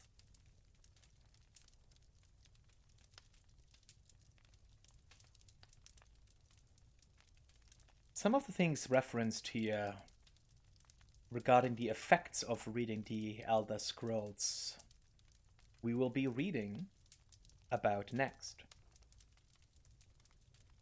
Aptly titled, Effects of the Elder Scrolls. Let us immediately move on, because this is directly related to what we just, oopsie, oh my goodness, read about. Ah, it is. Effects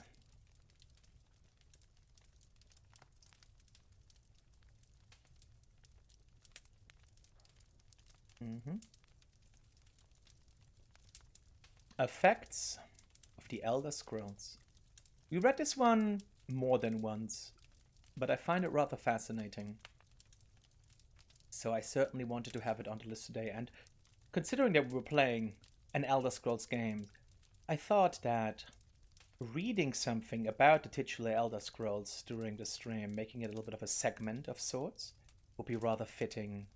It is an interesting topic and something that, if I were somebody who could actually play those older Elder Scrolls games, I would be quite interested in finding out more about them. More about how exactly they work, in a way. What exactly well, maybe not exactly, because I'm not sure if there actually is a definitive answer to that question, but I try to gather as much information as possible about them across the different entries in the series to just see what we can glean, right? What we can discern based on that knowledge. But for now, let's read a little bit about the effects of the Elder Scrolls, which will explain why the librarian was trying to avoid looking at them directly, and also why the monks were all blind. And some of them, what did they say? A baddie?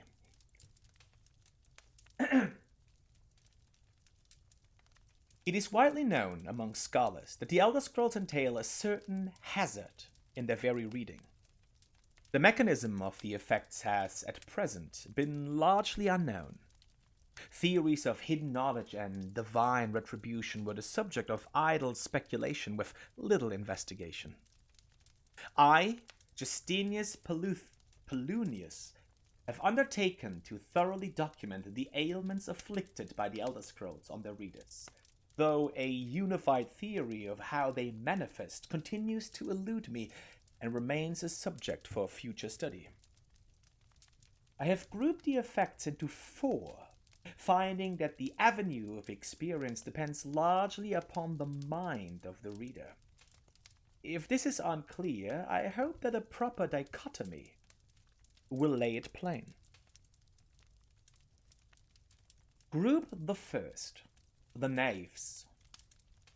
For one who has received no training in the history or nature of the Elder Scrolls, the scroll itself is, effectively, inert. No prophecy can be scribed, nor knowledge obtained. Well, the scroll will not impart learning to the uninformed, nor will it afflict them in any adverse fashion.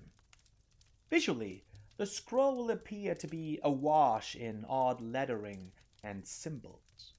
Those who know their astronomy often claim to recognize constellations in the patterns and connections, but such conjecture is impossible to further investigate since the very nature of the study necessitates unlearned subjects. Group the second, the unguarded intellects. It is this second group that realizes the greatest danger from attempting to read the scroll. These are subjects who have an understanding of the nature of the Elder Scrolls and possess sufficient knowledge to actually read what is inscribed there. They have not, however, developed adequate discipline to stave off the mind-shattering effect of having a glimpse of infinity. These unfortunate souls are struck immediately, irrevocably, and completely blind. Such is the price for overreaching one's faculties. It bears mentioning, though, that with the blindness also comes a fragment of that hidden knowledge.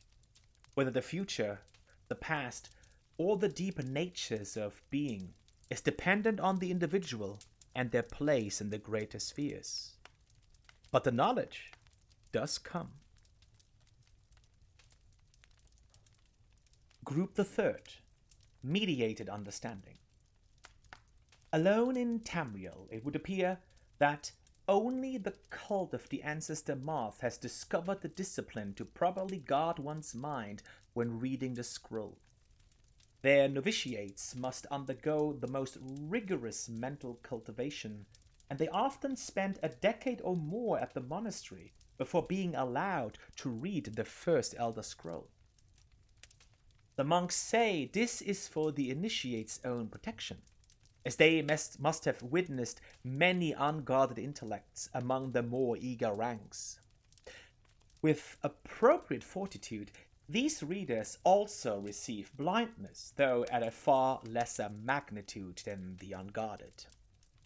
Their vision fogs slightly, but they retain shape, color, and enough acuity to continue to read mundane texts. The knowledge they gain from the scroll is also tempered somewhat. It requires stages of meditation and reflection to fully appreciate and express what one saw. Group the fourth. Illuminated understanding. Between the previous group and this one exists a continuum that has, at present, only been traversed by the monks of the ancestor Moth. With continued readings, the monks become gradually more and more blind, but receive greater and more detailed knowledge. As they spend their waking hours pondering the revelations, they also receive a further degree of mental fortitude. There is, for every monk, a day of penultimate reading, when the only knowledge the Elder Scroll imparts is that the monk's next reading shall be his last. For each monk, the penultimate reading comes at a different and unknowable time. Preliminary work has been done to predict the occurrence by charting the severity of an individual monk's blindness, but all who reach these later stages report that the increasing blindness seems to taper with increased readings. Some pose the notion that some other, unseen sense is, in fact, continuing to diminish at this upper range, but I shall leave such postulations to philosophers. To prepare for his ultimate reading, a monk typically withdraws to seclusion in order to reflect upon a lifetime of revelations, and appoint his mind for reception of his last. Upon this final reading, he is forever blinded, as sure as those unguarded ones who raced to knowledge. The illuminated one, though, has retained his understanding over a lifetime and typically possesses a more integral notion of what has been revealed to him. It is hoped that this catalogue will prove useful for those who wish to further our mortal understanding of the Elder Scroll. The moth priests remain aloof about these matters, taking the gradual debilitation that comes with reading as a point of pride. May this serve as a useful starting point for those hoping to take up such study. Dictated to Antius Matcham, 4th of last seat in the 126th year of the Second Era. Good morning, Frosty.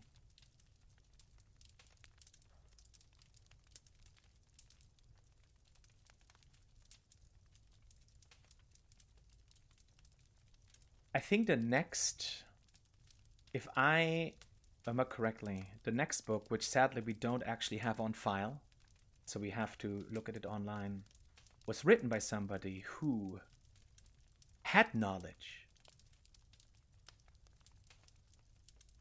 on the content of Elder Scrolls, of certain Elder Scrolls.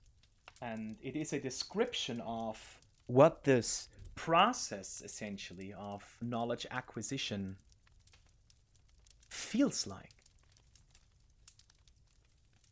And because this is a very interesting book, I think it makes sense to add it after all. I didn't want to add any books that we didn't collect, but this feels like a good inclusion. Aerith, have a good night. Thank you so much for being here tonight. I really hope you enjoyed the reading stream, and I hope you have a great rest of your weekend. Take care.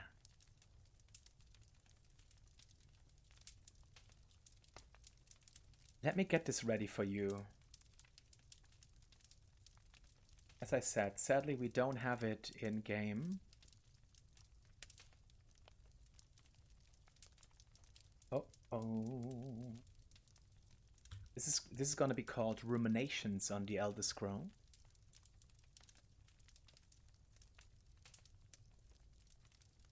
And I will have to adjust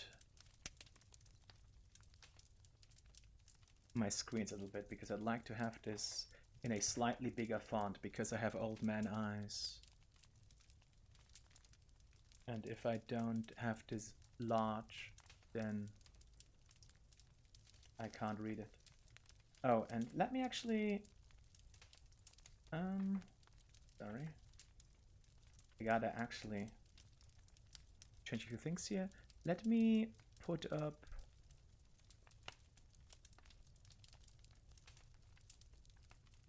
the map.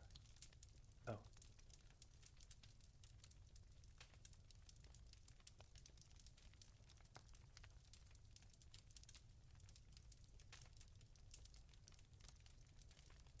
So there's no movement, but also not a misleading book on the screen. Oh my goodness, it actually... Why? Oh.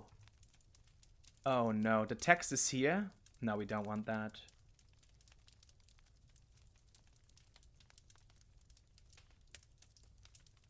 This is so weird. That it actually broke the fireplace.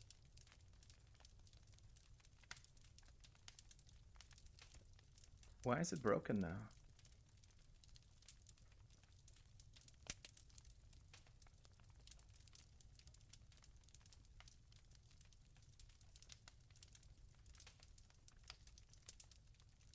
I hope this is gonna work now.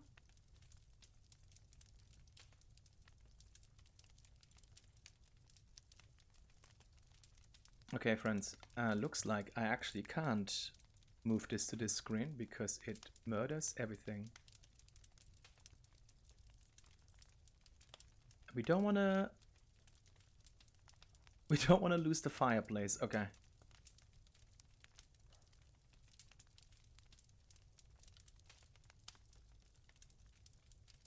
Sorry about that. This is gonna be our final book on the Elder Scrolls, the actual Elder Scrolls. Book 24, which means that with our added books, we are 2/3 of the way through the reading stream. I don't think at this point we're gonna add more. I did make a note that I would cut Cats of Skyrim and Racial Phylogeny next time. For those who are interested. Everything else is okay. Okay. Sorry that we don't have this book. I hope this is gonna be okay. Actually, let me zoom in.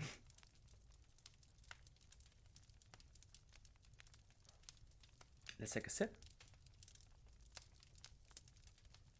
And again, we're reading this off the Elder Scrolls wiki because, unfortunately, this is one of the few books that we don't have.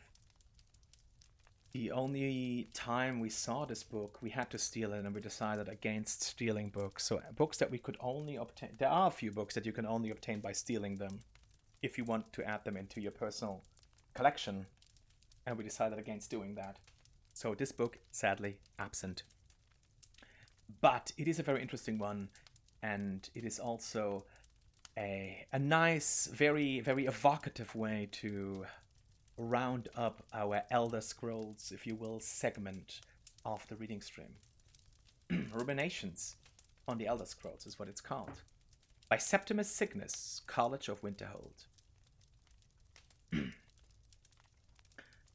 Imagine living beneath the waves with a strong-sighted blessing of most excellent fabric.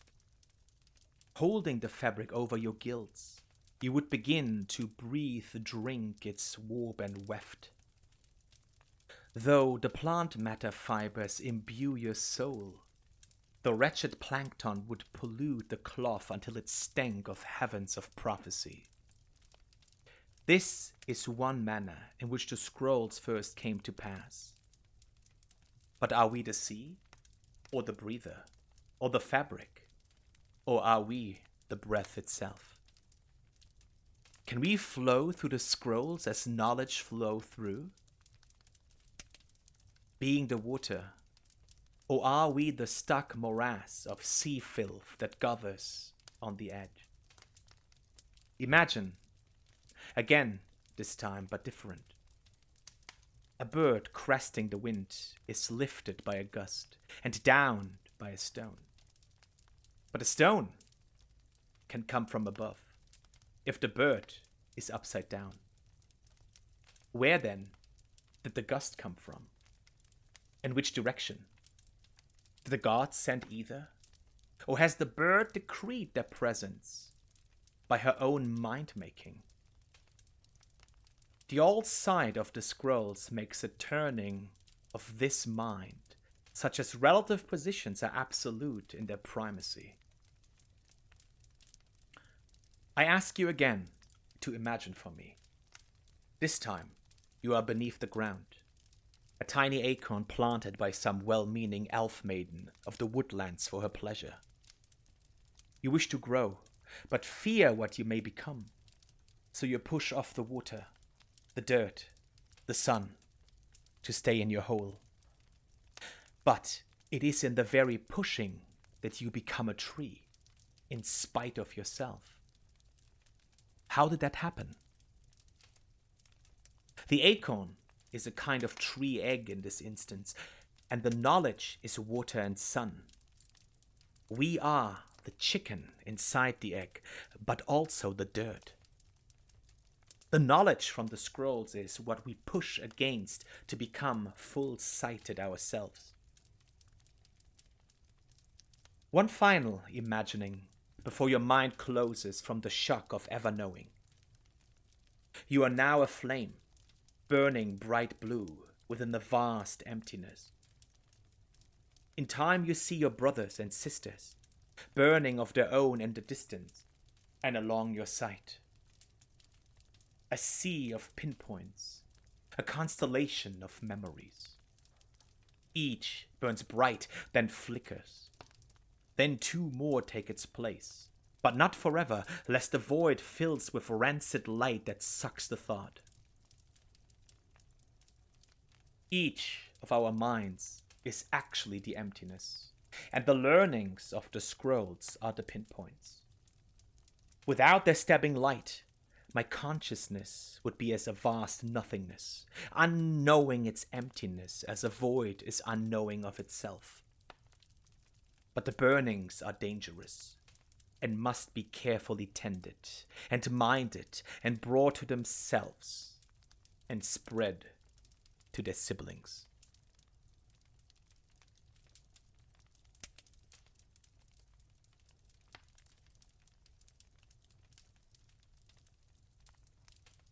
Those were the ruminations on the Elder Scrolls.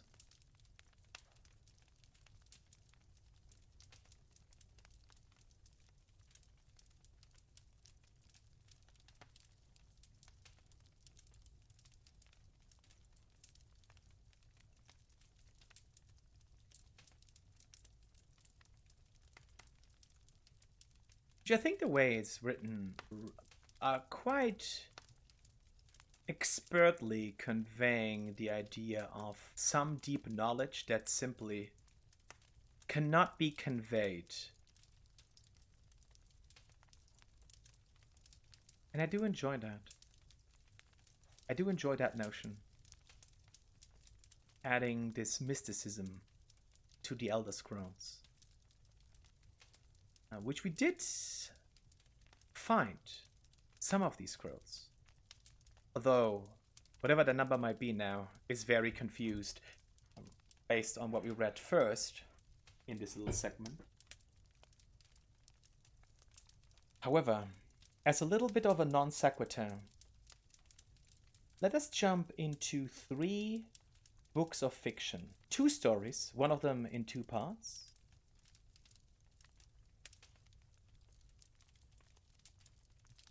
And the first of these,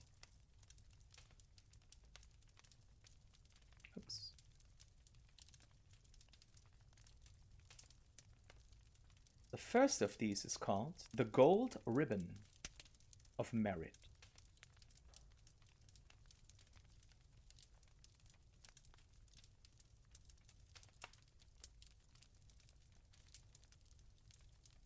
Oh yeah, that's also not good. The Gold Ribbon of Merit. Okay. Let us seek out this book. That's definitely gonna be downstairs.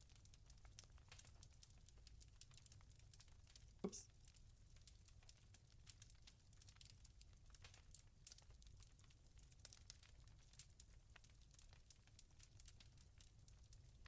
Uh-huh. All right.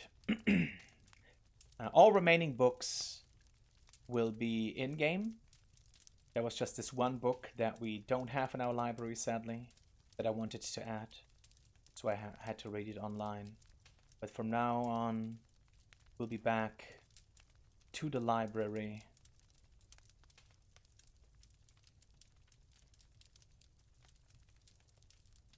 We're going to start with this story. In fact, out of the remaining books, there are only 3 that I did not classify as fiction.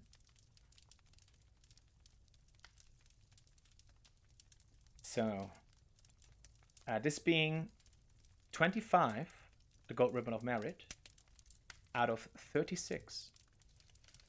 Now that we added 2 books to that.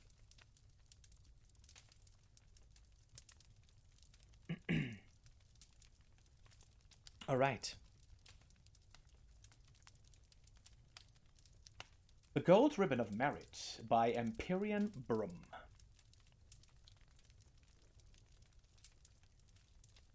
In that early springtime morning, pale sunlight flickered behind the morning mist, floating through the trees as Templar and Stringpool made their way to the clearing. Neither had been back in High Rock, let alone in their favored woods, for 4 years. The trees had changed little, even if they had.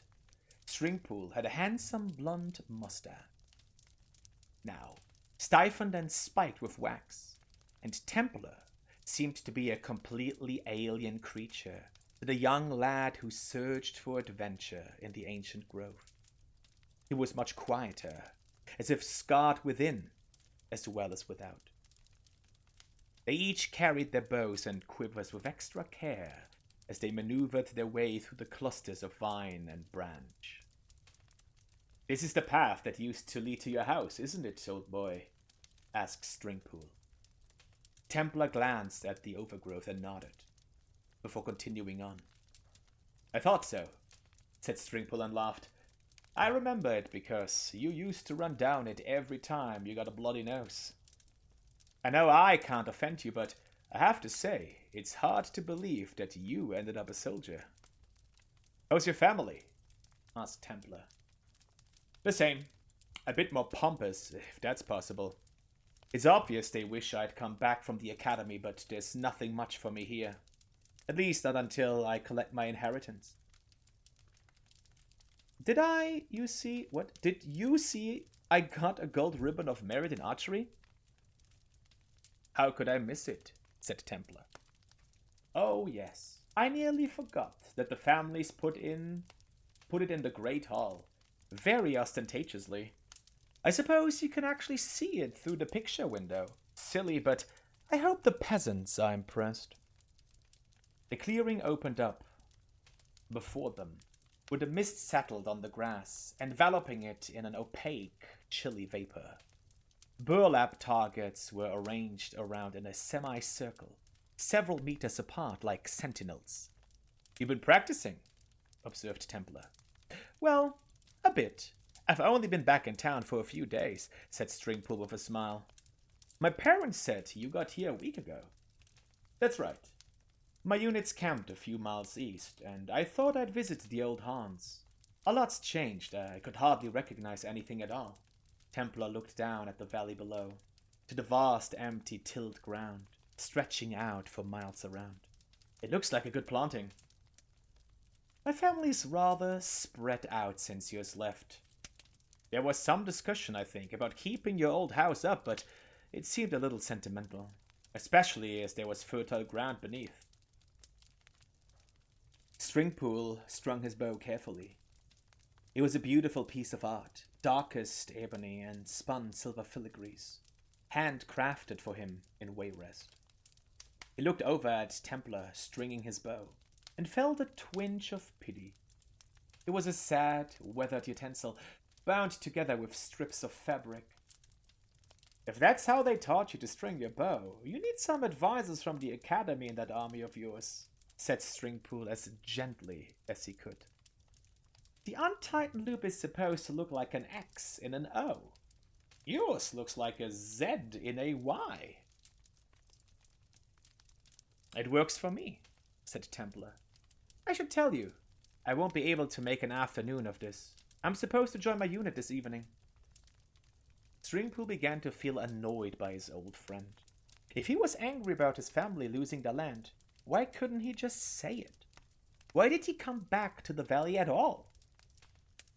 He watched Templar knock his first arrow, taking aim at a target, and coughed. I'm sorry, but I can't in good faith send you back to the army without a little new wisdom. There are 3 types of draw. 3 fingers, thumb and index, thumb and 2 fingers. Then there's the thumb draw, which I like, but you see, Stringpool showed Templar the small leather loop fastened on the cord of his bow. You need to have one of these thingies, or you'll tear your thumb right off. I think I like my stupid method best. Don't be pig-headed, Templar. They didn't give me the gold ribbon of merit for nothing. I had demonstrated shooting from under a shield, standing, sitting, squatting, kneeling, and sitting on horseback. This is practical information I'm imparting for the sake of our friendship, which I, at least, haven't completely forgotten. Sweet Kinnereth, I remember when you were just an oily little squirt, begging for this kind of honest guidance. Templar looked at Stringpool for a moment and lowered his bow. Show me. Stringpool relaxed, shook away the tensions that had been building. He did his exercise, drawing the bow back to his eyebrow, his mustache, his chest, his earlobe. There are 3 ways of shooting.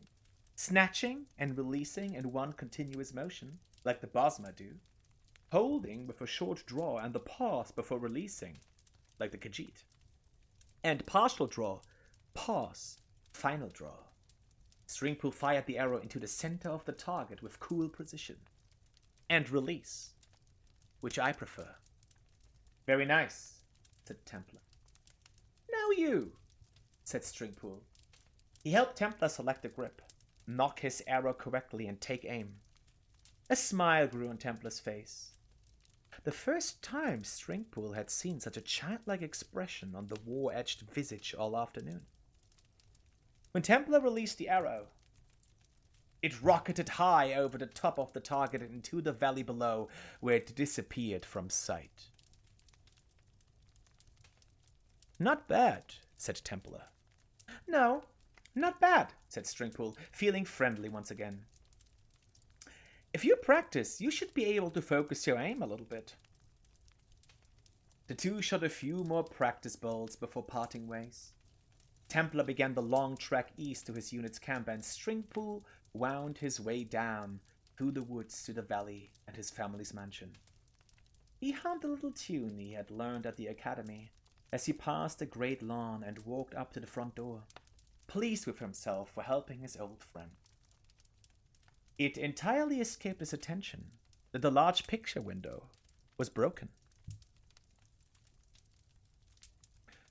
But he noticed right away when he came into the great hall and saw Templar's wild shot bolt sticking in his gold ribbon of merit.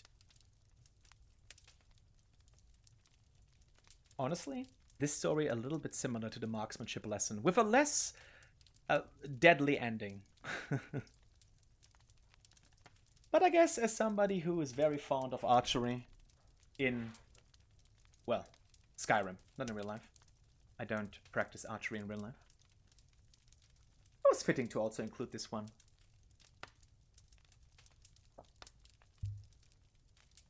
And speaking of arrows,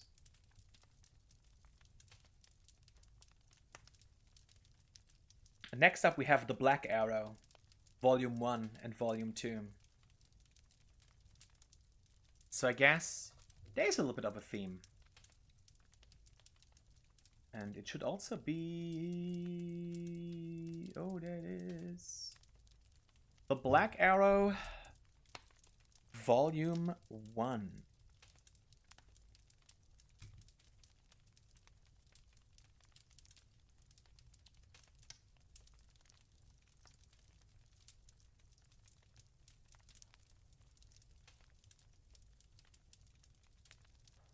It should be fine, right? Yeah, okay. In fact, we have 3 series left. Like 3 multi-volume stories. And in between them, single books and...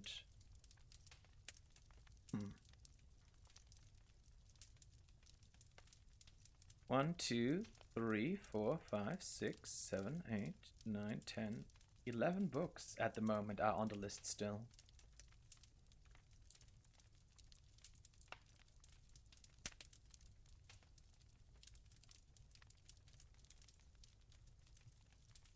Let's see how this goes. Some of those will be longer books. So don't worry, the number actually doesn't really tell us that much. I guess we had Advance in Lockpicking earlier, which was an extremely short book. I think most of the remaining books are on the long side.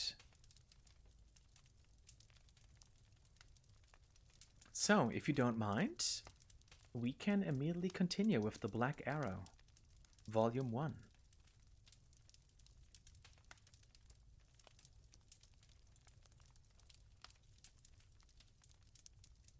Let's go. The Black Arrow, Part 1, it says here, by Gorgic Green.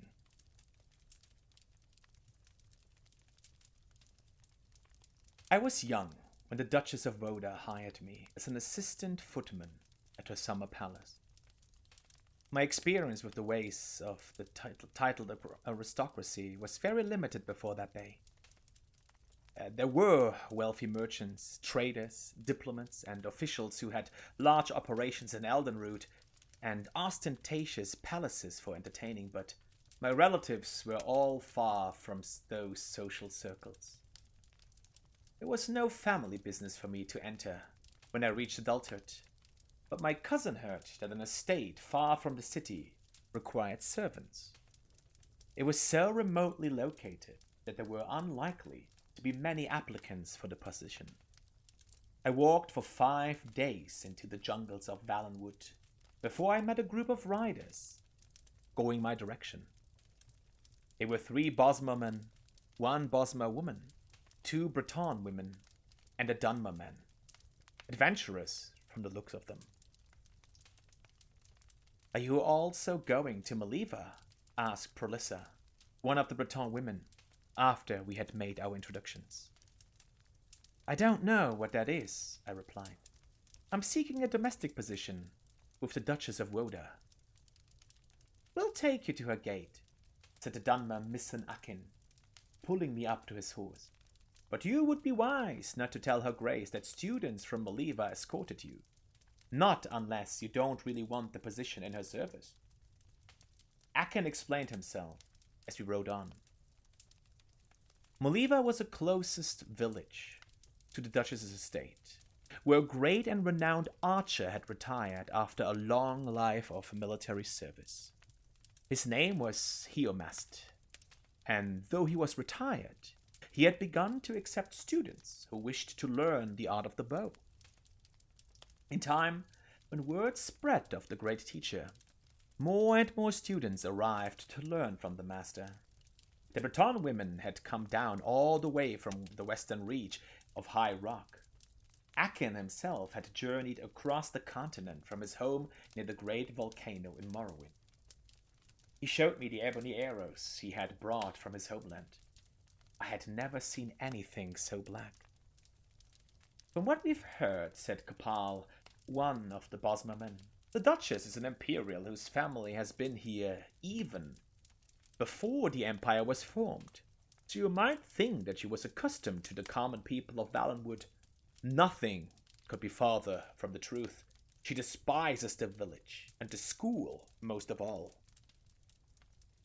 I suppose she wants to control all the traffic in her jungle, laughed Prolissa. I accepted the information with gratitude, and found myself dreading more and more my first meeting with the intolerant Duchess. My first sight of the palace through the trees did nothing to assuage my fears. It was nothing like any building I had ever seen in Valenwood. A vast edifice of stone and iron, with a jagged row of battlements like the jaws of a great beast. Most of the trees near the palace had been hewn away long ago. I could only imagine the scandal that must have caused, and what fear the Bosmer peasants must have had of the Duchy of Woda to have allowed it. In their stead was a wide grey-green moat, circling in a ring around the palace, so it seemed to be on a perfect, if artificial, island. I had seen such sights in tapestries from High Rock and the Imperial Province, but never in my homeland. There'll be a guard at the gate, so we'll leave you here, said Akin, stopping his horse in the road. It'd be best for you if you weren't damned by association with us. I thanked my companions and wished them good luck with their schooling. They rode on, and I followed on foot. In a few minutes' time, I was at the front gate, which I noticed was linked to tall and ornate railings to keep the compound secure. When the gatekeeper understood that I was here to inquire about a domestic position, he allowed me past and signaled to another guard across the open lawn to extend the drawbridge and allow me to cross the moat. There was one last security measure: the front door. An iron monstrosity with the Woda coat of arms across the top, reinforced by more strips of iron and a single golden keyhole. The man standing guard unlocked the door and gave me passage into the huge, gloomy grey stone palace. Her grace greeted me in her drawing room. She was thin and wrinkled like a reptile, cloaked in a simple red gown. It was obvious that she never smiled. Our interview consisted of a single question. Do you know anything about being a junior footman in the employment of an imperial noblewoman? Her voice was like ancient leather. No, your grace. Good. No servant ever understands what needs to be done, and I particularly dislike those who think they do. You're engaged. Life at the palace was joyless, but the position of junior footman was very undemanding. I had nothing to do on most days, except to stay out of the Duchess's sight. At such times, I usually walked 2 miles down the road to Maliva. In some ways, there was nothing special or unusual about the village. There are thousands of identical places in Valenwood. But on the hillside nearby was Master Heomast's Archery Academy, and I would often take my luncheon and watch the practice. Prolissa and Akin would sometimes meet me afterwards, with Akin, the subject of conversation, very seldom strayed far from archery. Though I was very fond of him, I found Prolissa a more enchanting companion, not only because she was pretty for a Breton, but also because she seemed to have interests outside the realm of marksmanship. "There's a circus in High Rock I saw when I was a little girl called the Quill Circus," she said during one of our walks through the woods. "They've been around for as long as anyone can remember. You have to see them if you ever can. They have plays and sideshows and the most amazing acrobats and archers you've ever seen. That's my dream, to join them someday when I'm good enough." "How will you know when you're good enough, Archer?" I asked. She didn't answer, and when I turned, I realized that she had disappeared. I looked around, bewildered, until I heard laughter from the tree above me.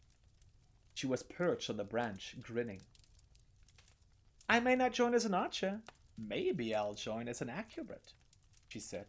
"Or maybe as both. I figured that Valenwood would be the place to go to see what I could learn. You've got all those great teachers to imitate in the trees here. Those ape men." She called up, bracing her left leg before springing forward. On her right, in a second, she had leapt across to a neighboring branch. I found it difficult to keep talking to her. "The Imga, you mean?" I stammered. "Aren't you nervous up at that height?" "It's a cliché, I know," she said, jumping to an even higher branch. "But the secret is not to ever look down." Would you mind coming down?" "I probably should anyhow," she said. She was a good 30 feet up now, balancing herself, arms outstretched, on a very narrow branch. She gestures toward the gate, just barely visible on the other side of the road. "This tree is actually as close as I want to get to your Duchess's palace." I held back a gasp as she dove off the branch, somersaulting until she landed on the ground, knees slightly bent. "That was the trick," she explained, anticipating the blow before it happened. I expressed to her my confidence that she would be a great attraction at the Quill Circus. Of course, I now know that never was to be. On that day, as I recall, I had to return early. It was one of the rare occasions when I had work of a sort to do. Whenever the Duchess had guests, I was to be at the palace. That is not to say that I had any particular duties, except to be seen standing at attention in the dining room. The stewards and maids worked hard to bring in the food and clear the plates afterwards, but the footmen were purely decorative, a formality. But at least I was an audience for the drama to come.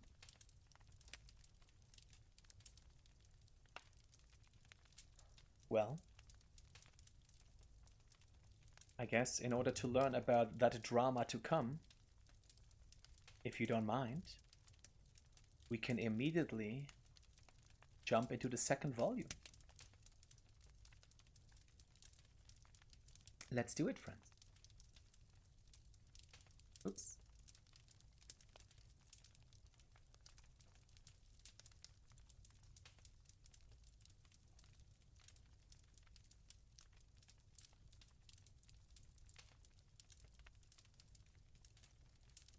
Sorry. Took a sip there real quick. All right. This is The Black Arrow Part 2 by the same author, Gorget Gwyn.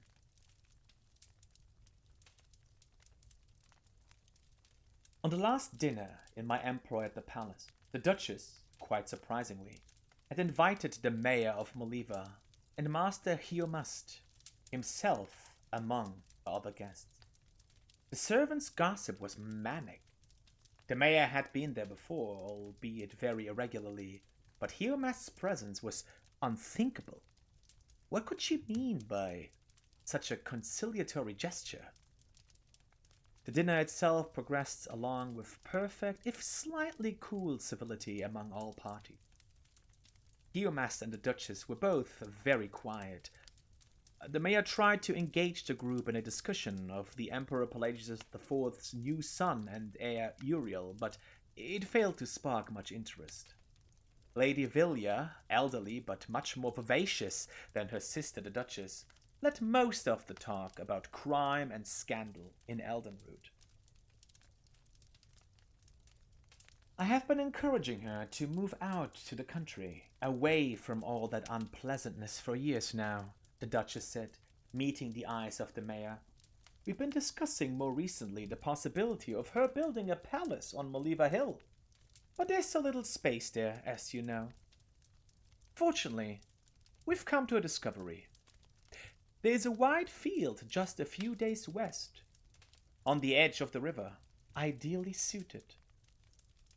It sounds perfect, the mayor smiled and turned to Lady Villia. When will your ladyship begin building?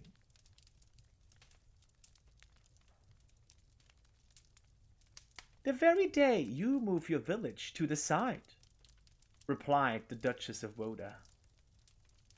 The mayor turned to her to see if she was joking. She obviously was not.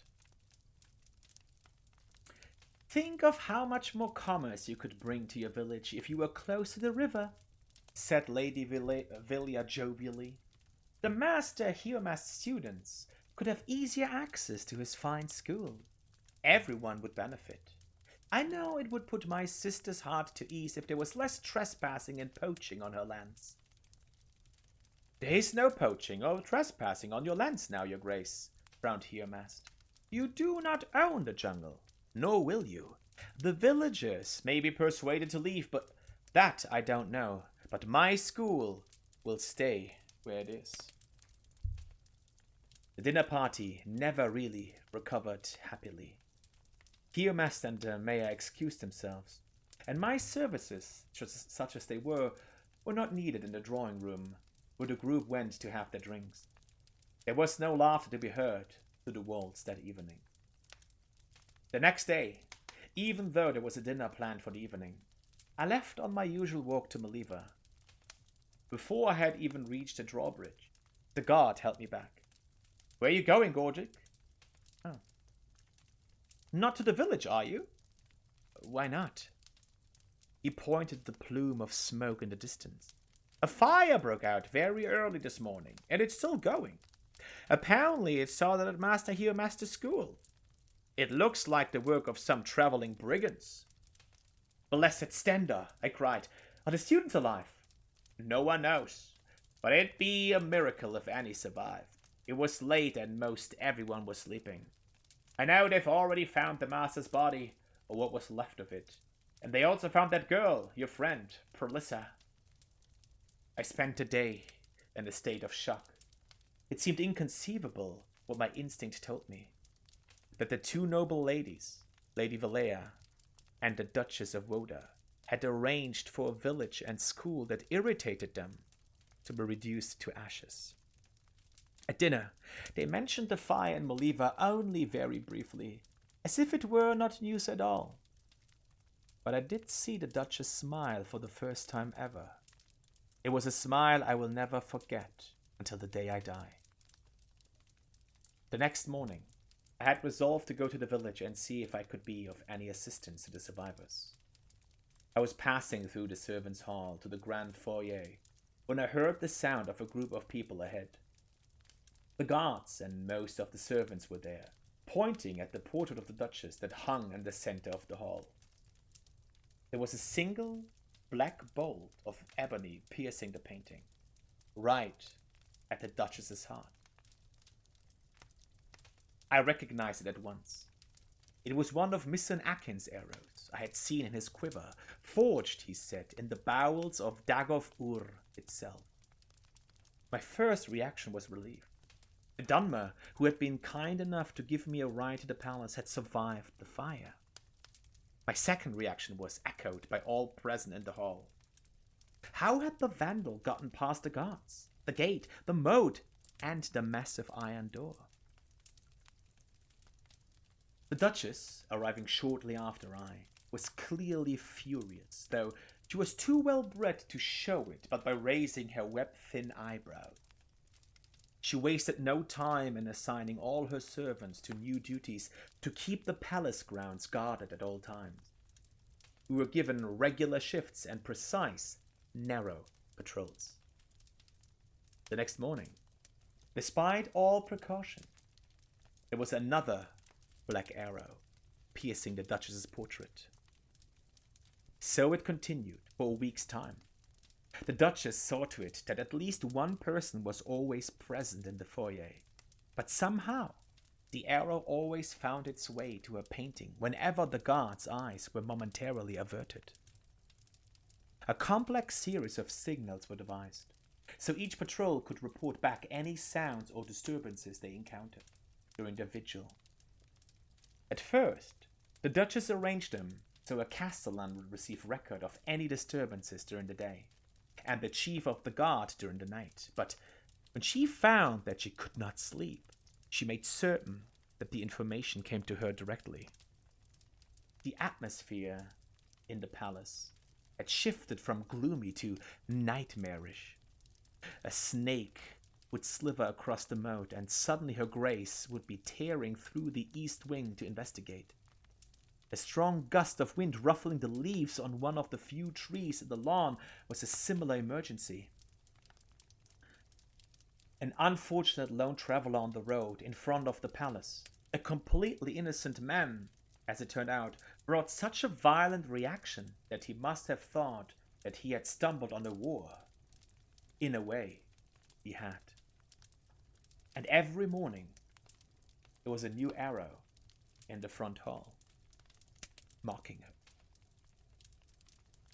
I was given the terrible assignment of guarding the portrait for a few hours in the early morning. Not wanting to be the one to discover the arrow, I seated myself in a chair, opposite, never letting my eyes move away for even a second. I don't know if you've had the experience of watching one object relentlessly, but it has a strange effect. All other senses vanish. That was why I was particularly startled when the Duchess rushed into the room, blurring the gulf for me between the portrait and herself. There's something moving. Oh wait, that's it. There's something moving behind the tree across the road from the gate, she roared, pushing me aside and fumbling with her key in the gold lock. She was shaking with madness and excitement, and the key did not seem to want to go in. I reached out to help her, but the Duchess was already kneeling, her eye to the keyhole to be certain that the key went through. It was precisely in that second that the arrow arrived. But this one never made it as far as the portrait. I actually met Mr. Akin years later, while I was in Morrowind to entertain some nobles. He was impressed that I had risen from being a humble domestic servant to being a bard of some renown. He himself had returned to the Ashlands and, like his old master Heomast, was retired to the simple life of teaching and hunting. I told him that I had heard that Lady Velia had decided not to leave the city, and that the village of Modiva had been rebuilt. He was happy to hear that, but I could not find a way to ask him what I really wanted to know. Felt like a fool just wondering if what I thought were true, that he had been behind Prolissa's tree across the road from the gate every morning that summer, firing an arrow through the gate, across the lawn, across the moat, through the keyhole, and into a portrait of the Duchess of Woda, until he struck the Duchess herself. It was clearly an impossibility. I chose not to ask. As we left one another that day, and he was waving goodbye, he said, "I am pleased to see you doing so well, my friend. I am happy you moved that chair."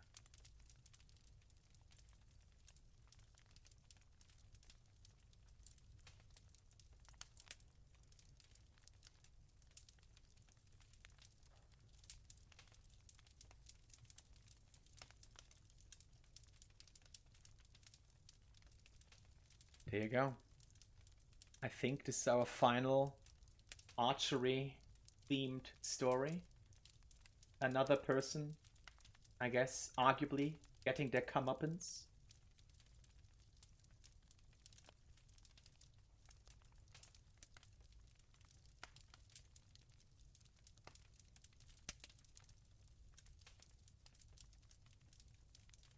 That's actually interesting, though. That's interesting that we have essentially 3 stories in Skyrim that all have the same punchline. An unexpected shot. In one story, nobody got murdered, but a shot that is fired with a very clear intent that is not necessarily immediately obvious. Or at least there's something obfuscated about it. I wonder if these stories are actually... like, if this is a coincidence? Or if there's something deeper to be gleaned here. The in-game authors are different, but I wonder if the person who actually wrote them may be the same, or something like that. That would be interesting to know, but this I obviously don't know.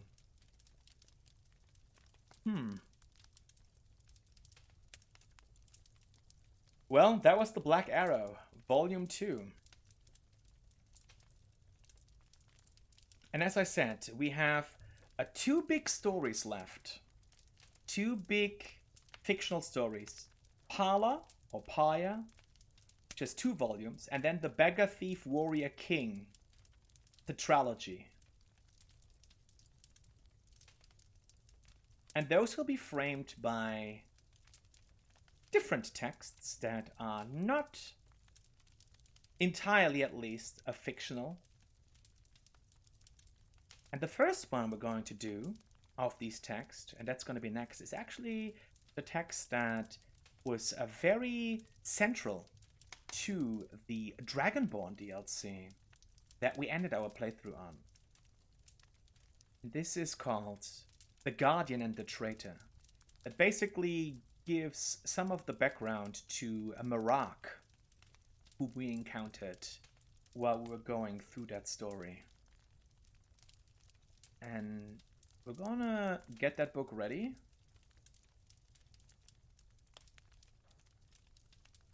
And then we'll take a short break, if that's okay. As I said, there will probably be a few more breaks than usual today.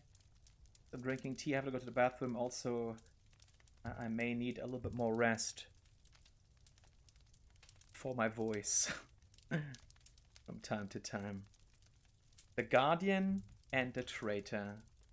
This is going to be book 28 out of 36 after the break. Let me adjust this here. This is probably too long, right? Oh, yeah.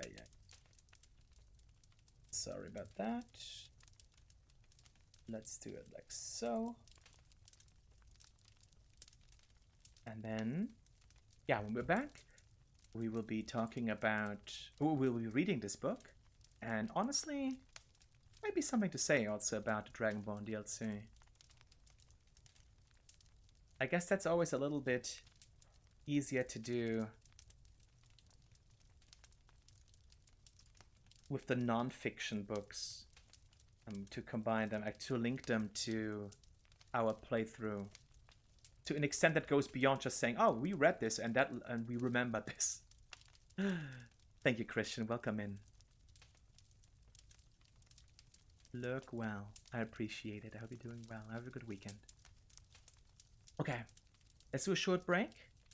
And then The Guardian and the Traitor. And more about the Dragonborn DLC. See you in a bit, friends.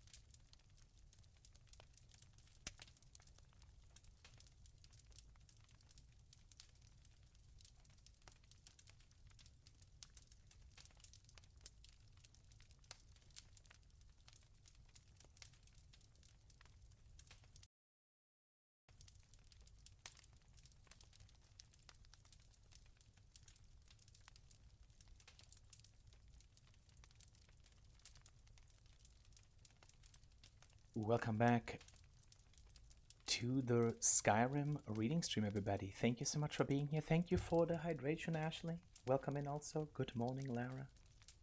Hope you're all doing well. I took a sip there. There was a hiccup just now, I noticed when I sat down. A hiccup with the campfire.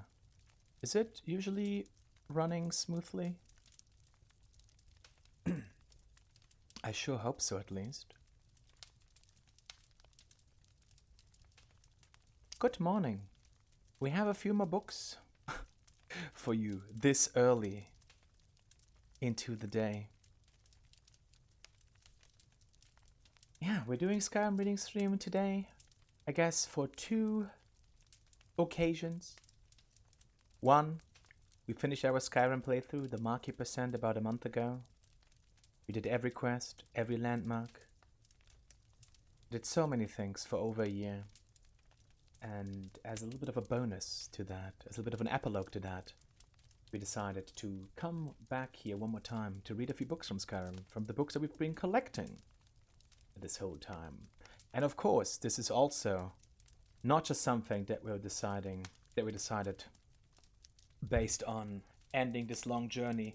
It is also, and it was, I guess, originally an incentive from our anniversary stream last year that we then decided to do as soon as Skyrim would end. And we are now living in a post-Marketplace Skyrim world. So the only thing left for me to do is read a few books. Now, we currently have 9 books left. 9 books on the list, which for the most part will be a little bit on the long side. We could add something, but I don't know if this is completely prudent, because this is quite exhausting to do. Oh my goodness, my voice, it's still there, but I do not know for how much longer. The next book is The Guardian and the Traitor. As I said before, this is actually building. That was the backstory, or is the backstory to the Mirage questline, the Dragon Ball questline, the second DLC. In fact, the part of Skyrim that we ended on, the very last episode, the very last chapter to our Skyrim playthrough. We went to Solstheim, and we did all the quests there, including Dragonborn quest. And we're going to learn a little bit about this now, one more time.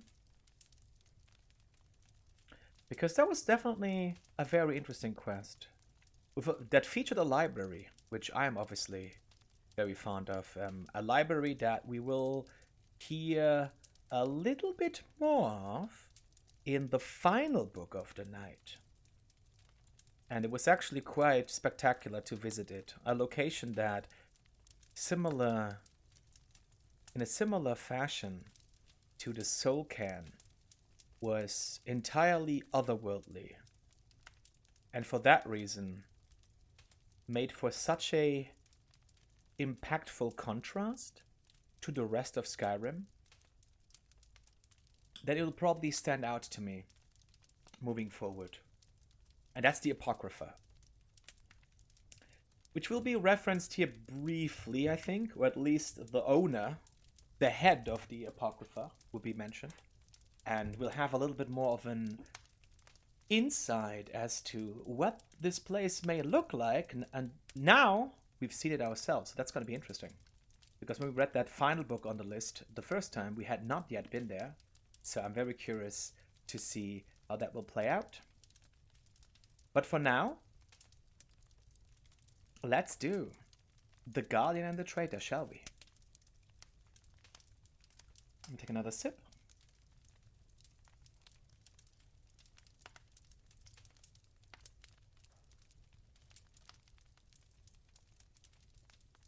And here we go. Guardian and the Traitor by Lucius Gallus, Fellow of the Imperial Library, year 376 of the Third Era. One of the more intriguing legends found on the island of Solstheim is the story of a mythical figure whose name is long forgotten, but whom time remembers as the traitor. Certain that this myth is rooted in history, I set out to learn what I could and perhaps piece together a presumptive account of the events that gave rise to the legend. The tale is remembered best by the shamans of the Skull, that unique tribe of Nords whose culture evolved along an entirely divergent path than that of their brethren in Skyrim. I spoke at length to the shaman of Skull Village, a wise and hospitable man named Brager Wintermoon. He described an age long ago when dragons ruled over the whole world and were worshipped as gods by men. Presiding over this cult of dragon worshippers were the dragon priests, powerful mages who could speak the dragon language and call upon the power of the Thuum, or voice. According to the legend, one such dragon priest was seduced by a dark spirit named Hermamora, an unmistakable analog for the Daedric prince Hermias Mora. Lured by promises of power, this treacherous priest secretly plotted against his dragon master. The traitor's plot was discovered by one of his contemporaries, another dragon priest whom legend named the Guardian. The two fought a mighty battle that lasted for days, each hurling terrible arcane energies and Thuum shouts at the other. So great and terrible were the forces unleashed in this contest that Solstheim was torn apart from the mainland of Skyrim.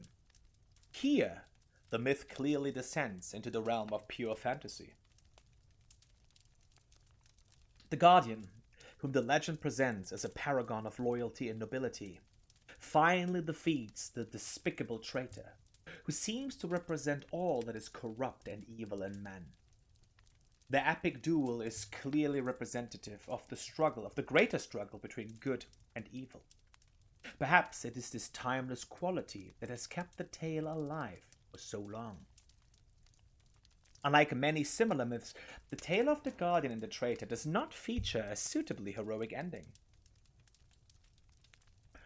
Hermamora snatches the traitor away, just as the Guardian is about to strike the killing blow.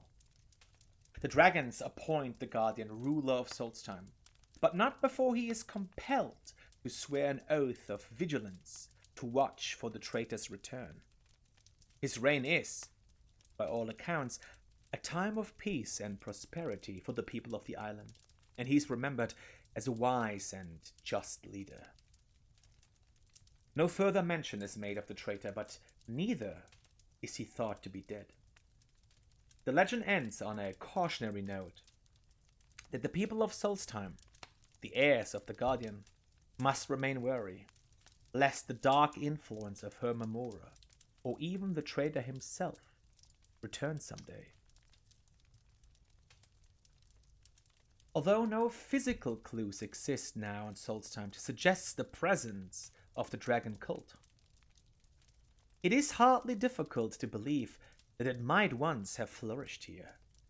Perhaps some hidden tomb still awaits to be discovered that will tell the truth of the tale. There are other tantalizing clues, though perhaps these connections strain the bonds of credibility. For example, is it possible that the Skull deity, the Allmaker, is some distant echo of mighty Alduin, the World Eater of the ancient Nord pantheon? Perhaps not. But one thing is certain. Solstheim's history is riddled with unanswered questions. Perhaps future generations will pull aside the veils of mystery and reveal the truth about the origins of the Skull and the identities of the Guardian and the traitor.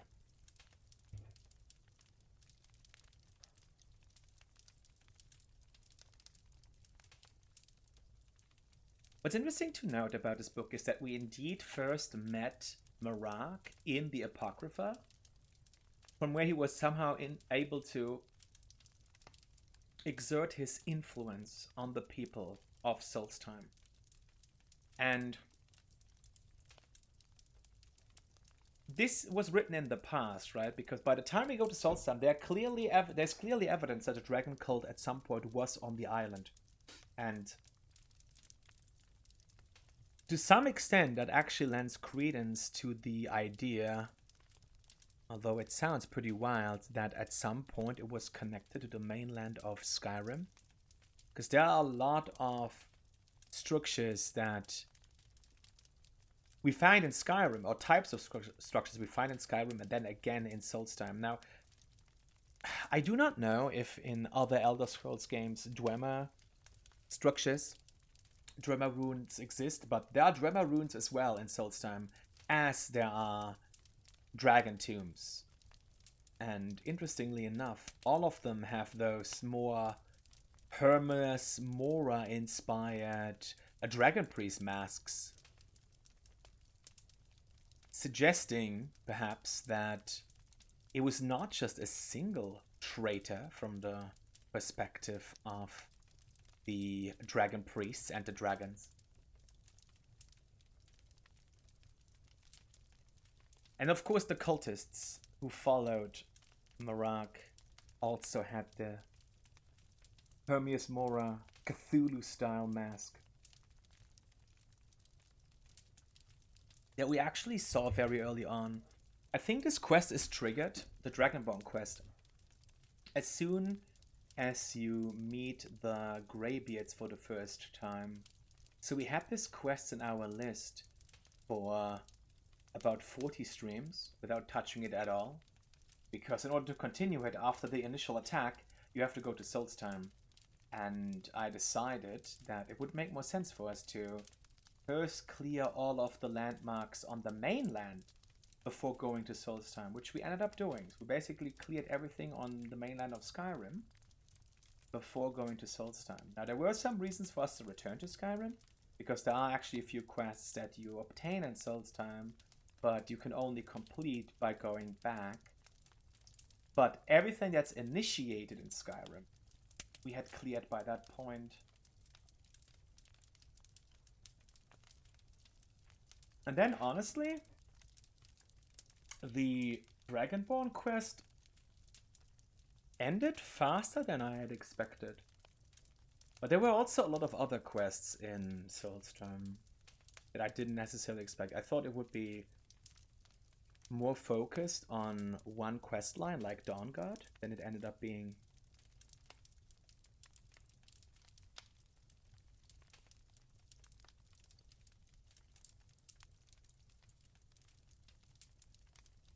And it's interesting that we don't really know anything about the Guardian's identity. We do know about the traitor, who was then in turn betrayed by Hermes Mora in front of our very eyes.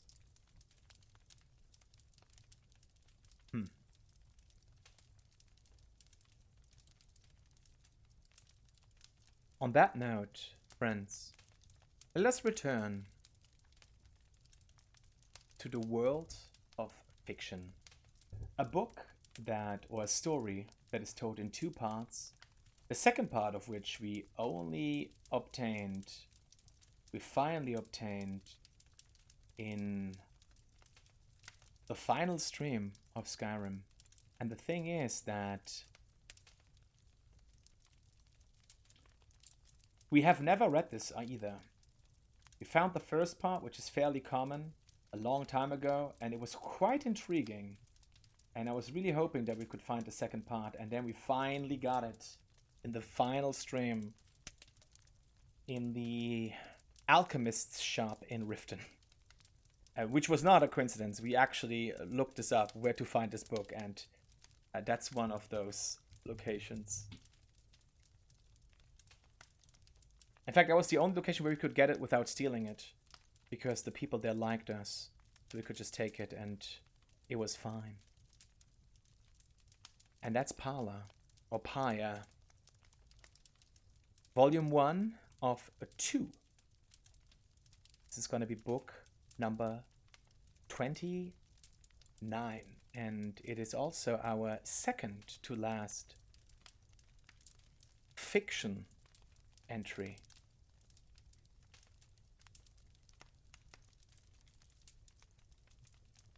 Of the night.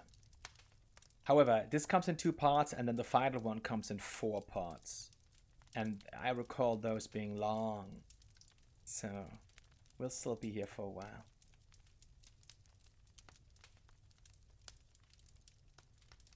It doesn't say stealing. It doesn't say stealing. When it doesn't say stealing in-game, it's not stealing. That's the rule. We skip books that we would have had to steal.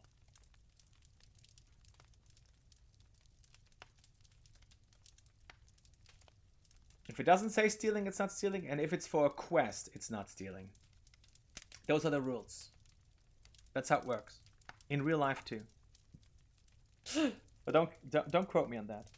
Don't quote me on the real life part.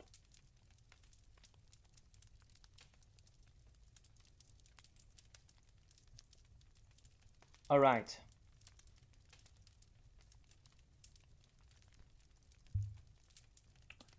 Would you like to get started on this, friends?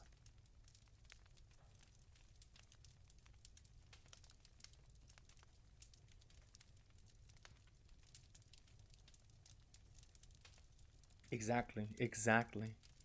This is how it works. As I said, this book we read a very long time ago, fairly early on. Well, relatively speaking, right? We found this. It was quite intriguing, and then we never found the second volume. Even though we found the first volume many, many times. Somehow it seems as if the second volume, book 2, is much more elusive. So let's read what it's all about. Pala, Book 1, by Voin Mirsteed. Pala, okay. Pala.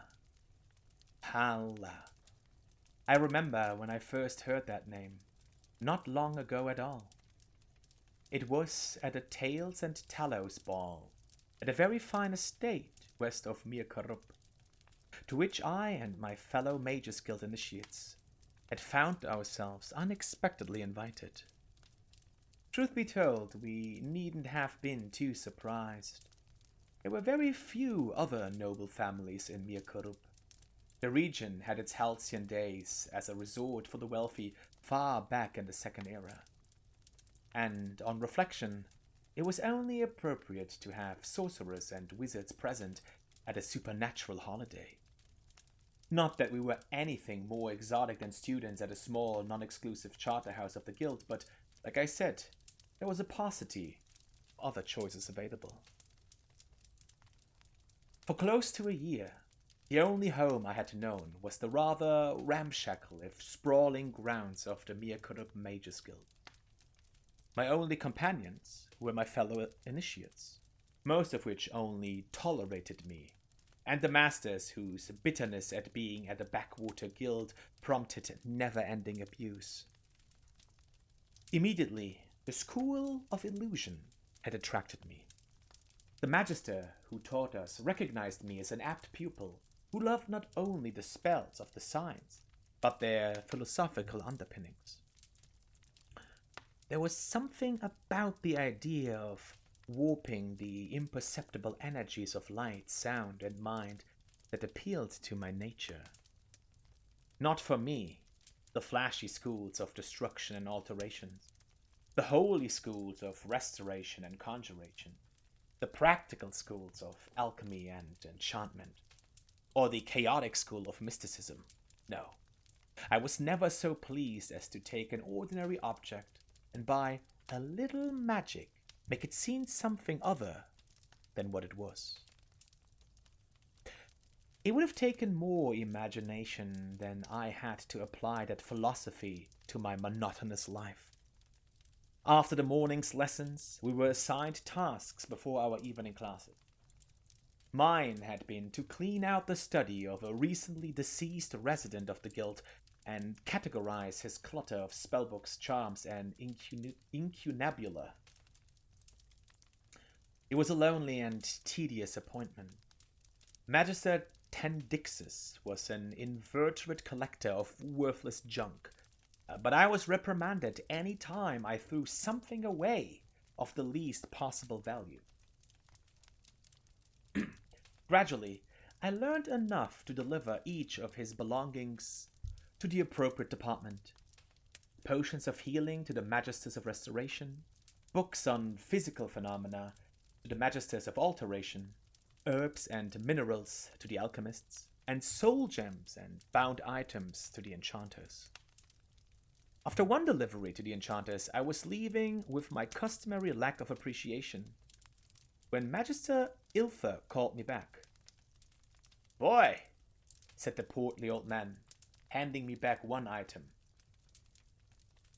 "Destroy this." It was a small black disc covered with runes, with a ring of red-orange gems like bones circling its periphery. "I'm sorry, Magister," I stammered. "I thought it was something you'd be interested in." "Take it to the Great Flame and destroy it," he barked, turning his back on me. "You never brought it here." My interest was piqued, because I knew the only thing that would make him react in such a way. Necromancy. I went back to Magister Tendixus' chamber and poured through his notes, looking for any reference to the disc. Unfortunately, most of the notes had been written in a strange code that I was powerless to decipher. I was so fascinated by the mystery that I nearly arrived late for my evening class in enchantment, taught by Magister Ilther himself. For the next several weeks, I divided my time categorizing the general debris and making my deliveries, and researching the disc. I came to understand that my instinct was correct. The disc was a genuine necromantic artifact. Though I couldn't understand most of the Magister's notes, I determined that he thought it to be a means of resurrecting a loved one from the grave. Sadly, the time came when the chamber had been categorized and cleared, and I was given another assignment, assisting in the stables of the guild's menagerie. At least, finally I was working with some of my fellow initiates, and had the opportunity of meeting the common folk and nobles who came to the guild on various errands. Thus was I employed when we were all invited to the Tales and Tellos ball. If the expected glamour of the evening were not enough, our hostess was reputed to be a young, rich, unmarried orphan from Hammerfell. Only a month or two before had she moved to our desolate, wooded corner of the Imperial Province to reclaim an old family manor house and grounds. The initiates at the guild gossiped like old women about the mysterious young lady's past, what had happened to her parents, why she had left or been driven from her homeland. Her name was Betaniki, and that was all we knew. We wore our robes of initiation with pride as we arrived for the ball. At the enormous marble foyer, a servant announced each of our names as if we were royalty, and we strutted into the midst of the revelers with great puffery. Of course, we were then promptly ignored by one and all. In essence, we were unimportant figures to lend some thickness to the ball. Background characters. The important people pushed through us with perfect politeness. There was old Lady Shadira discussing diplomatic appointments to Balmora with the Duke of Rimfarlin. An orc warlord entertained a giggling princess with tales of rape and pillage. 3 of the guild magisters worried with 3 painfully thin noble spinsters about the haunting of Daggerfall. Intrigues at the imperial and various royal courts were analyzed, gently mocked, fretted over, toasted, dismissed, evaluated, mitigated, admonished, subverted. No one looked our way, even when we were right next to them. It was as if my skill at illusion had somehow rendered us all invisible. I took my flagon out to the terrace. The moons were doubled, equally luminous in the sky and in the enormous reflecting pool that stretched out into the garden. The white marble statuary lining the sides of the pool caught the fiery glow and seemed to burn like torches in the night. The sight was so otherworldly that I was mesmerized by it. And the strange red-god figures immortalized in stone. Our hostess had made her home there so recently that some of the sculptures were still wrapped in sheets that billowed and swayed in the gentle breeze. I don't know how long I stared before I realized I wasn't alone. She was so small and so dark, not only in her skin, but in her clothing, that I nearly took her for a shadow.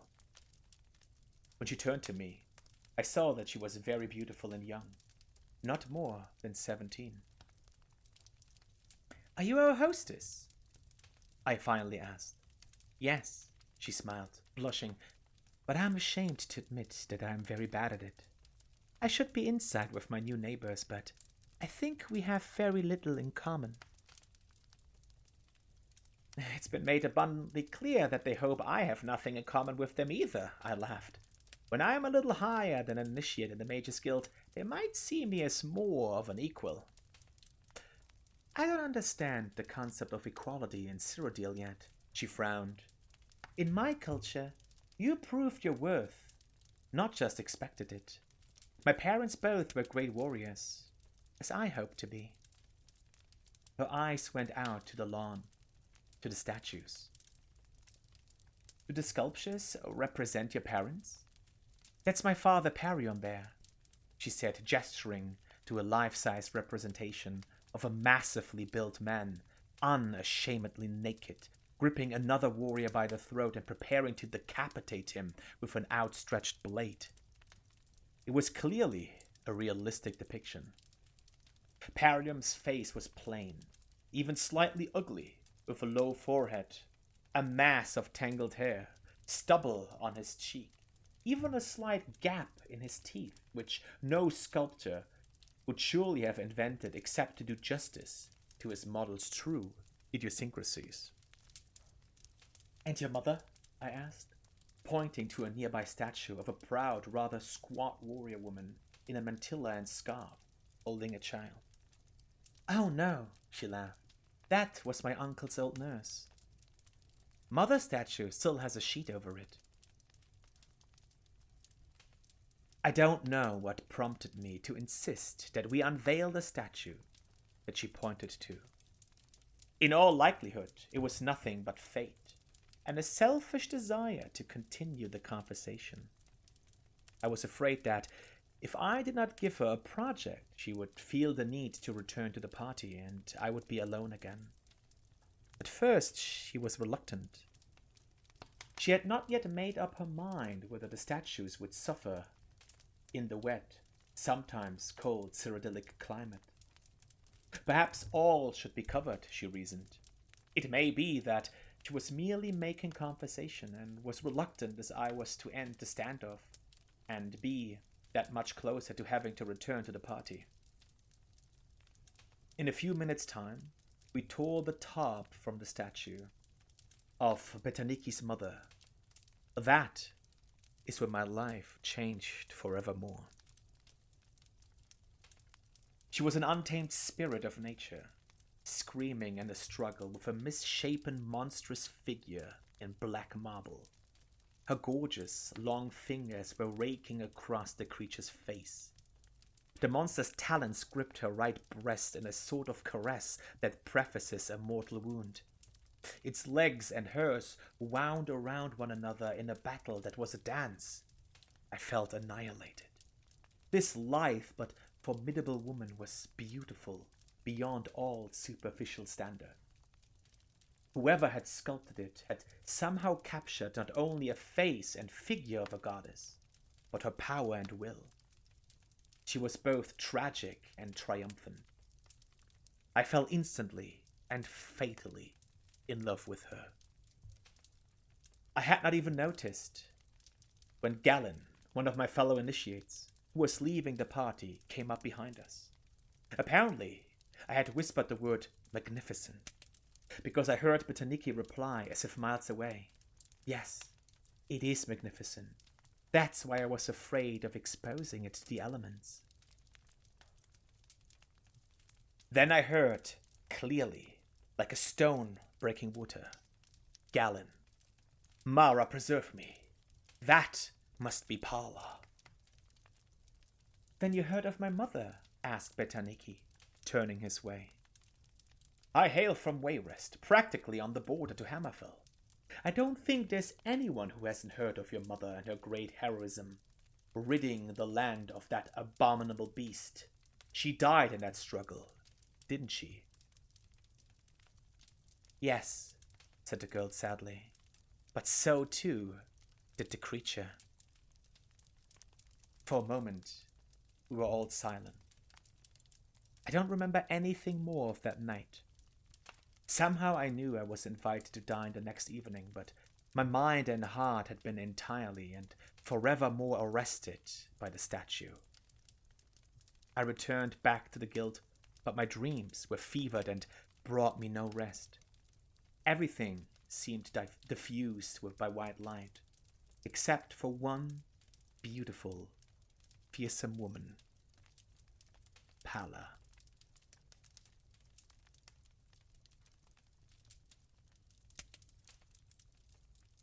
And then we had to wait for the conclusion of the story for months. However, today, we won't have to wait. We can continue the story right away, if you would like. I have absolutely no idea what happens in the second part. We just picked it up and we left it for tonight.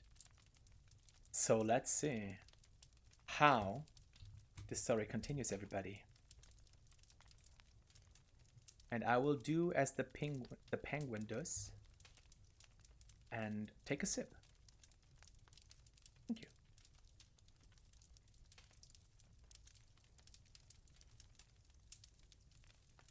This is gonna be book number 30.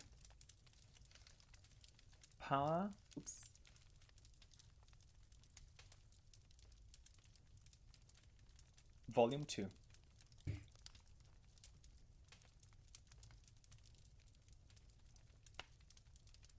Let's see. Okay, actually, let me take another sip. I'm starting to feel my throat, but we'll make it through the list. We'll make it through the list. Maybe taking a few little breaks between books will help. After that, we have 6 more books. 4 of them are part of the same ongoing story.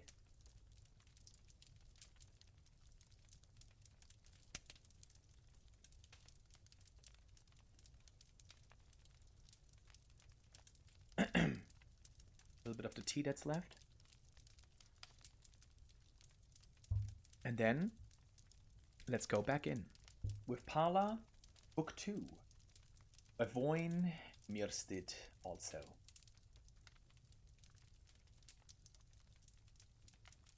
Pala. Pala. The name burnt in my heart. I found myself whispering it in my studies, even when I tried to concentrate on something the Magister was saying.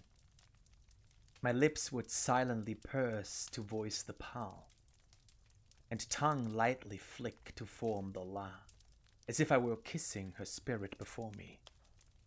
It was madness in every way, except that I knew that it was madness. I knew I was in love. I knew she was a noble Redguard woman, a fierce warrior more beautiful than the stars. I knew her young daughter Betaniki had taken possession of a manor house near the guild, and that she, like me, and that she liked me, sorry, perhaps was even infatuated. I knew Paula had fought a terrible beast and killed it. I knew Paula was dead. As I say, I knew it was madness, and by that, I knew I could not be mad. But I also knew that I must return to Betaniki's palace to see her statue of my beloved Paula engage in that final, horrible, fatal battle with the monster. Return I did, over and over again. Had Betaniki been a different sort of noblewoman, more comfortable with her peers, I would not have had so many opportunities. In her innocence, unaware of my sick obsession, she welcomed my company. We would talk for hours, laughing, and every time we would take a walk to the reflecting pond, where I would always stop, breathless, before the sculpture of her mother. It's a marvelous tradition you have, preserving these figures of your ancestors at their finest moments, I said, feeling her curious eyes on me. And the craftsmanship is without parallel. You wouldn't believe me, laughed the girl. But it was a bit of a scandal when my great-grandfather began the custom. We Redguards hold a great reverence for our families, but we are warriors, not artists. He hired a traveling artist to create the first statues, and everyone admired them until it was revealed that the artist was an elf, an Altmer from the Somerset Isle. Scandal! It was, absolutely, Betaniki nodded seriously. The idea that a pompous, wicked elf's hand had formed these figures of noble Redguard warriors was unthinkable, profane, irreverent, everything bad you can imagine. But my great-grandfather's heart was in the beauty of it.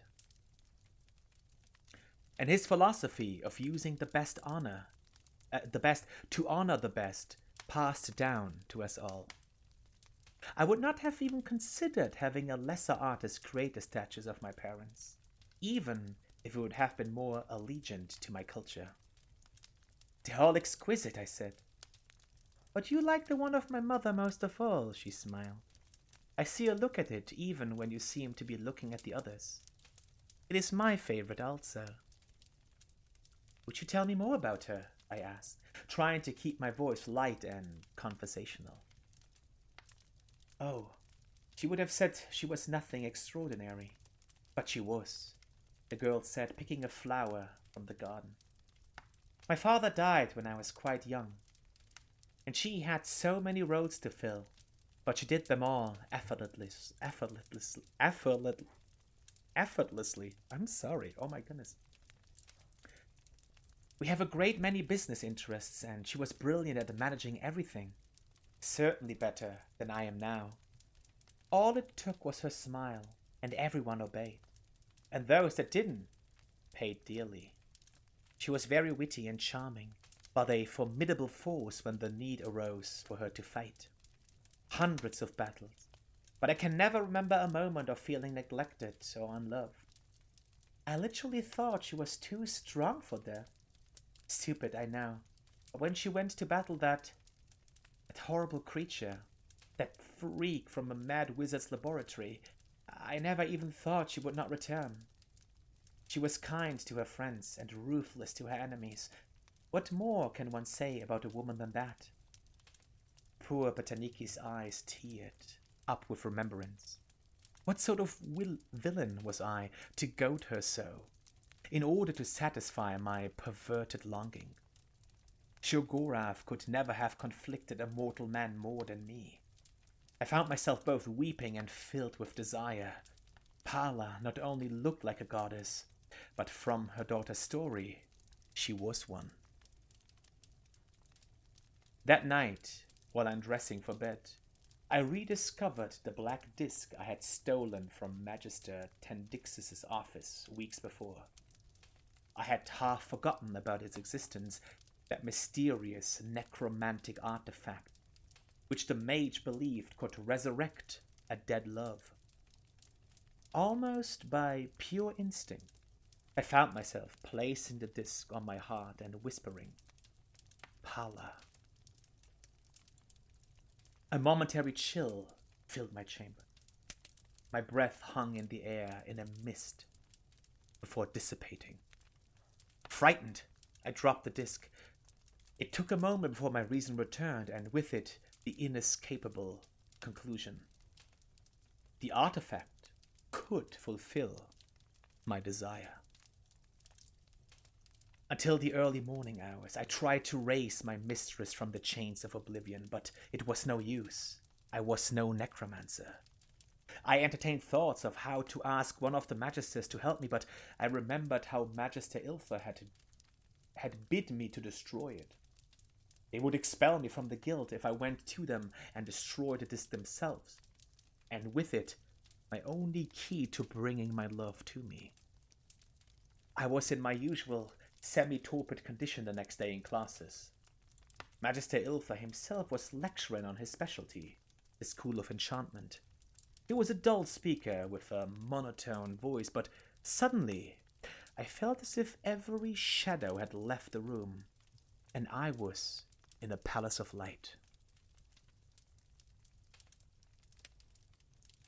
When most persons think of my particular science, they think of the process of invention, the infusing of charms and spells into objects, the creation of a magical blade, perhaps, or a ring. But the skilled enchanter is also a catalyst.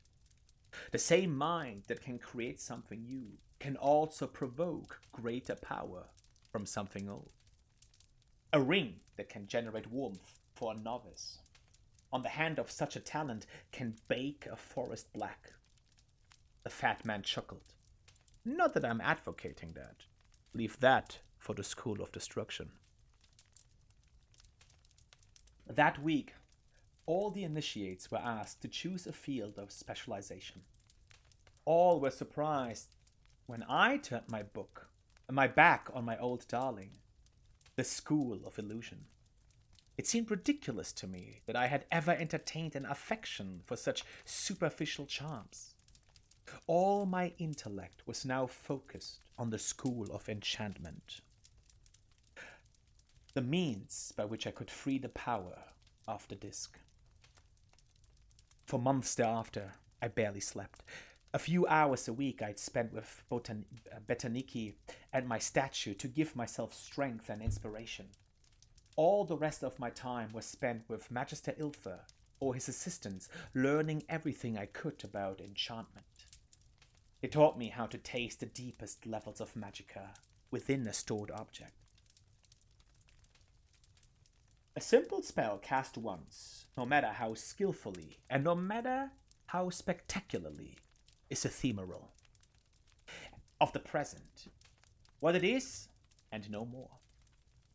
Sighed Magister Iltha.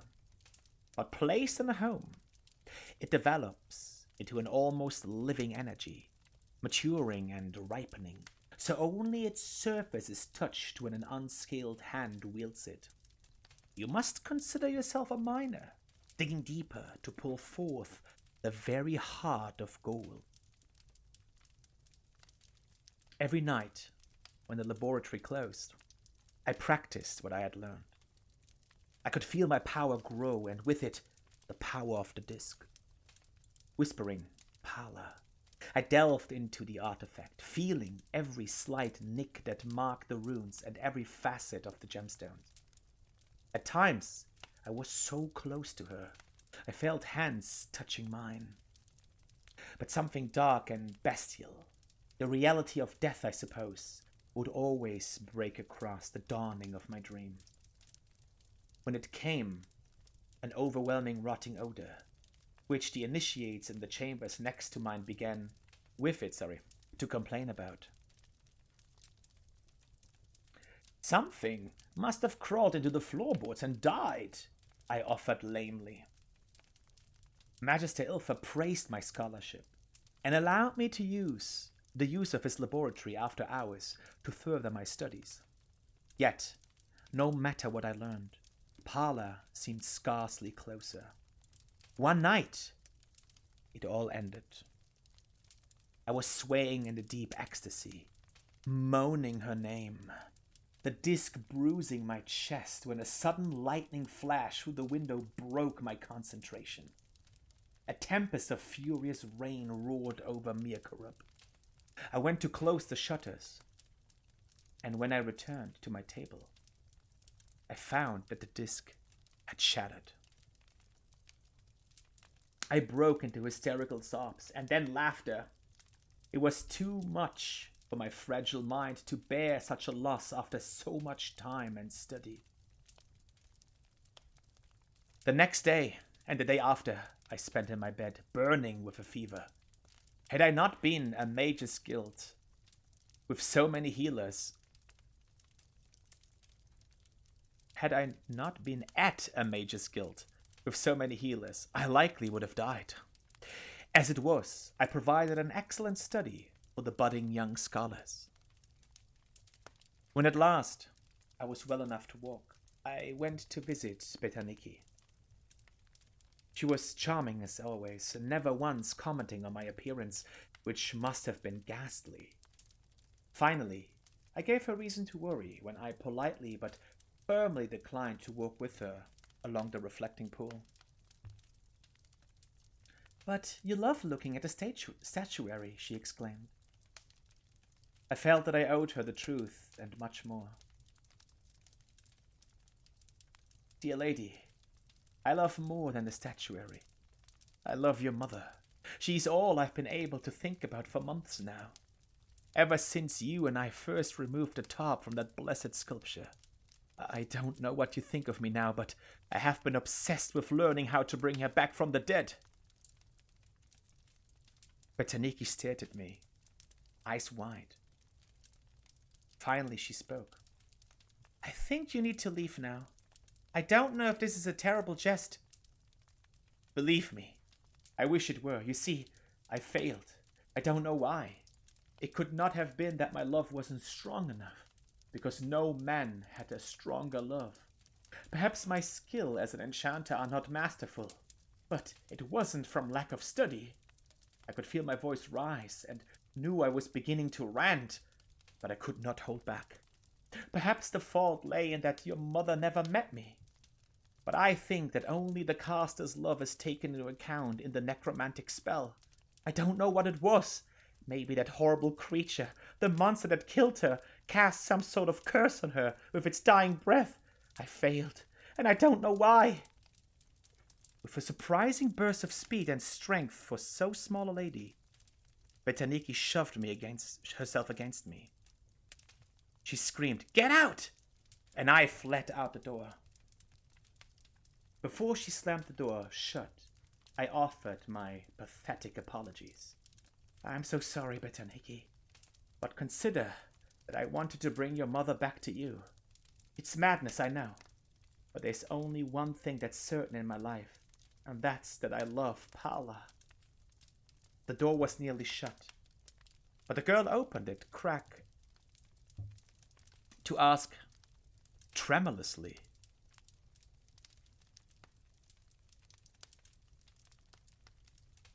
"You love whom?" "Paula," I cried to the gods. "My mother," she whispered angrily, "was named Salis. Paula was the monster." I stared at the closed door for Mara knows how much time, and then began the long walk back to the Mage's Guild. My memory surged through the minutiae, the Tales and Talos night so long ago, when I first beheld the statue, and first heard the name of my love. That Breton initiate Galen had spoken.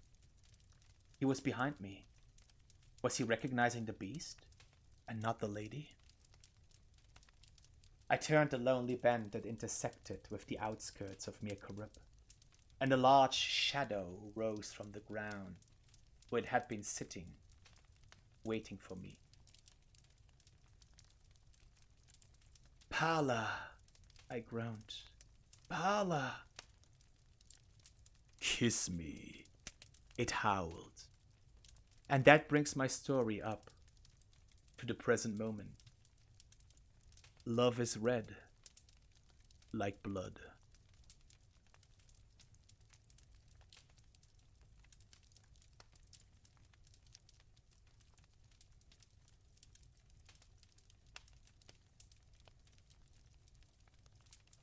That is not the ending I expected, but that was amazing.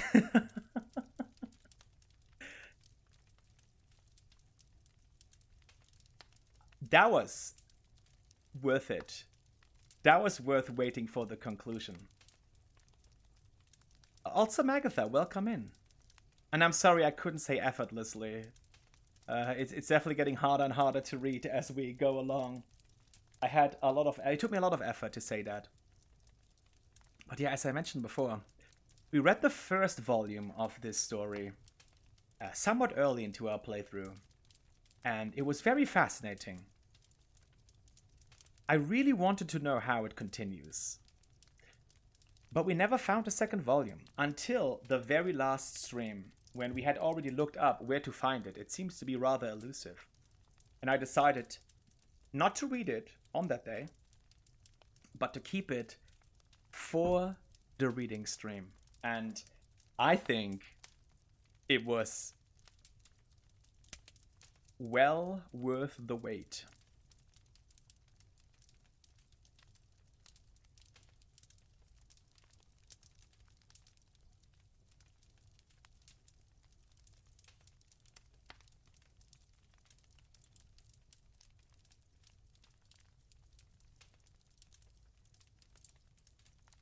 And that brings my story up to the present moment.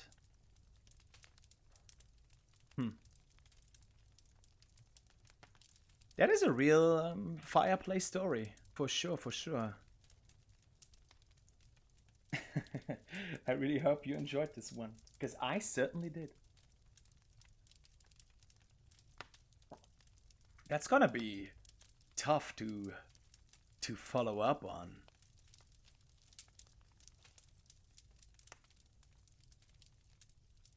We do have a few more books though. I did mention that we have one very long story that is across 4 books. And before that and after that, 2 single volumes that I would like to read.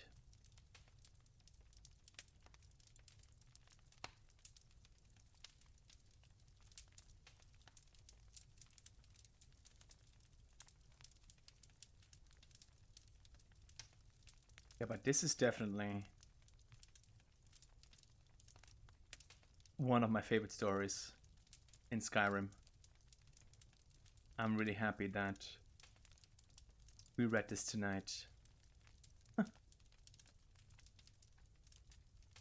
The monster.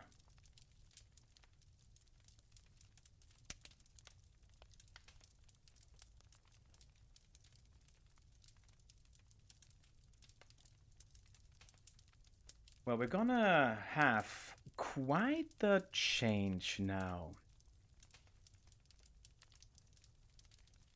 You may recall that very early on, I asked a question about Skyrim. Because for me, the other big open world game that I had played is Breath of the Wild.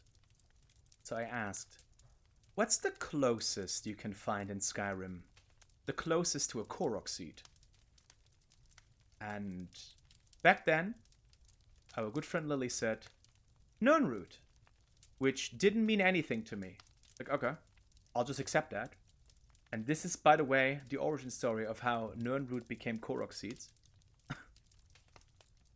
And we were talking earlier about Blackreach already, and I mentioned that when we were in Blackreach, not only did we find a lot of old Dwemer structures and Farmer, but also a special kind of Nirnroot, the Crimson Nirnroot, alongside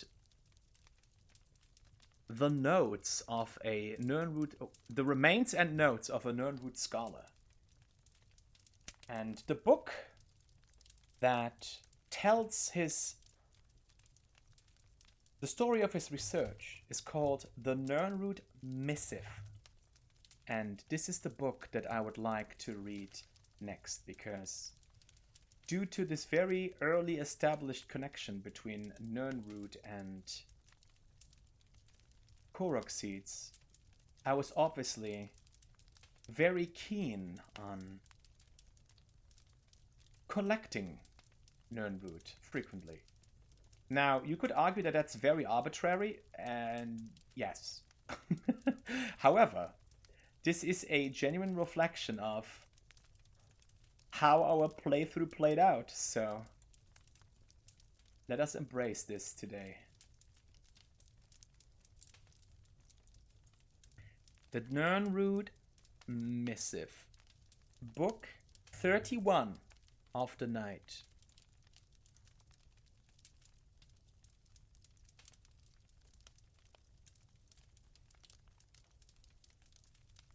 After that, we have 5 more books. 4 of them are one long continuous story. And then the final book, we're gonna spoil yet the final book. The final book is another book that Marky, that we have read before, and that Marky really enjoyed.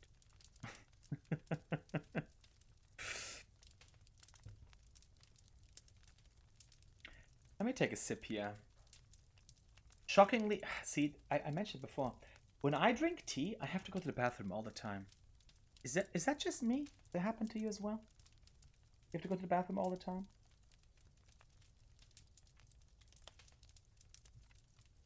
I'm also trying to stay especially hydrated, which is always good, but also tonight to hopefully preserve my voice for the time after the stream, which is still not that close, because there are not that many books left, but those are long books. Those are long books, so it'll take us a while to get through them. You know what? Let's do the Nernwood Missive and take a break after. Oh my goodness. Also, it says Nern-oot. Nern-oot. Oh no. Oh, was there another typo at some point? There you go. The Nern-oot. No, it's the Nernroot. I'm sorry about the typo. I have it here on the list as well, but I fixed it here as well for myself, or later, for posterity, because I like to hold on to this list.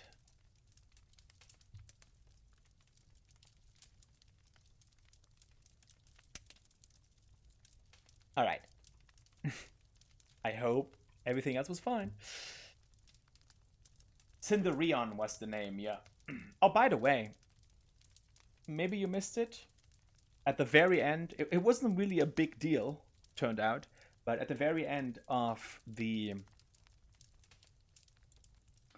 final stream of Skyrim, we actually got married to the Serethi farm owner who wanted to get, to whom we had to bring the Crimson Nernroot for a quest, for the quest.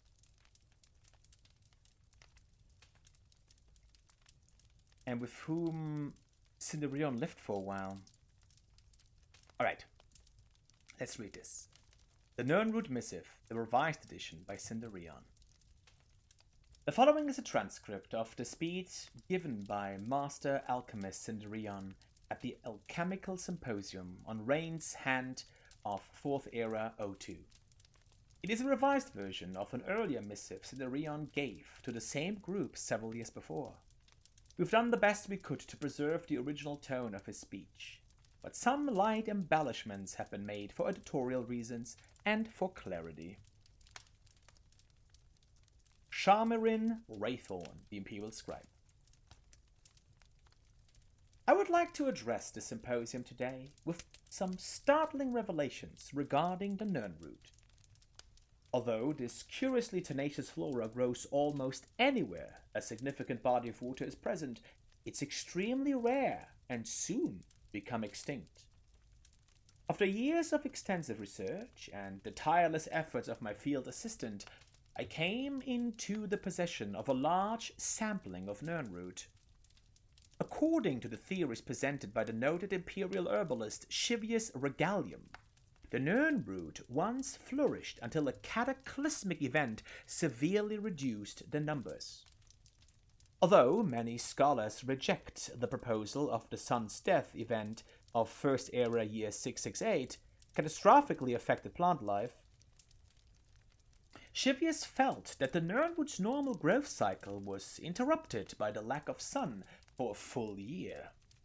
Whereas other plant species tend to find a way, the Nirnroot's mysterious magical nature made it especially susceptible to these climate shifts. While this may or may not be the case, it's certainly true that the recorded sightings of Nirnroot are declining as the years passed. Shivius's notes oddly describe the Nirnroot as emitting a brilliant yellowish glow. Contrary to this fact, the Nirnroot of today has a soft, haunting blue-white glow. Subsequent studies by other scholars have failed to adequately explain this shift in hue. I propose that the Nirnroot sensed its own impending extinction and therefore altered its metabolism in order to survive. One of the most glaring pieces of evidence of my theory is the presence of Nirnroot in subterranean environments, places completely devoid of sunlight. Strangely, Shivius's notes fail to mention even a single instance of a subterrestrial Nirnroot. But how could this be? How could a surface-dwelling plant suddenly begin appearing in new locations radically different from its normal habitat? The answer, my fellow alchemists, is ironically concealed within Shivius's own notes.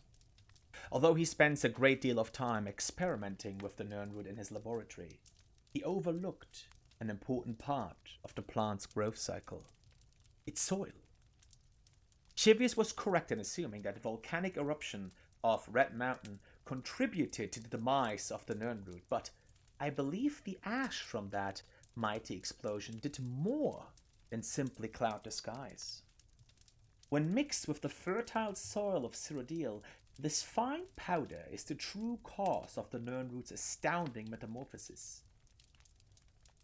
Although little volcanic ash from that dark time remains, I have performed tests on samples sent to me from Vardenfell. Careful scrutiny of the samples revealed that they were rife with ash salt, a highly magical substance. Dunmer native to the Vardenfell region were known to have used ash salt as an ingredient to cure the Blight, an awful disease which decimated their realm hundreds of years ago. This unique property of the ash salt, coupled with the Nirnroot's inherent magic, caused the radical change. In essence, the root healed itself. In summation, it's clear that the Nirnroot was dying and used a byproduct of its destructor to preserve itself. I feel the Nirnroot has accomplished in a relatively short amount of time what it would take other species thousands of years to complete. Whether you subscribe to my theory or not, one thing is certain.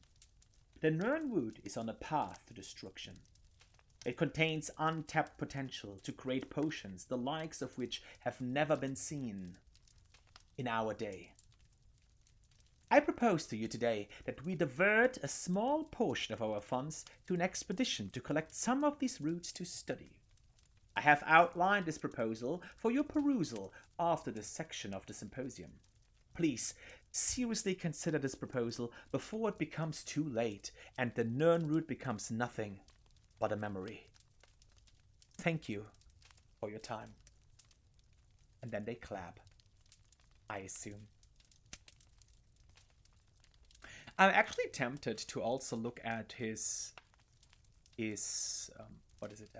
journal, his diary, where he documented the process of actually studying the Crimson Nirnroot also, right? Because this here must have been prior to him finding out about the existence of Crimson Nirnroot. Shall we do a little excursion? A little? Self-published excursion? Oh my goodness, can we find this? This is the self-published strongbox that I did not think would come into play today. I gotta look what it's called though.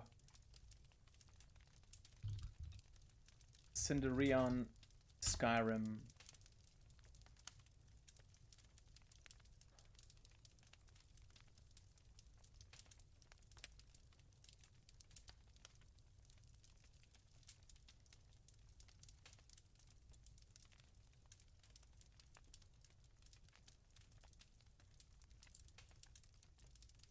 It's called Cinderion's Field Journal. Let's check this out. If you don't mind,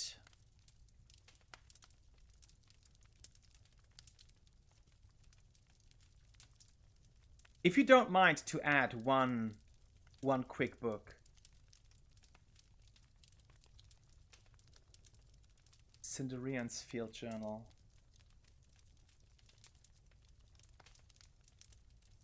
Oh wait, you can actually meet Cinderion in...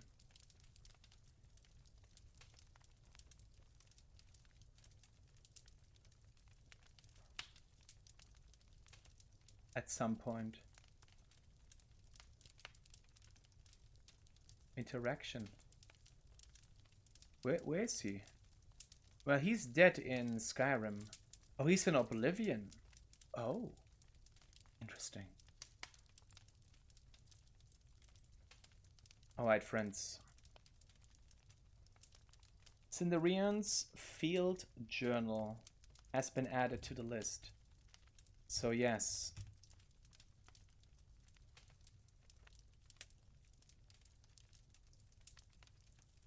I hope it's okay. We will be adding this real quick. Because this, if I recall correctly, actually documents a Crimson Nirnroot as well. That was honestly a highlight for me when we discovered this in... I picked it up, right? That's not what I wanted to do. Oh my goodness.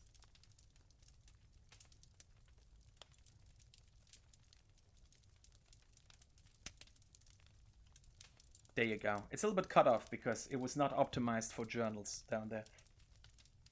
Cinderion's Field Journal. Ooh, it has the horrible font. 4th Era, 58, 2nd Seat, Midas. I've spent a large portion of my life unraveling the mystery of the Nirnroot, and yet I still feel unfulfilled. The trilling sound this strange herb emits seems to taunt me, to push me even harder to discover its secrets. Even after a generous and indomitable traveler became a field collector in my stead, and provided me with 5 score of the Nirnroot, I was only able to muster what I consider a mediocre alchemical creation at best. This only served to strengthen my hunger and whet my appetite for the solution. Sorry, I actually forgot to update this here.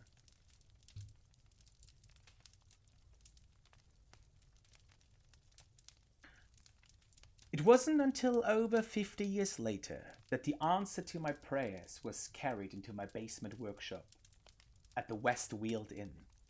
The first thing I heard was the familiar tone, that unmistakable warble unique to the Nirnroot. But when I turned around, my heart leapt, and a chill went down my spine. This was indeed a Nirnroot, but of a variety the likes of which I have never seen. The herb was awash in a spectacular array of red hues, each leaf seemingly emblazoned with innumerable variations of crimson. I couldn't move. I was completely transfixed. Never in my wildest dreams could I have imagined a species of Nirnroot with such a unique property.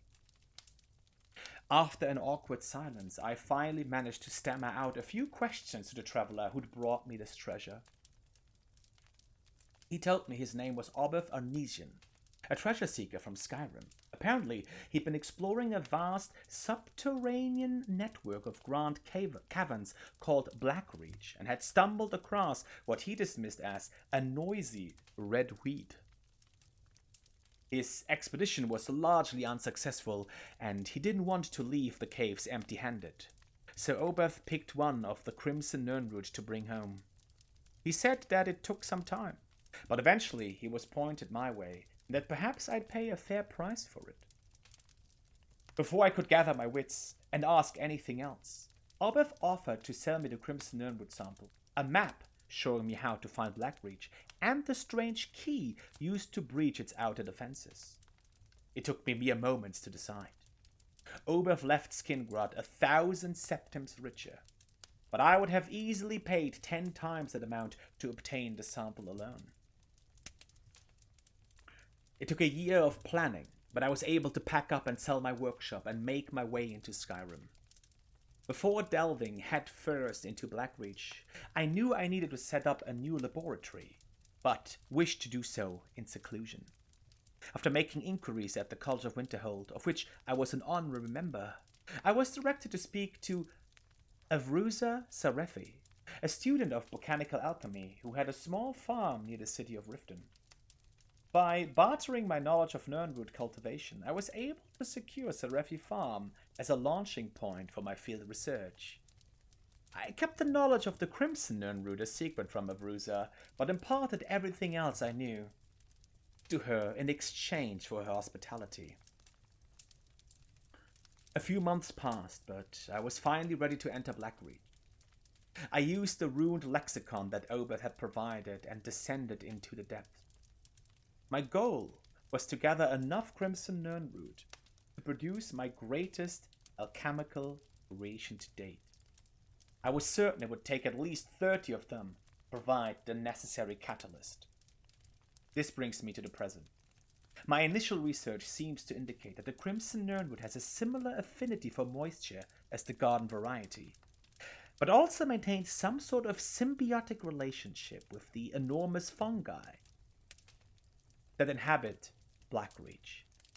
It's my guess that the fungi itself is a source of water, absorbing it from the moist subterranean air like a sponge. This provides the ideal environment for the Nirnroot to grow.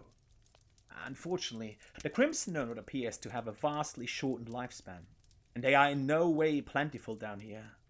Gathering 30 of them will be quite a challenge, but hopefully the denizens of Blackreach will allow me to gather my samples unhindered. Yeah, this is the journal that we actually found, either on his body or near his body, and we in fact had to collect 30 of the Crimson Nirnroots, and I was informed at the time that you could actually permanently miss out on this quest because there is only a finite number you can you can collect. So if you sell too many, or maybe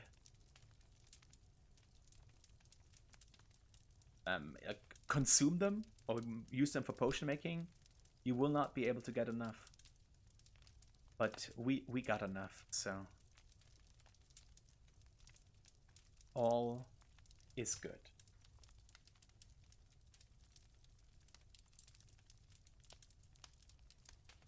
I guess that was a Nirnroot segment now, which leads us to the final work of fiction that we're going to read tonight, which comes in 4 parts that are called Bagger, Thief, Warrior, and King. And before we jump in, we shall take a short break.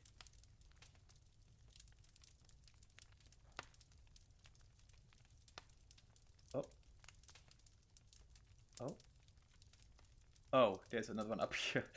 I'm too short. Bagger. Raven wrote these.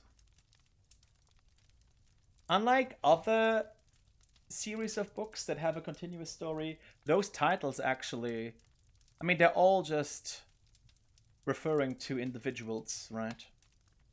In particular roles.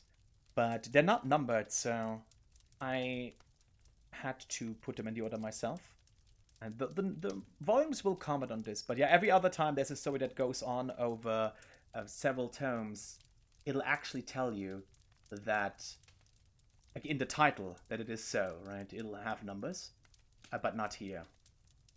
So we'll start with Bagger, go into Thief, then Warrior, and lastly King. And those are pretty long. In fact, we did read one of them. I do not know if it was the first stream or the second stream, very early on. But I think we read Thief. We actually didn't get Bagger. So now, for the first time ever, we will actually go through all 4 volumes back to back.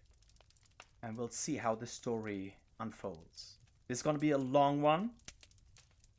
But it is the last work of fiction that we have on the list for tonight. Let me...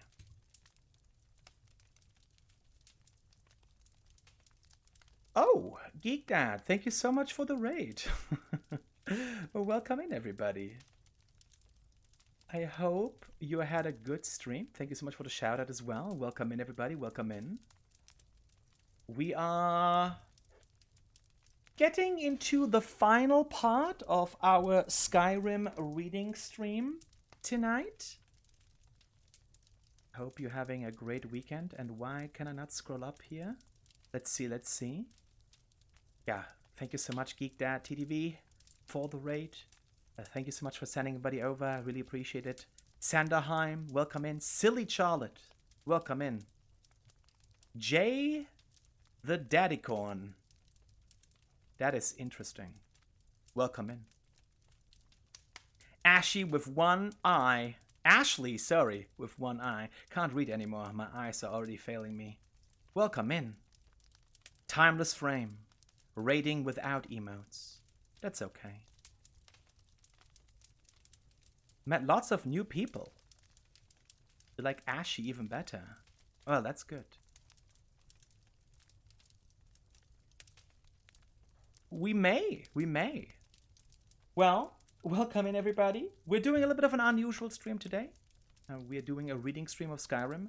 We have so far read 32 books, and my voice is slowly leaving me, but we will push through.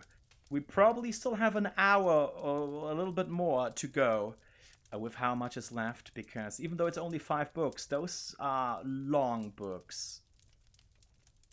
Silly Charlotte, thank you so much for the follow. I appreciate that. Usually, we do variety streams. We focus on full completion and challenge runs. But today, as I said, we're doing the Skyrim reading stream, which we do for 2 reasons, in fact, you could say. One of them is that we, about a month ago, finished a full completion blind playthrough of Skyrim. My very first time playing any Elder Scrolls game. We played it for over a year, trying to do every possible quest and every landmark, and then some other things. We also collected almost every book, which we have in a library here that we are now reading from. And that was also a goal that we had on our list for our anniversary stream last year. So we've been planning to do this. For the end of Skyrim. And now we're finally here.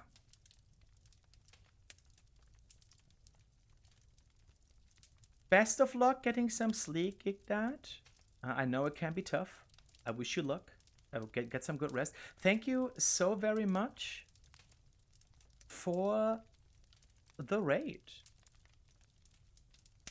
I really appreciate it. And I hope you have a good night. And I hope I'll be able to take good care of everybody you sent over.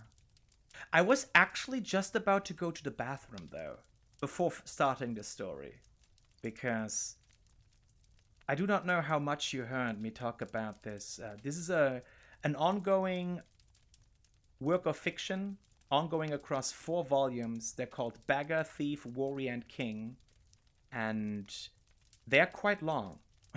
They're quite long, and when we started our Skyrim playthrough, which was actually in November 2022, which is wild to think. We finished January this year.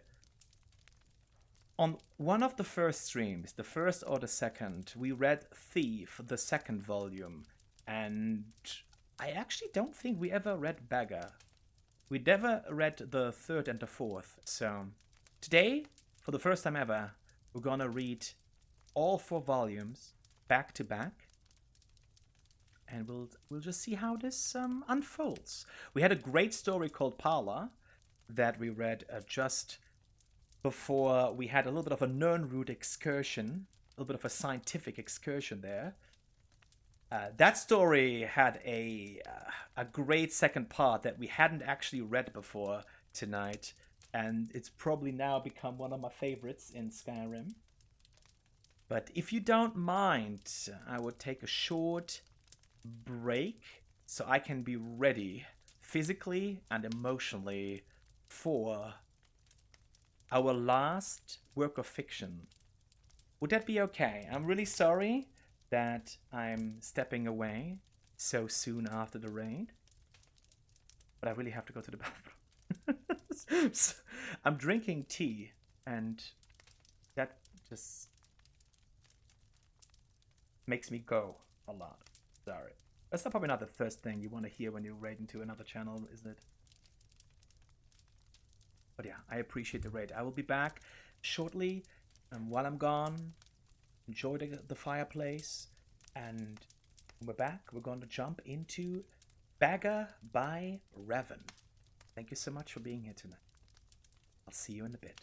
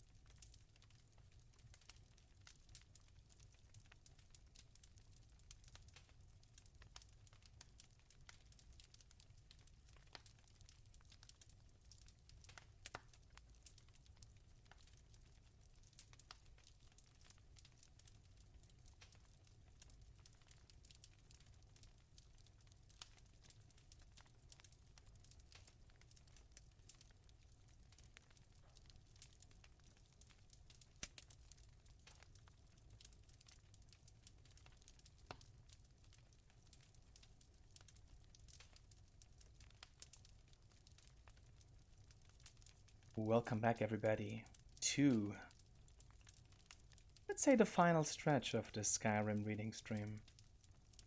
I hope you're doing very well. Thank you so much for being here. And I hope you're ready for a little more of fiction. Yeah, I got some water, and I hope I'll be able to make it now through the rest of it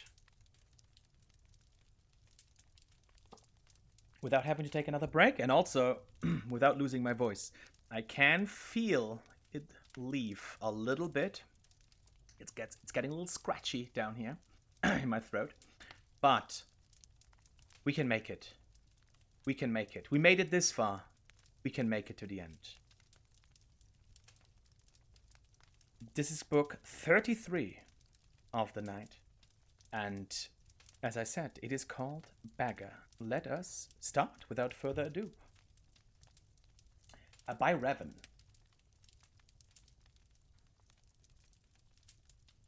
Aslav Errol was the last of the litter of 5 born to the queen of the prosperous Nordic kingdom of Errolgard, Lapir Kopa, and her husband, the king of Errolgard, Idluaf. During pregnancy, the queen had been more than twice as wide as she was tall, and the act of delivery took 3 months and 6 days after it had begun. It is perhaps understandable that the Lapir Kopa elected, upon expelling Aslav to frown, say, "Good riddance," and die. Oh. Like many Nords, Idluaf did not care very much for his wife, and less for his children. His subjects were puzzled, therefore, when he announced that he would follow the ancient tradition of his people of Admora, of following his beloved spouse to the grave. They had not thought they were particularly in love, nor were they aware that such a tradition existed. Still, the simple people were grateful, for the little royal drama alleviated their boredom, which was and is a common problem in the more obscure parts of northern Skyrim, particularly in wintertide. He gathered his household staff and his 5 fat, bawling little heirs in front of him, and divided his estate. To his son Enob, he gave his title. To his son Lernu, he gave his land. To his son Suibut, he gave his fortune. To his daughter Lysifitra, he gave his army. Yudlav's advisors had suggested he keep the inheritance together for the good of the kingdom, but Yudlav did not particularly care for his advisors, or the kingdom for that matter. Upon making his announcement, he drew his dagger across his throat. One of the nurses, who was rather shy, finally decided to speak as the king's life ebbed away. "Your Highness, you forgot your 5th child, little Aslav." "Good," Idluaf groaned. "It is somewhat hard to concentrate with blood gushing from one's throat after all." The king tried in vain to think of something to bequeath, but there was nothing left. Finally, he sputtered, irritably, "Aslav should have taken something then," and died. That the babe, but a few days old, was expected to demand his rightful inheritance was arguably unfair. But so Aslav Errol was given his birthright with his father's dying breath. He would have nothing but what he had taken. Since no one else would have him, the shy nurse, whose name was Druzhba, took the baby home. It was a decrepit little shack, and over the years that followed, it became more and more decrepit. Unable to find work, Druzhba sold all of her furnishings to buy food for little Aslav. By the time he was old enough to walk and talk, she had sold the walls and the roof as well, so they had nothing but a floor to call home. And if you've ever been to Skyrim, you can appreciate that that is scarcely sufficient. Druzhba did not tell Aslav the story of his birth, or that his brothers and sister were leading quite nice lives with their inheritances. For, as we have said, she was rather shy, and found it difficult to broach the subject. She was so painfully shy, in fact, that whenever he asked any questions about where he came from, Druzhba would run away. That was more or less her answer to everything: to flee. In order to communicate with her at all, Aslav learned how to run almost as soon as he could walk. He couldn't keep up with his adopted mother at first, but in time he learned to go toe-heel if he anticipated a short but fast sprint, and heel-toe if it seemed Druzhba was headed for a long-distance marathon flight. He never did all the answers he needed from her, But Aslav did learn how to run. The kingdom of Erolgard had, in the years that Aslav was growing, become quite a grim place. King Enop did not have a treasury, for Suibud had been given that. He did not have any property for income, for Lernu had been given that. He did not have an army to protect the people, for Leisifitra had been given that. Furthermore, as he was but a child, all decisions in the kingdom went through Enop's rather corrupt council. It had become a bureaucratic, exploitative land of high taxes, rampant crime, and regular incursions from neighboring kingdoms. Not a particularly unusual situation for a kingdom of Tamriel, but an unpleasant one nonetheless. The time finally came when the tax collector arrived to Drusba's hovel, such as it was, to collect the only thing he could, the floor. Rather than protest, the poor, shy maid ran away, and Aslav never saw her again. Without a home or a mother, Aslav did not know what to do. He had grown accustomed to the cold open air in Drusba's shack, but he was hungry. "May I have a piece of meat?" he asked the butcher down the street. "I am very hungry." The man had known the boy for years, often spoke to his wife about how sorry he felt for him, growing up in a home with no ceilings or walls. He smiled at Aslav and said, "Go away, or I'll hit you." Aslav hurriedly left the butcher and went to a nearby tavern. The tavern keeper had been a former valet in the king's court and knew that the boy was by right a prince. Many times he had seen the poor ragged lad in the streets and sighed at the way fate had treated him. "May I have something to eat?" Aslav asked this tavern keeper. "I'm very hungry." "You're lucky I don't cook you up and eat you," replied the tavern keeper. Aslav hurriedly left the tavern. For the rest of the day, the boy approached the good citizens of Erolgard, begging for food. One person had thrown something at him, but it turned out to be an inedible rock. As night fell, a raggedy man came up to Aslav and, without saying a word, handed him a piece of fruit and a piece of dried meat. The lad took it, wide-eyed, and as he devoured it, he thanked the man very sweetly. "If I see you begging on the streets tomorrow," the man growled, "I'll kill you myself. There are only so many beggars we of the guild allow in any one town, and you make it one too many. You're ruining business." It was a good thing Aslav Errol knew how to run. He ran all night. Aslav Errol's story is continued in the book Thief. Alright, friends. Here's the thing. I did say earlier when we were reading the Advances in Lockpicking that it would be our only silly book. I did not know that this was a silly book. It's very silly. And I was not ready for it at first. I had to slowly get used to it, adjust to it. But it's probably gonna stay this way. What an interesting way to end our fiction selection of the night. Also, it was not quite as long as I thought. Well, the second volume is Thief. Let's see where Aslav ran.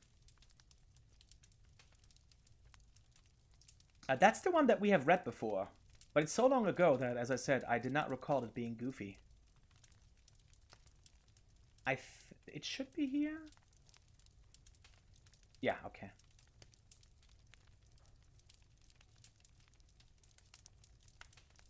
Oh. Actually, no, it's in the additional shelf. Up here.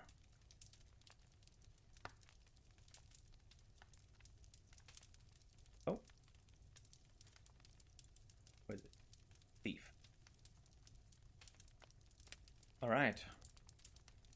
right. Let's continue this. This is called Thief, the second part, by Revan. If the reader has not yet had the pleasure of reading the first volume in this series on the life of Aslav Errol, Bagger, he should close this book immediately, for I shan't recap. Alright, good thing we just read it. I will tell you this much, gentle reader. When we last saw Aslav, he was a boy, an orphan, a failed bagger, running through the wild winter woods of Skyrim, away from his home of Errolgard. He continued running, stopping here and there for many more years until he was a young man. Aslav discovered that among the ways of getting food, asking for it was the most troublesome. Far easier was finding it in the wilderness or taking it from unguarded market stalls. The only thing worse than begging to get food was begging for the opportunity to work for the money to buy it. That seemed needlessly complicated. No. As far as Aslav was concerned, he was best off being a scavenger, a beggar, and a thief. He committed his first act of thievery shortly after leaving Errolgard, while in the southern woods of Tamburka, in the rugged land near Mount Jensen, just east of the village of Horbelt. Aslav was starving, having not eaten anything but a rather scrawny raw squirrel in 4 days, and he smelt meat cooking, and then found the smoke. A band of minstrel bards was making camp. He watched them from the bushes as they cooked and joked and flirted and sang. He could have asked them for some food, but so many others had refused him before. Instead, he rushed out, grabbed a piece of meat from the fire, and winced from the burns, scrambled up the nearest tree to devour it while the bards stood under him and laughed. "What is your next move, thief?" giggled a fair, red-headed woman who was covered with tattoos. "How do you intend to disappear without us catching and punishing you?" As the hunger subsided, Aslav realized she was right. The only way to get out of the tree without falling in their midst was to take the branch down to where it hung over the creek. It was a drop of a cliff of about 50 feet. That seemed like the wisest strategy, so Aslav began crawling in that direction. "You do know how to fall, boy?" called out a young Khajiit, but a few years older than Aslav, thin but muscular, graceful in his slightest movements. "If you don't, you should just climb down here and take what's coming to you. It's idiotic to break your neck when we just give you some bruises and send you on your way." "Of course I know how to fall," Aslav called back, but he didn't.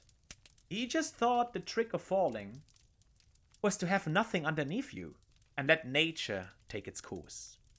But 50 feet up, when you're looking down, is enough to give anyone pause.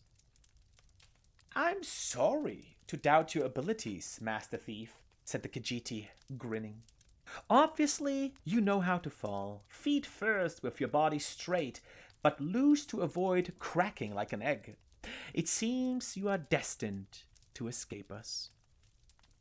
Aslav wisely followed the Khajiit's hint and leapt into the river, falling without much grace, but without hurting himself.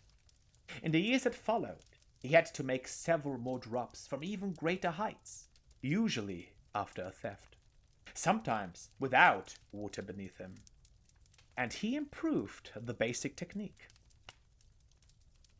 When he arrived in the western town of Jallenheim, on the morning of his 21st birthday, it didn't take him long to find out who was the richest person, most deserving of being burgled. An impregnable palace in a park near the center of town was owned by a mysterious young man named Soybud. Aslav wasted no time in finding the palace and watching it.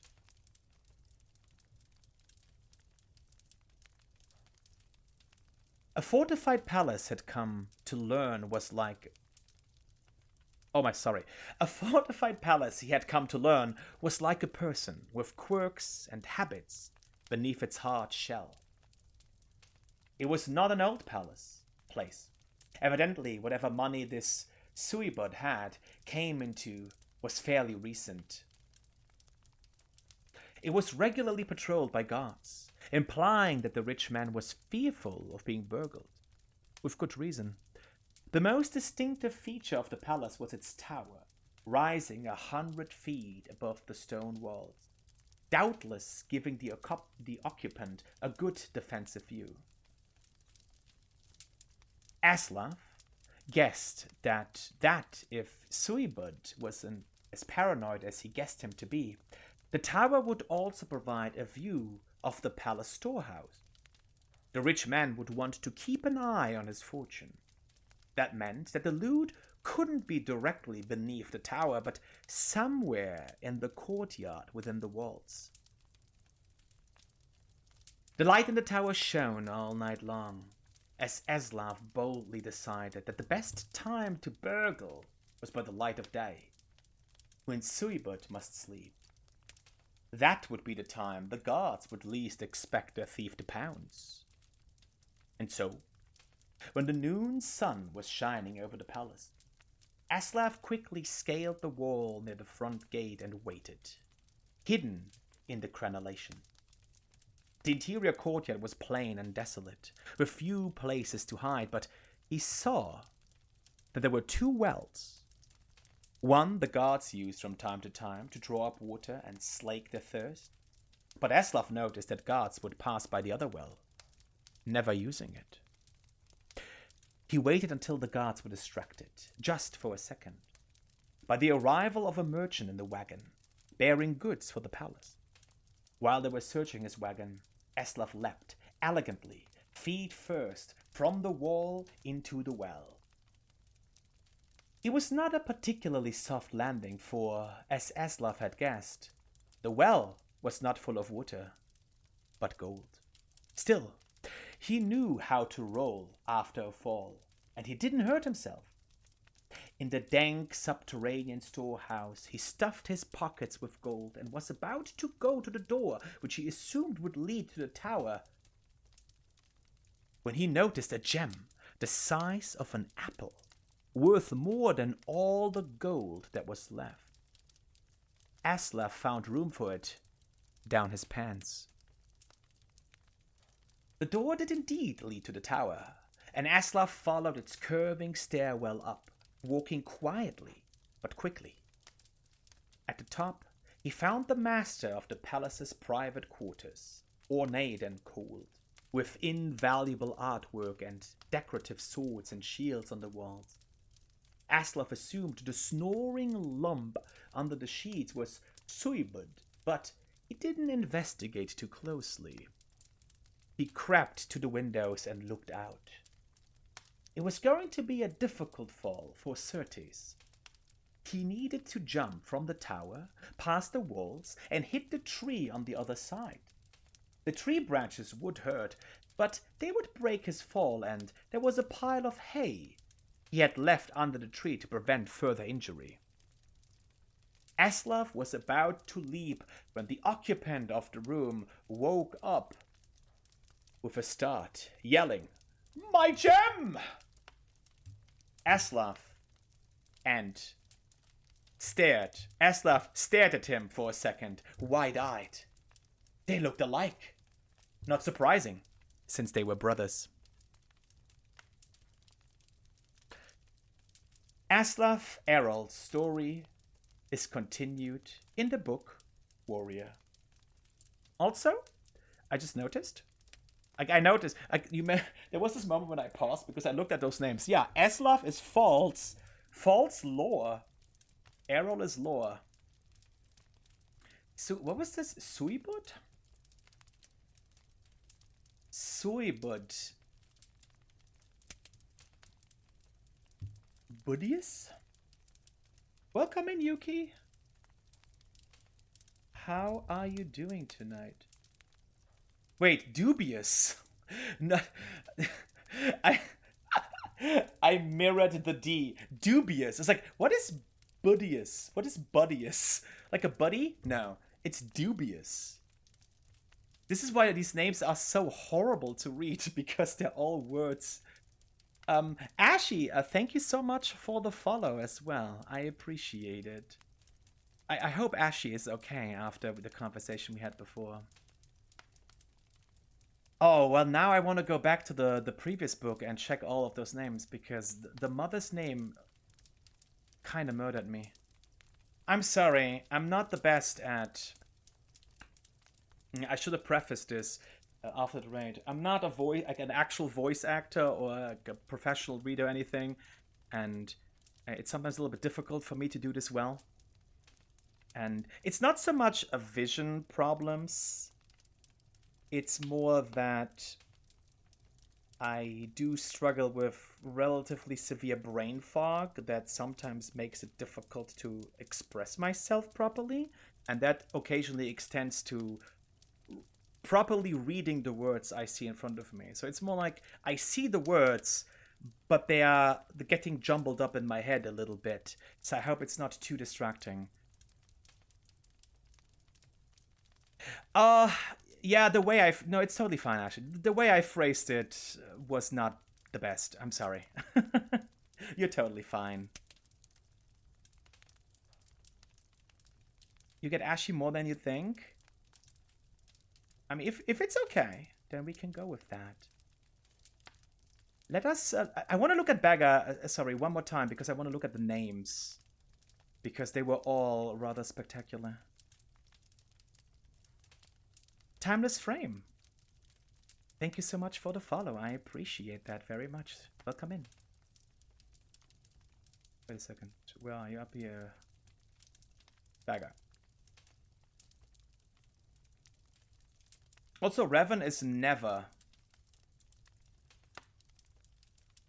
Which is interesting. Apocryphal. Draglore. Apocryphal is the queen. Faulty is the king. Idluath, faulty. And then we have, where were the kids mentioned? Okay, the first son. Unreal. He gets the title. Dubious gets the fortune. Artificial gets the army. Wasn't there a fourth person? Did I miss one? Oh, sorry. Unreal is the one who gets the land. The title goes to Phony.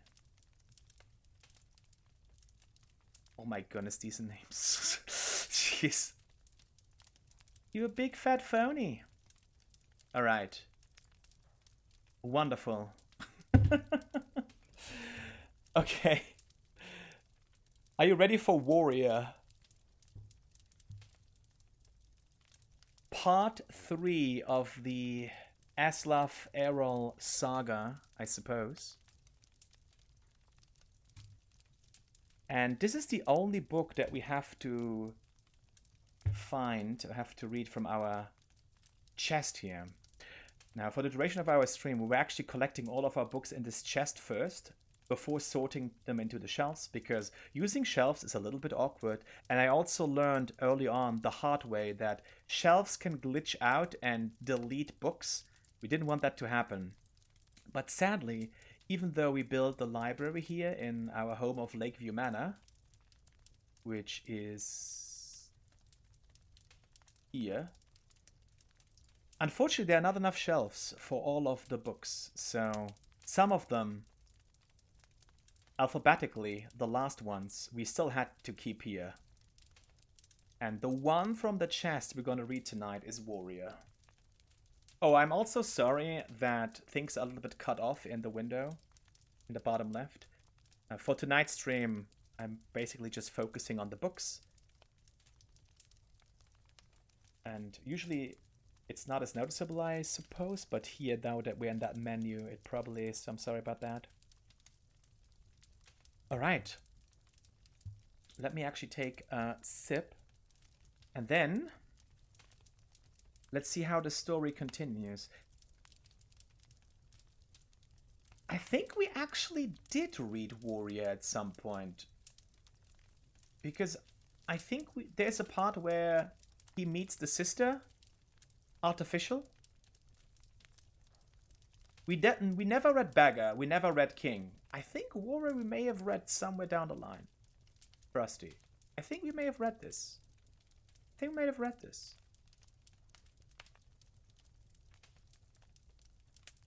Alright, let's see. Okay, I drank. Let us continue. This is called Warrior by Revan. This is the third book in a 4-book series. If you have not read the first 2 books, Beggar and Thief, you would be well advised to do so.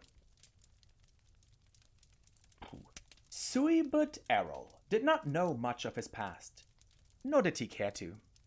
As a child, he had lived in Errolgard, but the kingdom was very poor and taxes were, as a result, very high.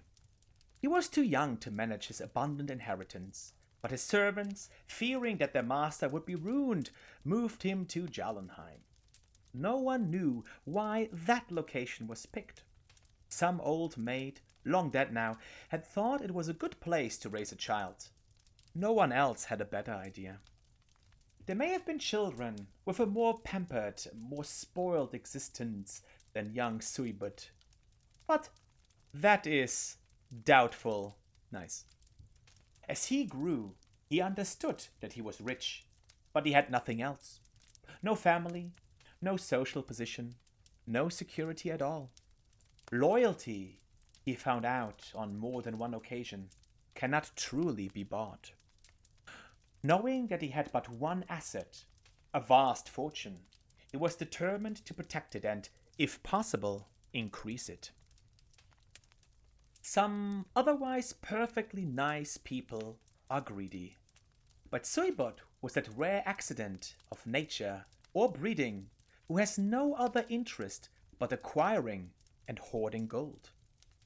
He was willing to do anything to increase his fortune.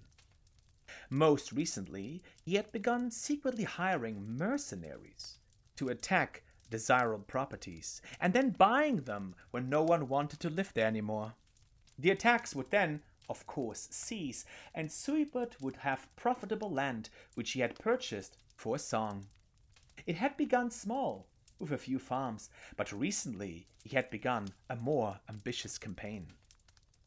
In north-central Skyrim, there was an area called the Alto, which is of unique geographical interest. It is a dormant volcanic valley, surrounded on all sides by glaciers. So the earth is hot from the volcano, but the constant water drizzle and air is frigid. A grape called Jazbay grows there comfortably, and everywhere else in Tamriel it withers and dies. The strange vineyard is privately owned, and the wine produced from it is thus rare and extremely expensive. It is said that the emperor needs the permission of the Imperial Council to have a glass of it once a year. In order to harass the owner of the Alto into selling his land cheap, Suibut had to hire more than a few mercenaries. He had to hire the finest private army in Skyrim. Suibut did not like spending money, but he had agreed to pay the general of the army, a woman called Lysifitra, a gem the size of an apple. He had not yet given it to her. Payment was to be delivered on the success of the mission. But he had trouble sleeping, knowing that he was going to be giving up such a price. He always slept during the day, so he could watch his storehouse by night, when he knew thieves were about. That brings us to this moment when, after a fitful sleep, Suibot woke up at about noon and surprised a thief in his bedroom. The thief was Aslaf. Aslaf had been contemplating a leap from the window, 100 feet down, into the branches of a tree beyond the walls of the fortified palace, and a tumble into a stack of hay. Anyone who has ever attempted such a feat will testify that it takes some concentration and nerve to do such a thing. When he saw that the rich man sleeping in the room had awakened, both left him, and Aslaf slipped behind a tall ornamental shield and on display to wait for Suibot to go back to sleep.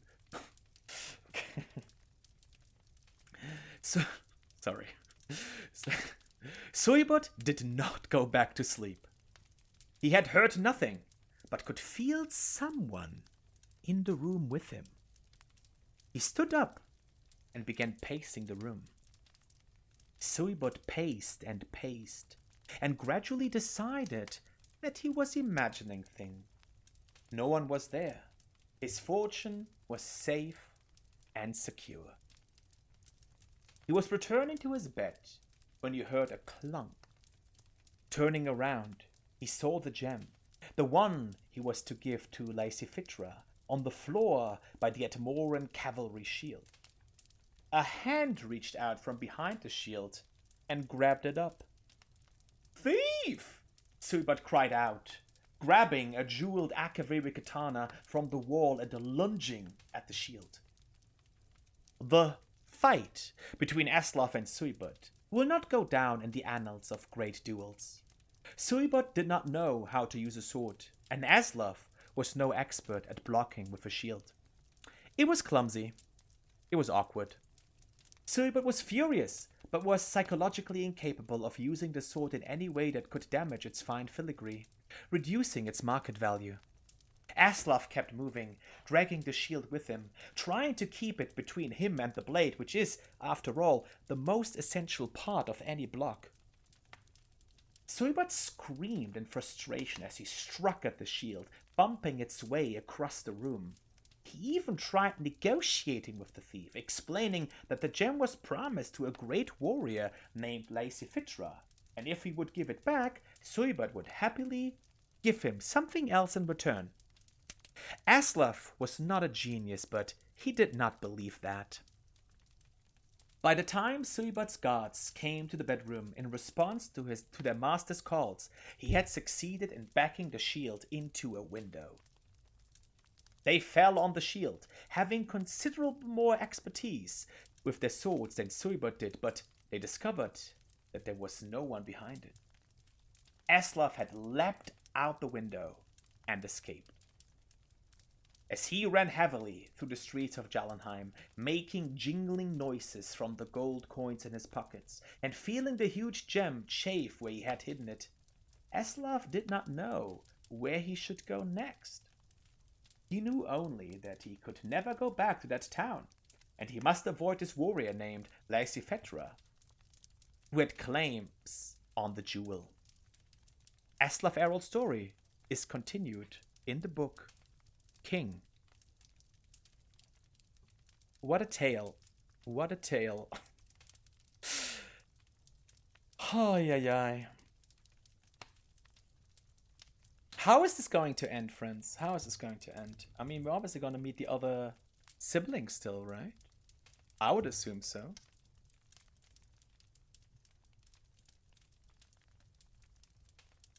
The final part of the story of Aslaf Errol is... Oh, I saw it just now. Let's go a little bit closer.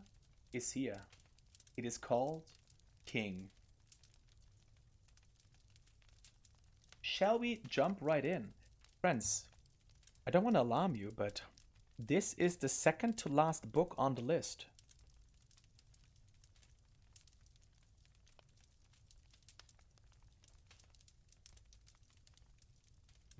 Thank you, Lily. Best of luck to you as well. And good morning, Gladio. It's good to see you. Welcome in. Welcome, welcome. Are you ready to be kings? Presumably. King, also by Revan. Gentle reader. Oh yeah, we did the black books, but you can't actually turn the pages, right? Gentle reader, you will not understand a word of what follows unless you have read and committed to memory the first 3 volumes in this series. Beggar, Thief, and Warrior, which leads up to this, the conclusion. I encourage you to seek them out at your favorite bookseller. Or your local library, I suppose. We last left Eslav Errol fleeing for his life, which was a common enough occurrence for him.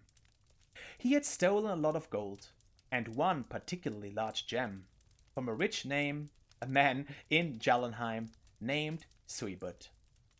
The thief fled north, spending the gold wildly, as thieves generally do, for all sorts of illicit pleasures, which would no doubt disturb the gentleman or lady reading this, so I will not go into detail.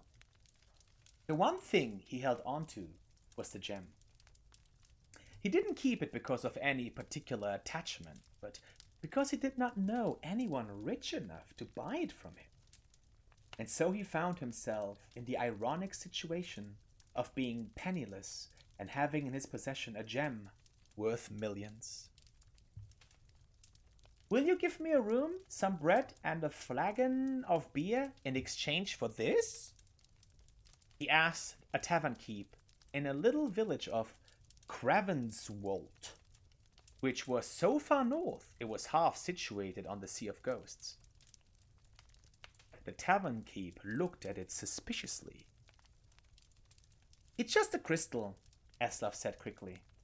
But isn't it pretty? Let me see that, said a young, armor-clad woman at the end of the bar. Without waiting permission, she picked up the gem, studied it, and smiled not very sweetly at Eslav. Would you join me at my table? I'm actually in a bit of a hurry, replied Eslav, holding out his hand for the stone. Another time? Out of respect for my friend, the tavern keep here, my men and I leave our weapons behind when we come in here, the woman said casually, not handing the gem back, but picking up a broom that was sitting against the bar. I can assure you, however, that I can use this quite effectively as a blunt instrument. Not a weapon, of course, but an instrument to stun, medicinally crush a bone or two, and then, once it is on the inside... which table? Asked Eslav quickly. The young woman led him to a large table in the back of the tavern, where 10 of the biggest Nord brutes Eslav had ever seen were sitting.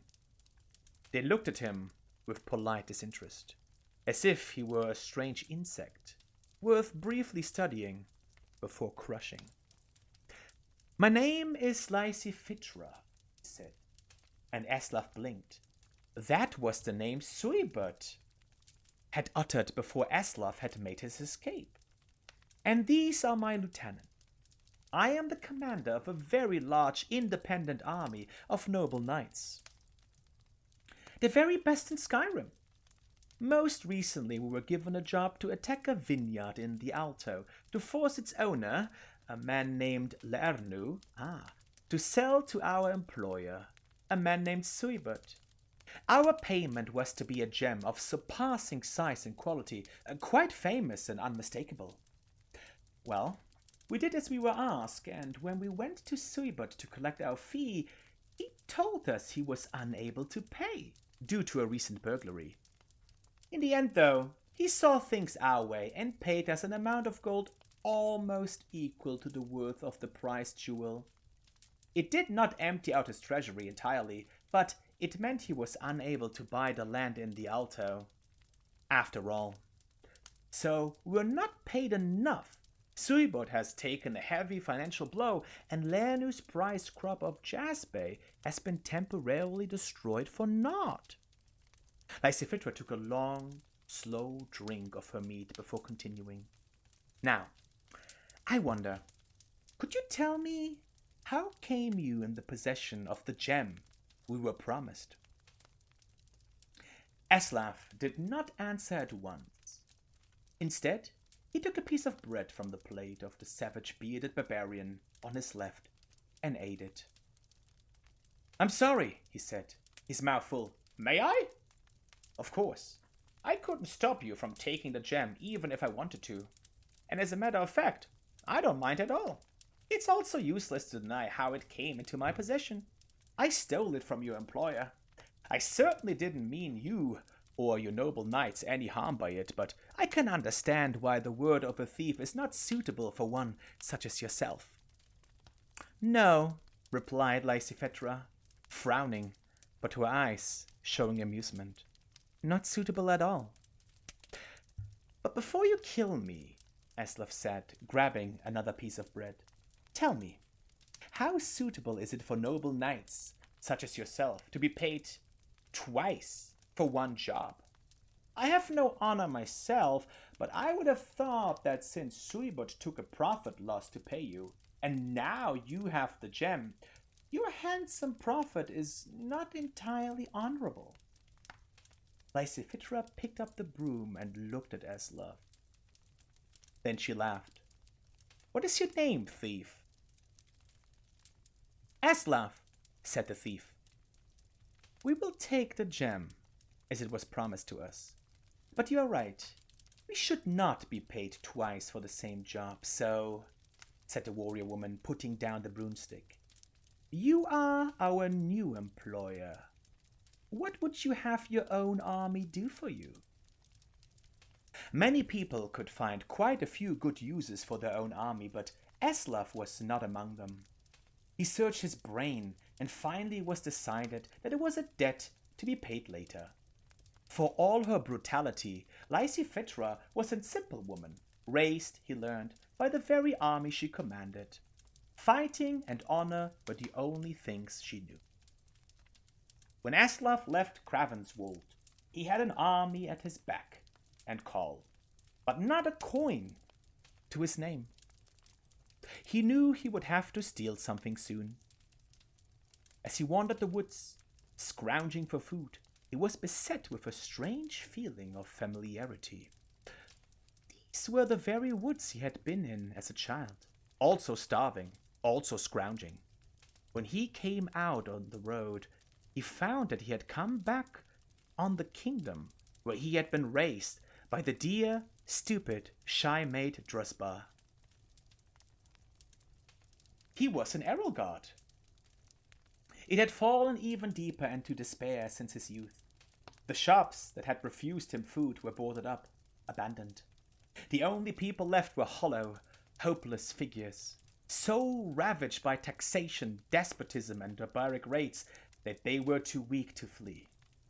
Aslav realized how lucky he was to have gotten out in his youth. There was, however, a castle and a king. Aslav immediately made plans to raid the treasury. As usual, he watched the place carefully, taking note of the security and the habits of the guards. This took some time. In the end, he realized there was no security and no guards. He walked in the front door and down the empty corridors to the treasury. It was full of precisely nothing, except one man. He was Aslav's age, but looked much older. There's nothing to steal, he said. Would that there was.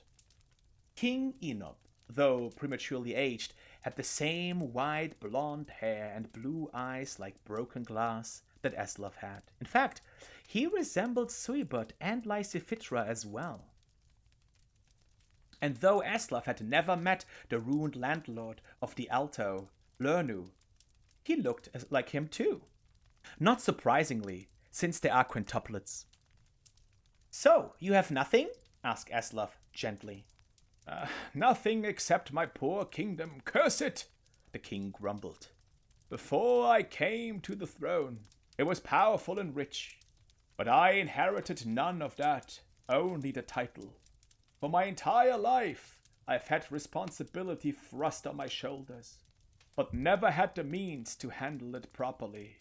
I look over the desolation which is my birthright, and I hate it. If it were possible to steal a kingdom, I would not lift a finger to stop you. It was, it turned out, quite possible to steal a kingdom. Aslav became known as Enop, a deception easily done given their physical similarities. The real Enop, taking the name of Ilekilnu, happily left this domain, becoming eventually a simple worker in the vineyards of the Alto. For the first time free of responsibility, he fell into his new life with gusto, the years melting off him. The new Enop called in his favor with Lysiphytra, using her army to restore peace to the kingdom of Erelgard. Now that it was safe, business and commerce began to return to the land, and Aslav reduced the tyrannical taxes to encourage it to grow. Upon hearing that, Suibot, ever nervous about losing his money, elected to return to the land of his birth. When he died years later, out of greed, he had refused to name someone an heir, so the kingdom received its entire fortune. Aslav used part of the gold to buy the vineyards of the Alto, after hearing great things of it from Enop. And so it was that Erelgard was returned to its previous prosperity by the fifth-born king of King Itluath, Aslav Errol, beggar, thief, warrior of swords, and king.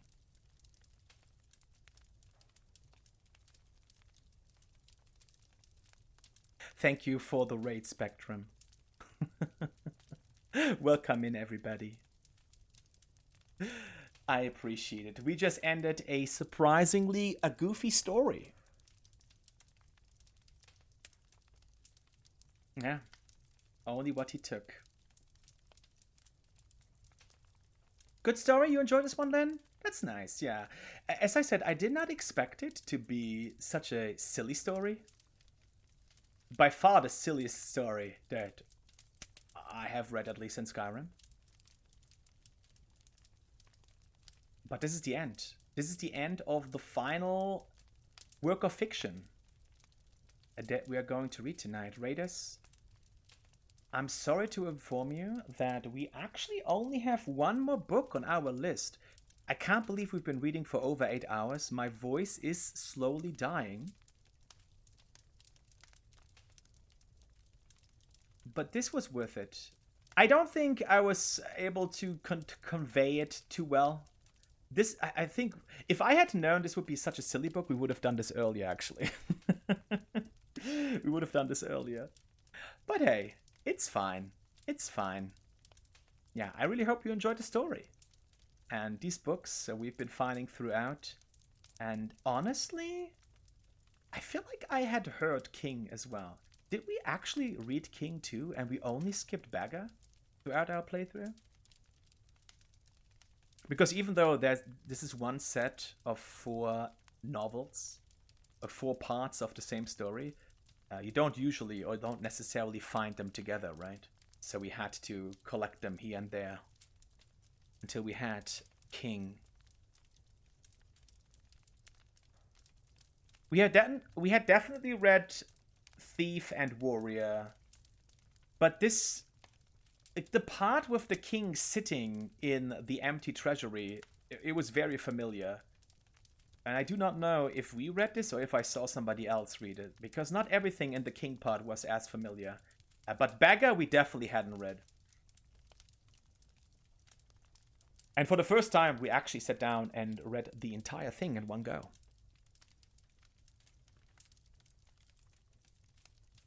Which means, friends, that we have one book left, and I hope that's okay for everybody. Spectrum Raiders, welcome in. I hope you're doing fantastic.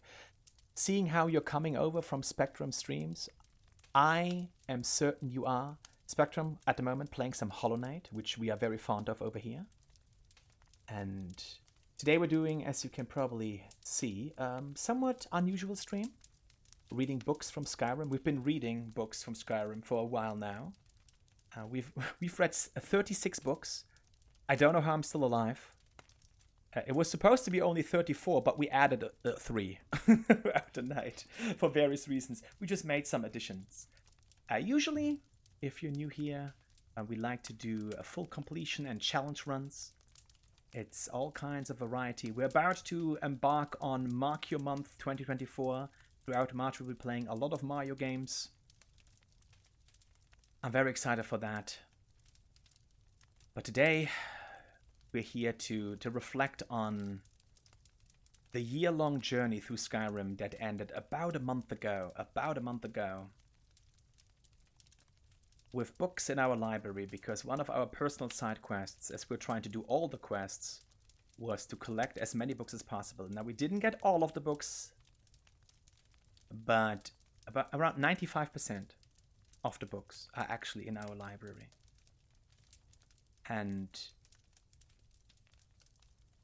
yes, we started in November 2022, at the beginning of November 2022, and we ended at the end of January 2024, with roughly 1 stream per week of Skyrim, to be fair. So we were not only doing Skyrim on the stream, right?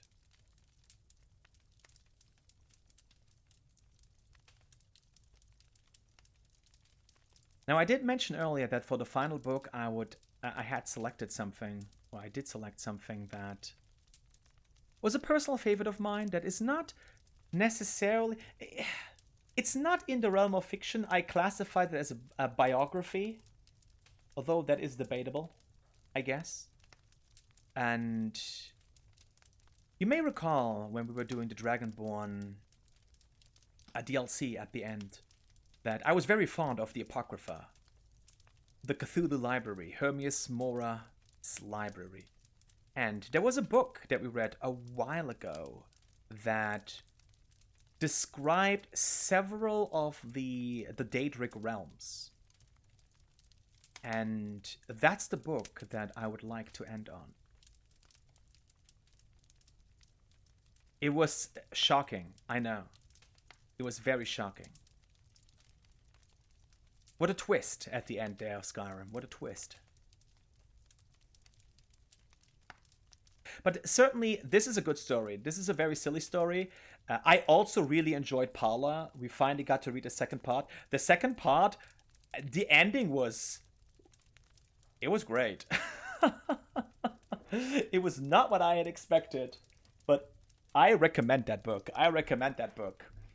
Second volume seems to be hard to get, though. It's not that common.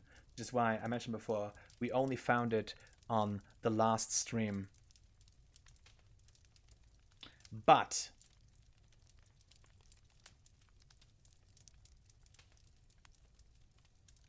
we're going to jump into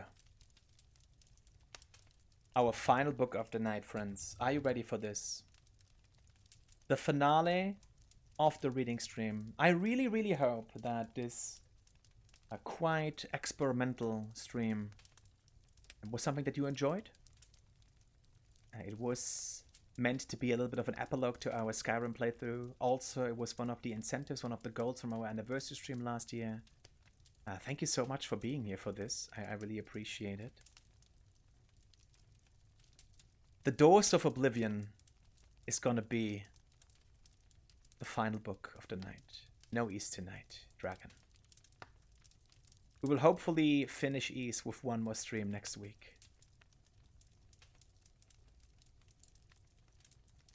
Alright, let's find it. This is gonna be downstairs.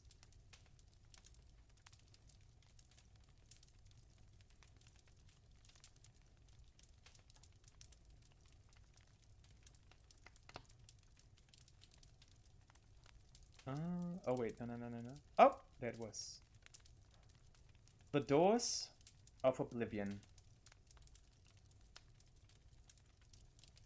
The final book of the night. Let's take a sip. Let's take a second sip also of tea for my throat. I can do one more book. and then I can pass out. One more book, and then we pass out. I'm actually surprised that we went 8 hours with the reading. And even though I do have a little scratch in my throat, it's not as bad. It's not as bad as I thought it would be. And I'm happy that we were able to read every book that I put on the list, and even a few bonus ones. All right. Are you ready for one more book? The Doors of Oblivion by Saif Hijja.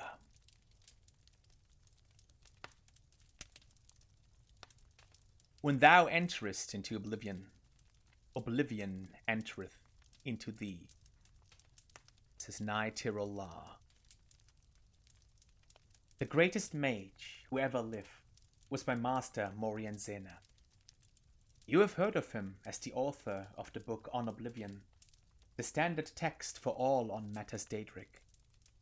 Despite many entreaties over the years, he refused to update his classic book with his new discoveries and theories, because he found that the more one delves into these realms, the less certain one is. He did not want conjecture, he wanted facts. For decades before and after the publication of On Oblivion, Zenas compiled a vast personal library on the subject of Oblivion, the home of the Daedra. He divided his time between his research and personal magical growth, on the assumption that should he succeed in finding a way into the dangerous world beyond and behind ours, he would need much power to wander its dark paths. 12 years before Zenas began the journey, he had prepared his life to make. He hired me as his assistant. I possessed the 3 attributes he required for the position. I was young and eager to help without question. I could read any book once and memorize its contents. And, despite my youth, I was already a master of conjuration. Zenas too was a master of conjuration. Indeed, a master at all the known and unknown schools. But he did not want to rely on his ability alone in the most perilous of his research. In an underground vault, he summoned Daedra to interview them on their native land. And for that, he needed another conjurer to make certain they came, were bound, and were sent away again without incident. I will never forget that vault. Not for its look, which was plain and unadorned, but for what you couldn't see. There were scents that lingered long after the summoned creatures had left. Flowers and sulfur, sex and decay, power and madness. They haunt me still to this very day.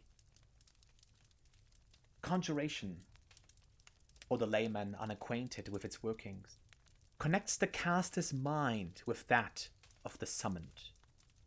It is a tenuous link, meant only to lure, hold, and dismiss. But in the hands of a master, it can be much stronger. The Sejix and Dwemer can, in the Dwemer's case, perhaps I should say, could, connect with the minds of others, and converse miles apart. A skill that is sometimes called telepathy. Over the course of my employment, Zenas and I developed such a link between one another. It was accidental, a result of 2 powerful conjurers working closely together. But we decided that it would be invaluable should he succeed in traveling to Oblivion. Since the denizens of that land could be touched even by the skills of an amateur conjurer, it was possible we could continue to communicate while he was there, so I could record his discoveries. The doors of Oblivion, to use Morian Zenas' phrase, are not easily found, and we exhausted many possibilities before we found one where we held the key. the Sieges of Artaeum have a place they call the Dreaming Cave, where it is said one can enter into the Daedric realms and return. Iachesis, Sothasil, Nemathig, and many others have been recorded as using this means, but despite many entreaties to the Order, we were denied its use. Salaris, the leader of the Order, has told us it has been sealed off for the safety of all. We had hopes of using the runes of the Battle Spire to access Oblivion.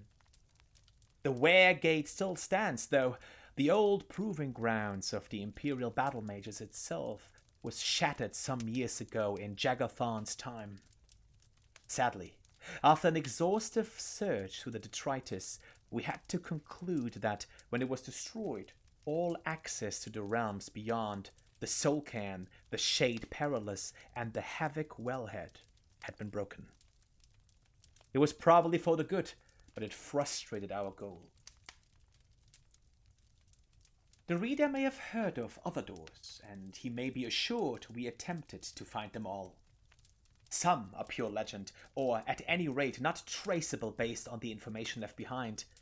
There are references in lore to Maruk's Abyss, the Corrington Mirror, the Mantalan Crux, the Crossroads, the Mouth, a riddle of an alchemical formula called Jacinth and Rising Sun, and many other places and objects that are said to be doors, but we could not find.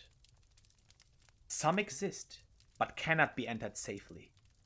The whirlpool in the Abyssine, called the Maelstrom of Baal, can make ships disappear, and may be a portal into Oblivion, but the trauma of riding its waters would surely slay any who tried.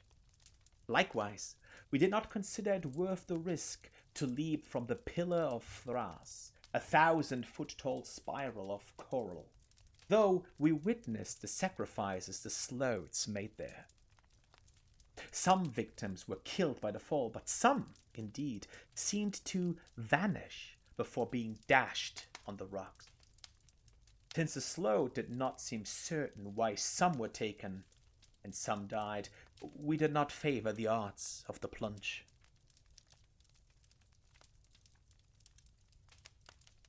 The simplest and most maddeningly complex way to go to Oblivion was simply to cease to be here and to begin to be there. Throughout history, there are examples of mages who seemed to travel to the realms beyond ours seemingly at will. Many of these voyagers are long dead, if they ever existed, but we were able to find one still living. In a tower off Zafirbil Bay, on the island of Vardenfell, in the province of Morrowind, there exists a very old, very reclusive wizard named Devi Fur. He was not easy to reach, and he was reluctant to share with Morian Zenas the secret door to Oblivion. Fortunately, my master's knowledge of lore impressed Fur, and he taught him the way. I would be breaking my promise to Zenas and Fur to explain the procedure here, and I would not divulge it, even if I could. If there is dangerous knowledge to be had, that is it. But I do not reveal too much to say that Fur's scheme relied on exploiting a series of portals to various realms created by a Telvanni wizard long missing and presumed dead. Against the disadvantage of this limited number of access points, we weighed the relative reliability and security of passage and considered ourselves fortunate in our informant. Morian Zenas then left this world to begin his exploration. I stayed at the library to transcribe his information and help him with any research he needed. Dust, he whispered to me, on the first day of his voyage. Despite the inherent dreariness of the word, I could hear his excitement in his voice, echoing in my mind. I can see from one end of the world to the other in a million shades of grey. There is no sky or ground or air. Only particles, floating, falling, whirling about me. I must levitate and breathe by magical means. Zenas explored the nebulous land for some time, encountering vaporous creatures and palaces of smoke. Though he never met the prince, we concluded that he was in Ashpit, said to be the home of Malakath, where anguish, betrayal, and broken promises, like ash, filled the bitter air. "The sky is on fire," I heard him say as he moved on to the next realm. "The ground is sludge but traversable. I see blackened ruins all around me, like a war was fought here in the distant past. The air is freezing. I cast blooms of warmth all around me, but it still feels like daggers of ice stabbing me in all directions." This was Cold Harbor, where Morlock Ball was prince. It appeared to Zenas as if it were a future Nirn, under the king of rape, desolate and barren, filled with suffering. I could hear Morian Zenas weep at the images he saw, and shiver at the sight of the imperial palace, spattered with blood and excrement. "Too much beauty," Zenas gasped when he went to the next realm. "I am half blind. I see flowers and waterfalls, majestic trees, a city of silver, but it is all a blur. The colors run like water. It's raining now, and the wind smells like perfume. This surely is Moonshadow, where Azura dwells." Zenas was right, and astonishingly, he even had audience with the Queen of Dusk and Dawn in her Rose Palace. She listened to his tale with a smile, and told him of the coming of the Nevervarian. My master found Moonshadow so lovely, he wished to stay there, half blind, forever. But he knew he must move on and complete his journey of discovery. "I am in a storm," he told me, as he entered the next realm. He described the landscape of dark, twisted trees, howling spirits, and billowing mist, and I thought he might have entered the deadlands of Merones Dagon. But then he said quickly, "No, I am no longer in a forest. There was a flash of lightning, and now I am on a ship. The mast is tattered, the crew slaughtered. Something is coming through the waves. Oh, gods, wait! Now I am in a dank dungeon, in a cell." It was not in the Deadlands, but Quagmire, the nightmare realm of Vermina. Every few minutes there was a flash of lightning, and reality shifted, always to something more horrible and horrifying. A dark castle one moment, a den of ravening beasts the next, a moonlit swamp, a coffin where he was buried alive. Fear got the better of my master, and he quickly passed to the next realm. I heard him laugh. "I feel like I'm home now." Morian Zenas described to me an endless library, shelves stretching on in every direction, stacks on top of stacks. Pages floated on a mystical wind that he could not feel. Every book had a black cover with no title. He could see no one, but felt the presence of ghosts moving through the stacks, rifling through books, ever searching. It was Apocrypha, the home of Hermias Mora, where all forbidden knowledge can be found. I felt a shudder in my mind, but I could not tell if it were my master's or mine. Morian Zenas never traveled to another realm that I know of. Throughout his visits, the first 4 realms, my master spoke to me constantly. Upon entering the Apocrypha, he became quieter, as he was lured into the world of research and study, the passions that had controlled his heart while unnerved. I would frantically try to call to him, but He closed his mind to me.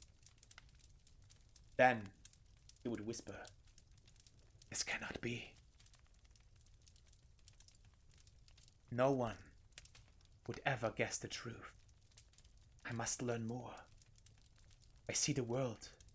A last illusion's shimmer. It is crumbling all around us.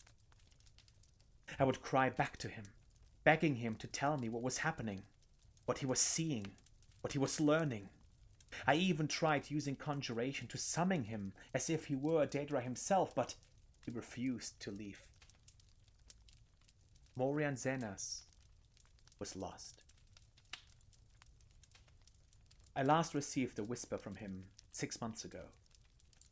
Before then, it had been 5 years, and 3 before that. His thoughts are no longer intelligible in any language. Perhaps he is still an apocrypha, lost but happy, in a trap he refuses to escape.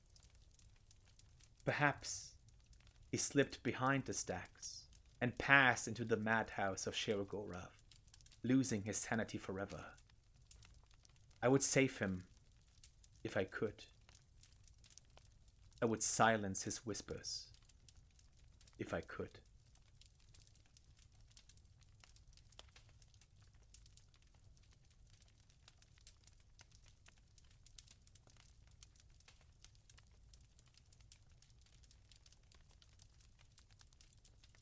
That's what would have happened to Maki too, if they had let me go into the Apocrypha for real. And of course, I read this book before, and immediately I am reminded of a certain character. I'm not going to spoil too much, but a certain character in Dark Souls that I did name drop last time because we played Dark Souls on stream, but I'm not going to spoil it tonight. Oh yeah, this is an amazing book, by the way. The Doors of Oblivion, that's one of my favorite books, which is why I wanted it to be the final book on the stream. And it even ending on the Apocrypha is very fitting because, in a way, our journey ended there as well, right? We did end up doing the Dragonborn quest, the second DLC last, and everything that happens there. Well, the main story that happens there for the Dragonborn DLC takes place exactly there in the Apocrypha. I wonder... Oh man. I wonder if you can actually meet the Master there somehow. That would have been phenomenal. But there were enemies, but none of them recognizably the Master. Morian Zenas. In Dark Souls, we would have met Morian Zenas. Hello, Stepsy. Good morning. In Soulcan? No, I mean Apocrypha. Apocrypha.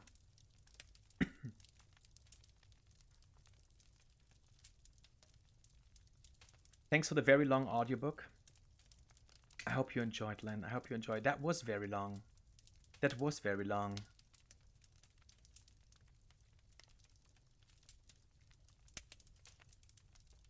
However, with this... yeah, we did read... Yeah, that's true. We did read this before also, yeah. Then we were talking about the Soulcan. We did meet him. That's true. Jub we met. And apparently you can meet him also in Morrowind. And we collected the various pages of the opus. We pieced them together and then we got the book. Definitely a book I wanted to have on the list and that we were reading earlier. But we did not meet the Master Zenas when we went to the Apocrypha. Unless we missed him.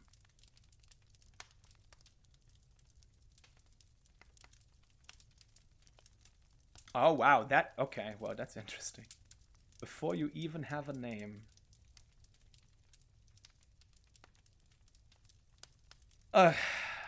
Well, that was both, to me at least, delightful and exhausting. We read 37 books. 37 books. Some books of fiction, some historical accounts, biographies, some educational texts, selection was made based on several factors. I tried to bring in books that felt especially impactful, either for Skyrim in general, that had very relevant information to make sense of the world of Skyrim, or for our playthrough in particular, which is why we had a little bit of a Dwemer segment early on. And for the fictional text, I just went with texts that I enjoyed and found interesting. And I must say, I'm very happy that we finally got the end of Parla and also the King story there at the end. And I really hope you enjoyed the selection as well, friends. I'm very glad that we finally got around to do this. And after tonight, I guess you could argue we'll be going back to more regular streams. The plan is to be back on Monday with Kaizo Ironmon. Then we will hopefully have one more stream of Ease to get the achievement with the Nightmare boss rushes done. And then it's gonna be March already. Time for Mario Month. Starting with Super Mario Bros. Wonder, which we haven't played on stream before. And it just came out fairly recently. Yeah, everybody, I really, really hope you enjoyed tonight's stream. Thank you so much for being here. I really enjoyed it myself. And I am also very exhausted. I really need to rest now.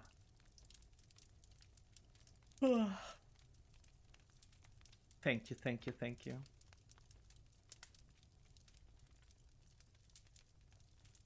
Let's do a raid. All right. Until then, I will have recovered. Hopefully. And I would like to say, have a great rest of your weekend, everybody.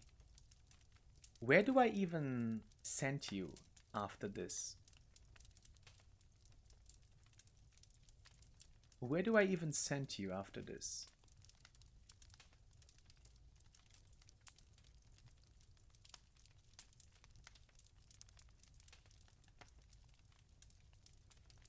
Is there anybody else who's doing a reading stream? Oh my goodness, actually.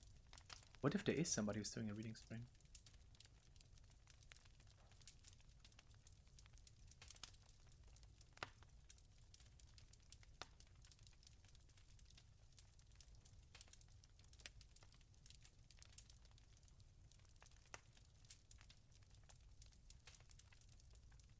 Chi-Chi, thank you. We did it. We made it. I survived the reading stream. I still have a voice. I can still talk. Oh my goodness.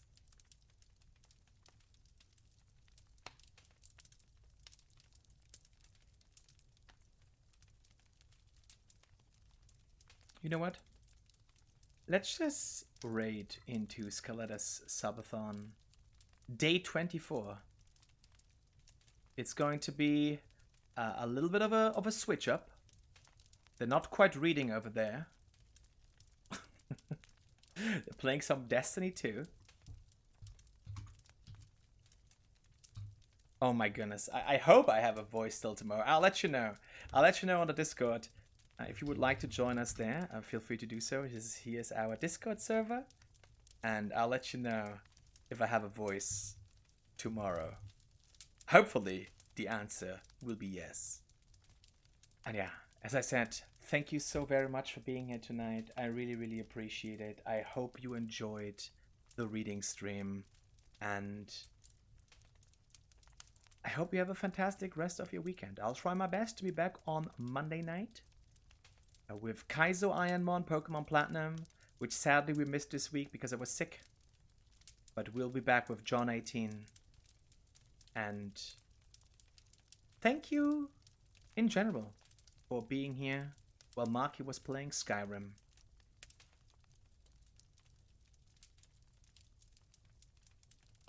Take care, everyone. Good night. Bye-bye.